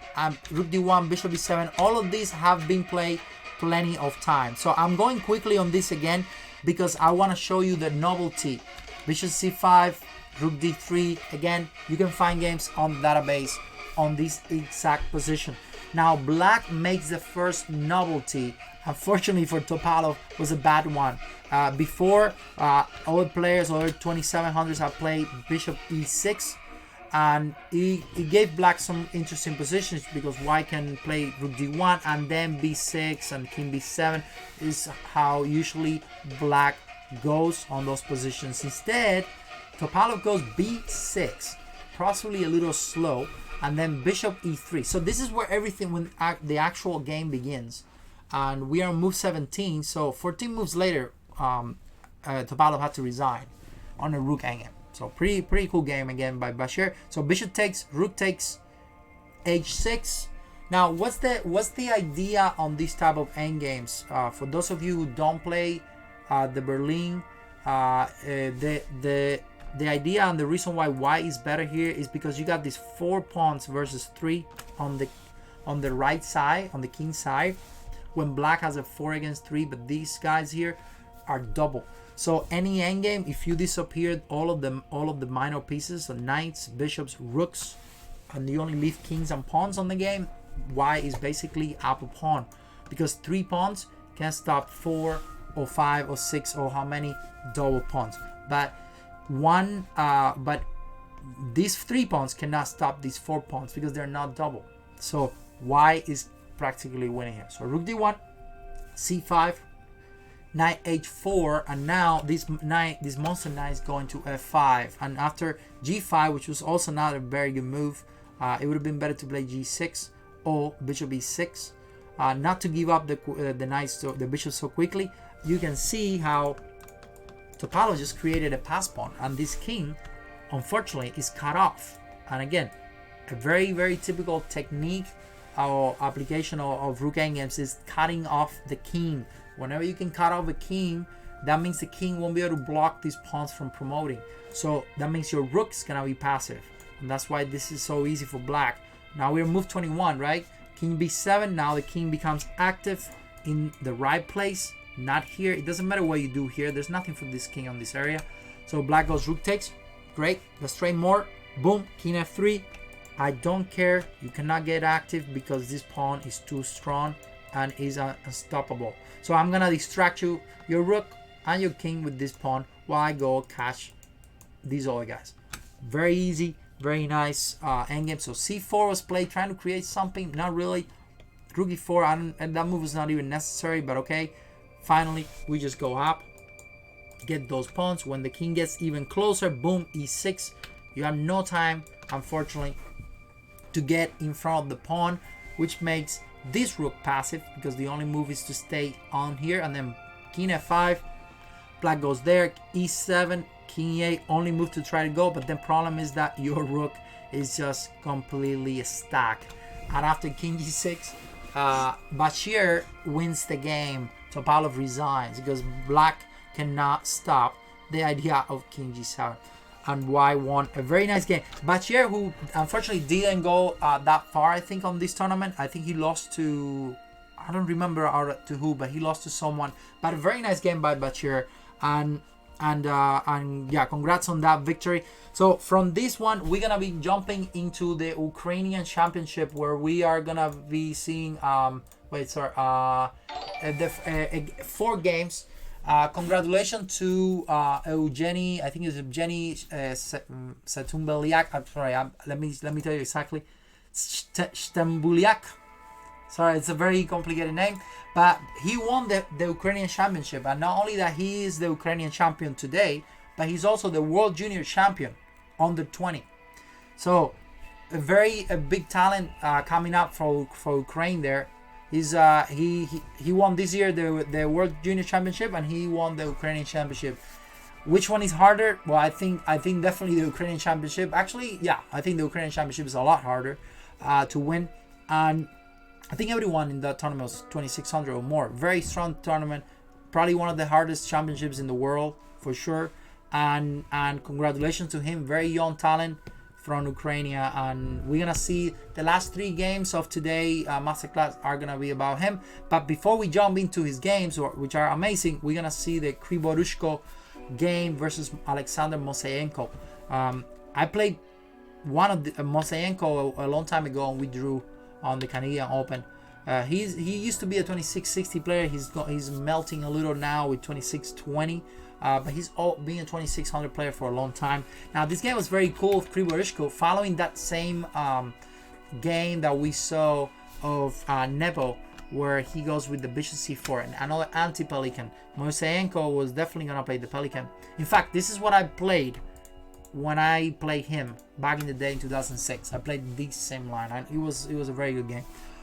So he goes bishop e7, d3, and we got another knight moves, knight g5. Now it was not knight d2 or knight f1 like Nepo played in that game, but instead knight g5. So this move is very tricky, because what's the idea? Well, I want to attack the f7 pawn. You have to castle, right? But then now the most interesting move of the game. I've personally never seen it. F4 is usually the main thing here. Then black kicks you, and you go back to f3, and we go into some very complicated, all long theory here. But instead, he goes for h4, a very unusual move. But we have seen a couple of h4s today. The main idea here is that if you go h6, I don't have to move my knight. I can just go f4. And something like pawn takes knight, pawn takes pawn is just losing, because you cannot stop me from going queen h5, queen f3, or something like whatever. I get that queen on the h file, the game is pretty much over.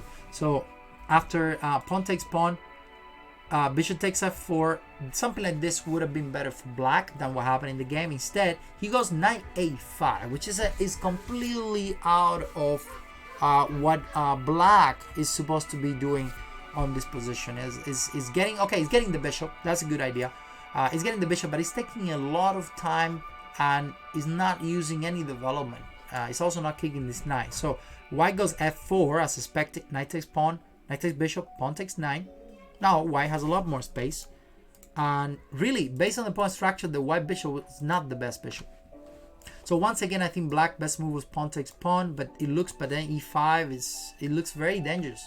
And now white is definitely castling long. So black goes d6, and now boom, f5, creating that awesome pawn structure that now leaves these both guys here, those bishops, just in a really really bad shape. So what is white trying to do? Well, it doesn't matter. Remember, we don't care about this knight. Boom, queen f3. Just simple. Amazing. Now you guess what's coming, no? G4, G5, attack. It's just crashing for black. So black goes bishop d7, knight h3, and again G4 and G5, and it's just again crashing. G4, like I said, and now boom, knight d1, keeping the position close, but more important, bringing the knight back to a good place, either here or here. This is the problem. This is the problem. G5, G5, knight takes. Sorry, I mean here. This is what you know. Right before the lesson today, we were talking about desperate sacrifices. This is one of them. Black realizes that you have to do something or you're gonna die. So I'm gonna play G5 and I'm gonna open the files. You got nothing because all the position is close. I'm playing knight 3, knight d5, and it's just a matter of time. So black goes, you know what? Let me just sack here and see if I'm lucky and I can do something. But there's nothing, because even though you get 2 pawns, you still have nothing to attack. All of the files that you can use to create each for my king are close. So knight f2, everything is protected. So now finally black creates something, but it's nothing. It's still nothing, because look at the bomb, the final bomb of the game, or at least not the final bomb, but it's one of the no, you can take, and this would have complicated the game a little, because now you have to play rook e1 and the files get open. Your king may be a little weak, not really. But why would you do that if you can make a move like boom, bishop takes h6, and after bishop takes h6 is just over, guys, because the only move here is pawn takes 9.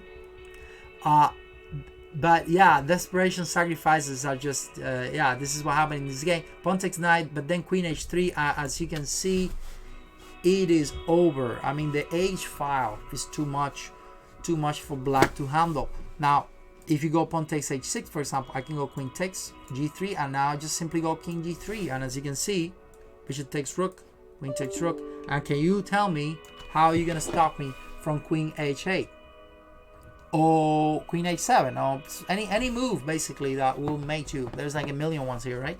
So f6 was played trying to escape, but then bishop e3 simple, and now queen h7 is coming. Only move check, and now whoa, the other rook is coming too. I mean, this is just sad, right?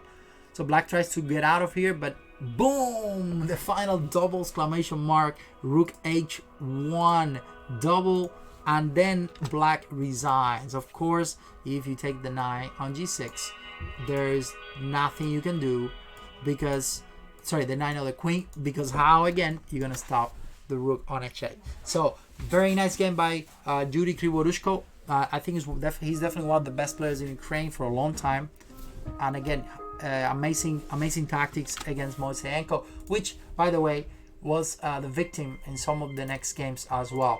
The first game we're gonna look today, before we get into of Shedun Belyak, who again won the Ukrainian championship, is this position.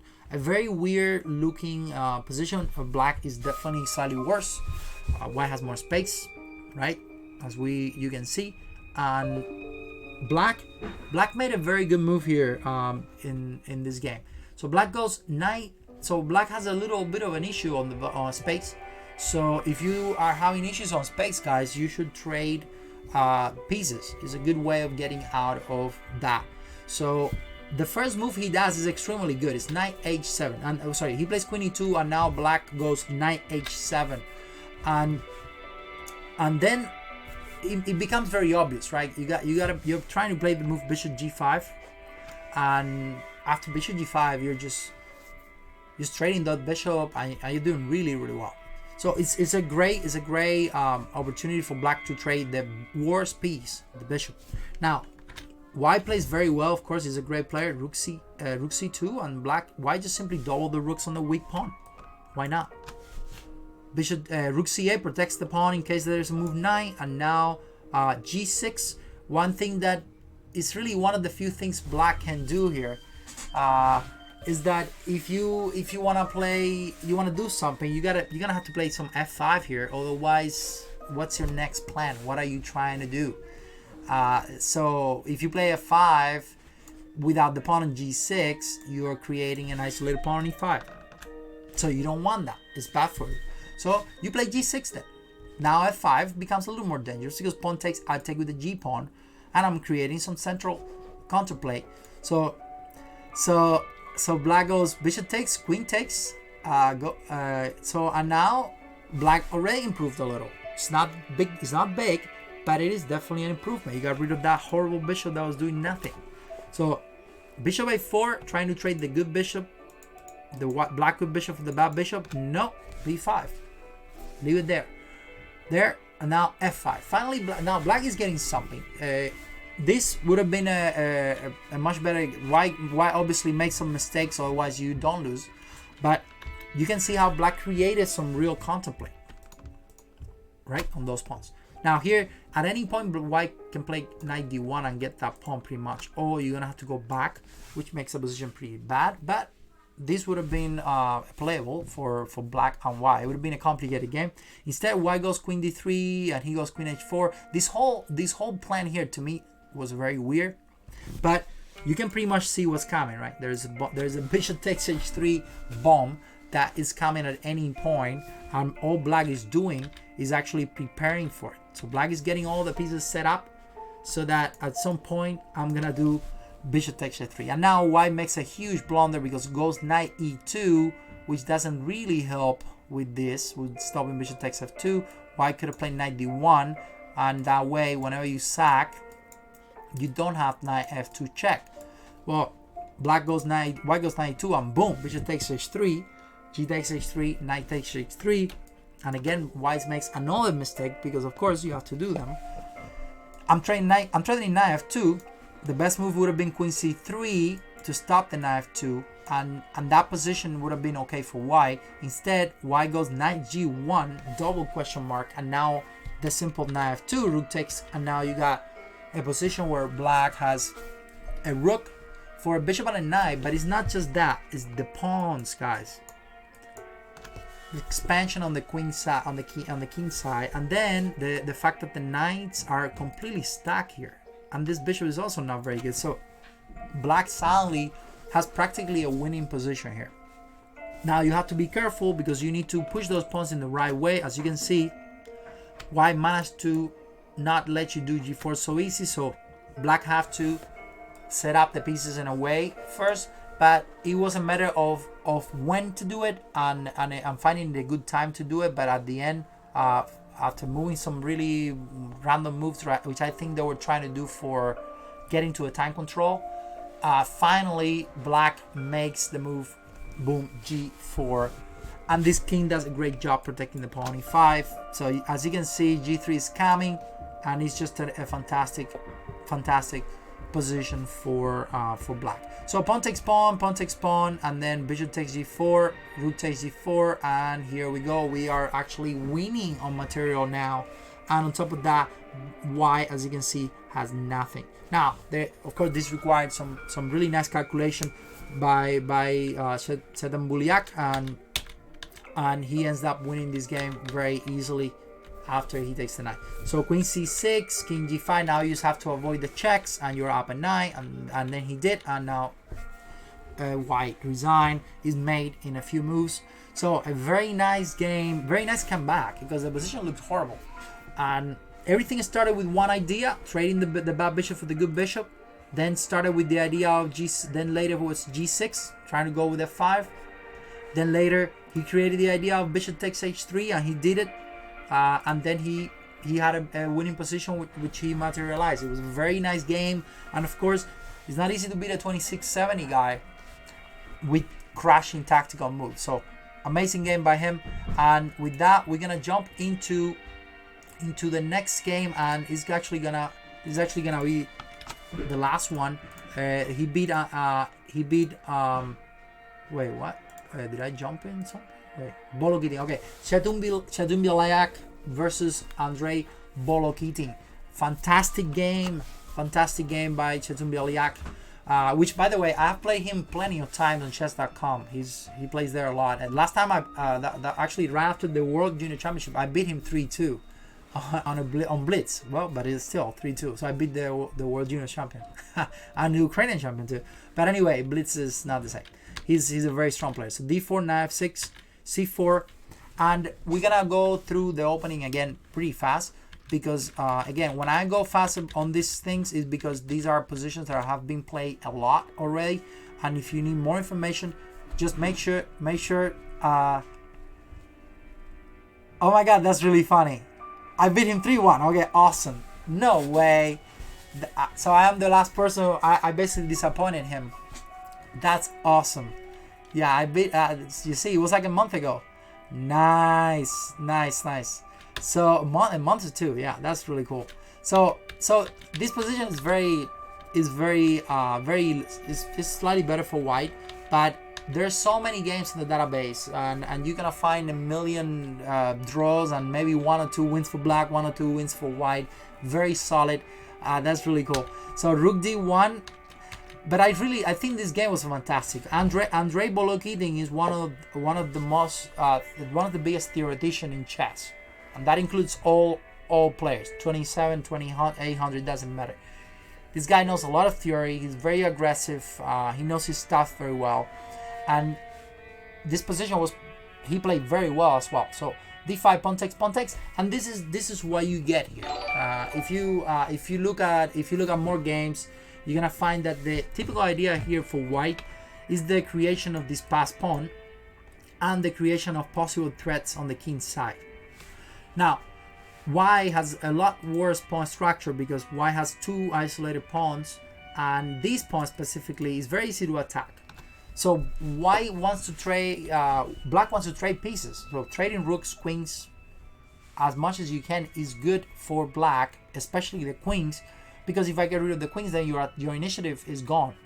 So queen f6, rook takes. Now white tries to block the knight, but no. How if you take, that would not be very good because you're not really helping yourself with that move. I mean, you're obviously trading, and now every time you trade, your pawn becomes more weak. Gives my king more chances to get up and get that pawn. So bishop c6 was played, keeping the pressure. Now there's a lot of tactics here, like bishop takes bishop. I could do knight takes pawn, right? No problem. Actually, even maybe pawn takes is possible. But okay, the point is that knight takes is fine too, and I'm black is fine. So black goes bishop a6. Instead of going for that, now black wants to go this way and try to put pressure on the pawn on d5. Now this bishop here is one of the reasons why I won this game, and the reason why this bishop does is that it cuts off this rook. The rook cannot really get active, and at the same time, it's not really attacking the pawn. So a very good idea. So white goes queen e3, bishop c4, and now white goes h3. Notice one thing about this move, and that is that black is getting the pawn on a2. Black is getting the pawn on a2, and now what are you gonna do? Bishop takes a2, of course. But look at this plan. This is my favorite plan of the games. He goes boom, knight b5. Now that the bishop is not protecting this, he's gonna go knight b5, knight c6, knight a8, and he's gonna put that knight on e8 like nothing is happening. Like this is just natural, right? So black, well, I'm also attacking the pawn, so you have to go a5, and now knight c7. Again, the idea is to go knight e8. So queen h6, well, obviously, black wants to trade the queens, and obviously, I'm not going to trade the queens. If I'm trying to attack, I have the initiative here. Queen f4 was played, and again, the knight gets finally to e8. An insane idea of knight e8. Now, one thing you got to watch out for is queen e7. That's one move you have to watch out for. Another move is maybe rook, queen e7. So black goes bishop b3. If queen e7, I think black still have queen b8. So it's still a saving move here, but it's getting a little fancy here, a little tricky for black now, right? So, but white goes rook e1, and this is where you start seeing black's problems. There's a lot of tactics here. Black goes h6, trying to give yourself escape. Then now queen e7 again will be answered by queen g5. That's a saving move right there, which probably brings the queen back. And I'm also taking the pawn on d5, so that won't work. Instead, white goes queen b2. Now, don't try to take the pawn on d5. That would be a blunder because I got the move queen b6. Very nice move. That pretty much gives, I think white is winning now. So, no, you cannot do that. Now, so what can you do? Well, f6. f6, trying to not let the king get out of there. So, rook e3. Oh, so no, sorry, I'm mating you. I'm crazy. It's mate on g7. Oh, I forgot about that. So, queen b2 is attacking the checkmate on g7. Only move f6.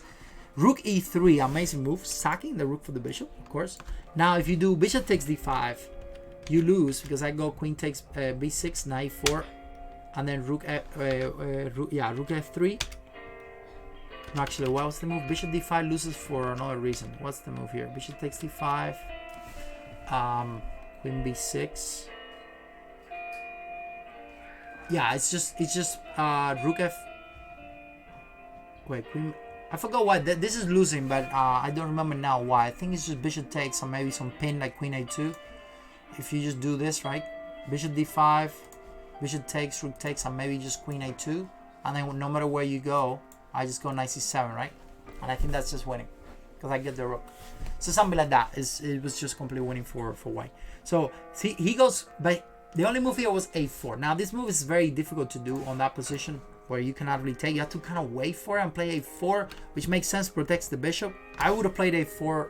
In fact, I calculated, I tried to find the best move on this position for a little while, and I came out with a 4, which makes sense because it keeps the bishop on the right position and it gets that pawn a little closer to a promotion, and it doesn't allow white to do anything. But instead, he goes king fa, and now he's just gonna get completely crashed. That move was a horrible mistake. And I don't know what Bolokhin was thinking. I think he was trying to get that pawn on d5 because he felt like his pieces were out, but he missed rook f3. And now I'm going to do knight takes f6. So this idea of knight e8 was just fantastic. Amazing idea. Queen g5, and now, not yet, knight takes f6 is good, but it doesn't work yet as well because pawn takes, rook takes, king e7. And then what? You don't have queen e5 check, right? Mate, because the queen is there. So what do? Distraction. I think that's the move he missed. h4, double exclamation mark. And now, boom, you have to move. You have to take the pawn. You have no other way to go with the queen. You have to take the pawn. If you go anywhere else, I do the same, but now I take with the queen, which is even worse. So you have to take with the queen. And now knight takes, pawn takes, rook takes. And the problem is that king e7, I go queen e5 is mate. And if you go king g8, rook g6, and it's made in the next move. King f7, queen g7, mate. So after rook g6, black Bolokhin resigns, and Shatum wins the game, and later he ended up winning the whole championship. So amazing game by 2 games by Shatum Belyak, who is also, wow, congratulations not only for the Ukrainian championship but also for the World Junior Championship. He's playing some insane great chess, and he's definitely one of the, if not the top talent right now on the Ukraine. So congratulations to him. And with that, guys, we're gonna finish the masterclass today. So I hope you guys enjoy, and if you did not see the whole thing, I'm gonna download this. And I'm gonna put it up on the YouTube. So if you didn't see it, make sure you subscribe to my YouTube channel. I will be uploading that later today. So I hope you guys liked the week today and that you guys learned something. That's the idea. So thank you so much, guys, and I hope you guys have a nice weekend. I might play later tonight, but it depends. It depends how I feel. So, but I'm gonna leave you guys. I'm gonna leave you guys with someone, so you guys can keep looking at. I'm not sure who is online, but either way, it's alright. I guess you guys can follow. Just jump to another chat channel. I don't see anyone right away. So thank you so much, guys. Again, have a good evening, and thank you for all the people who follow me or subscribe to the channel. I really appreciate that.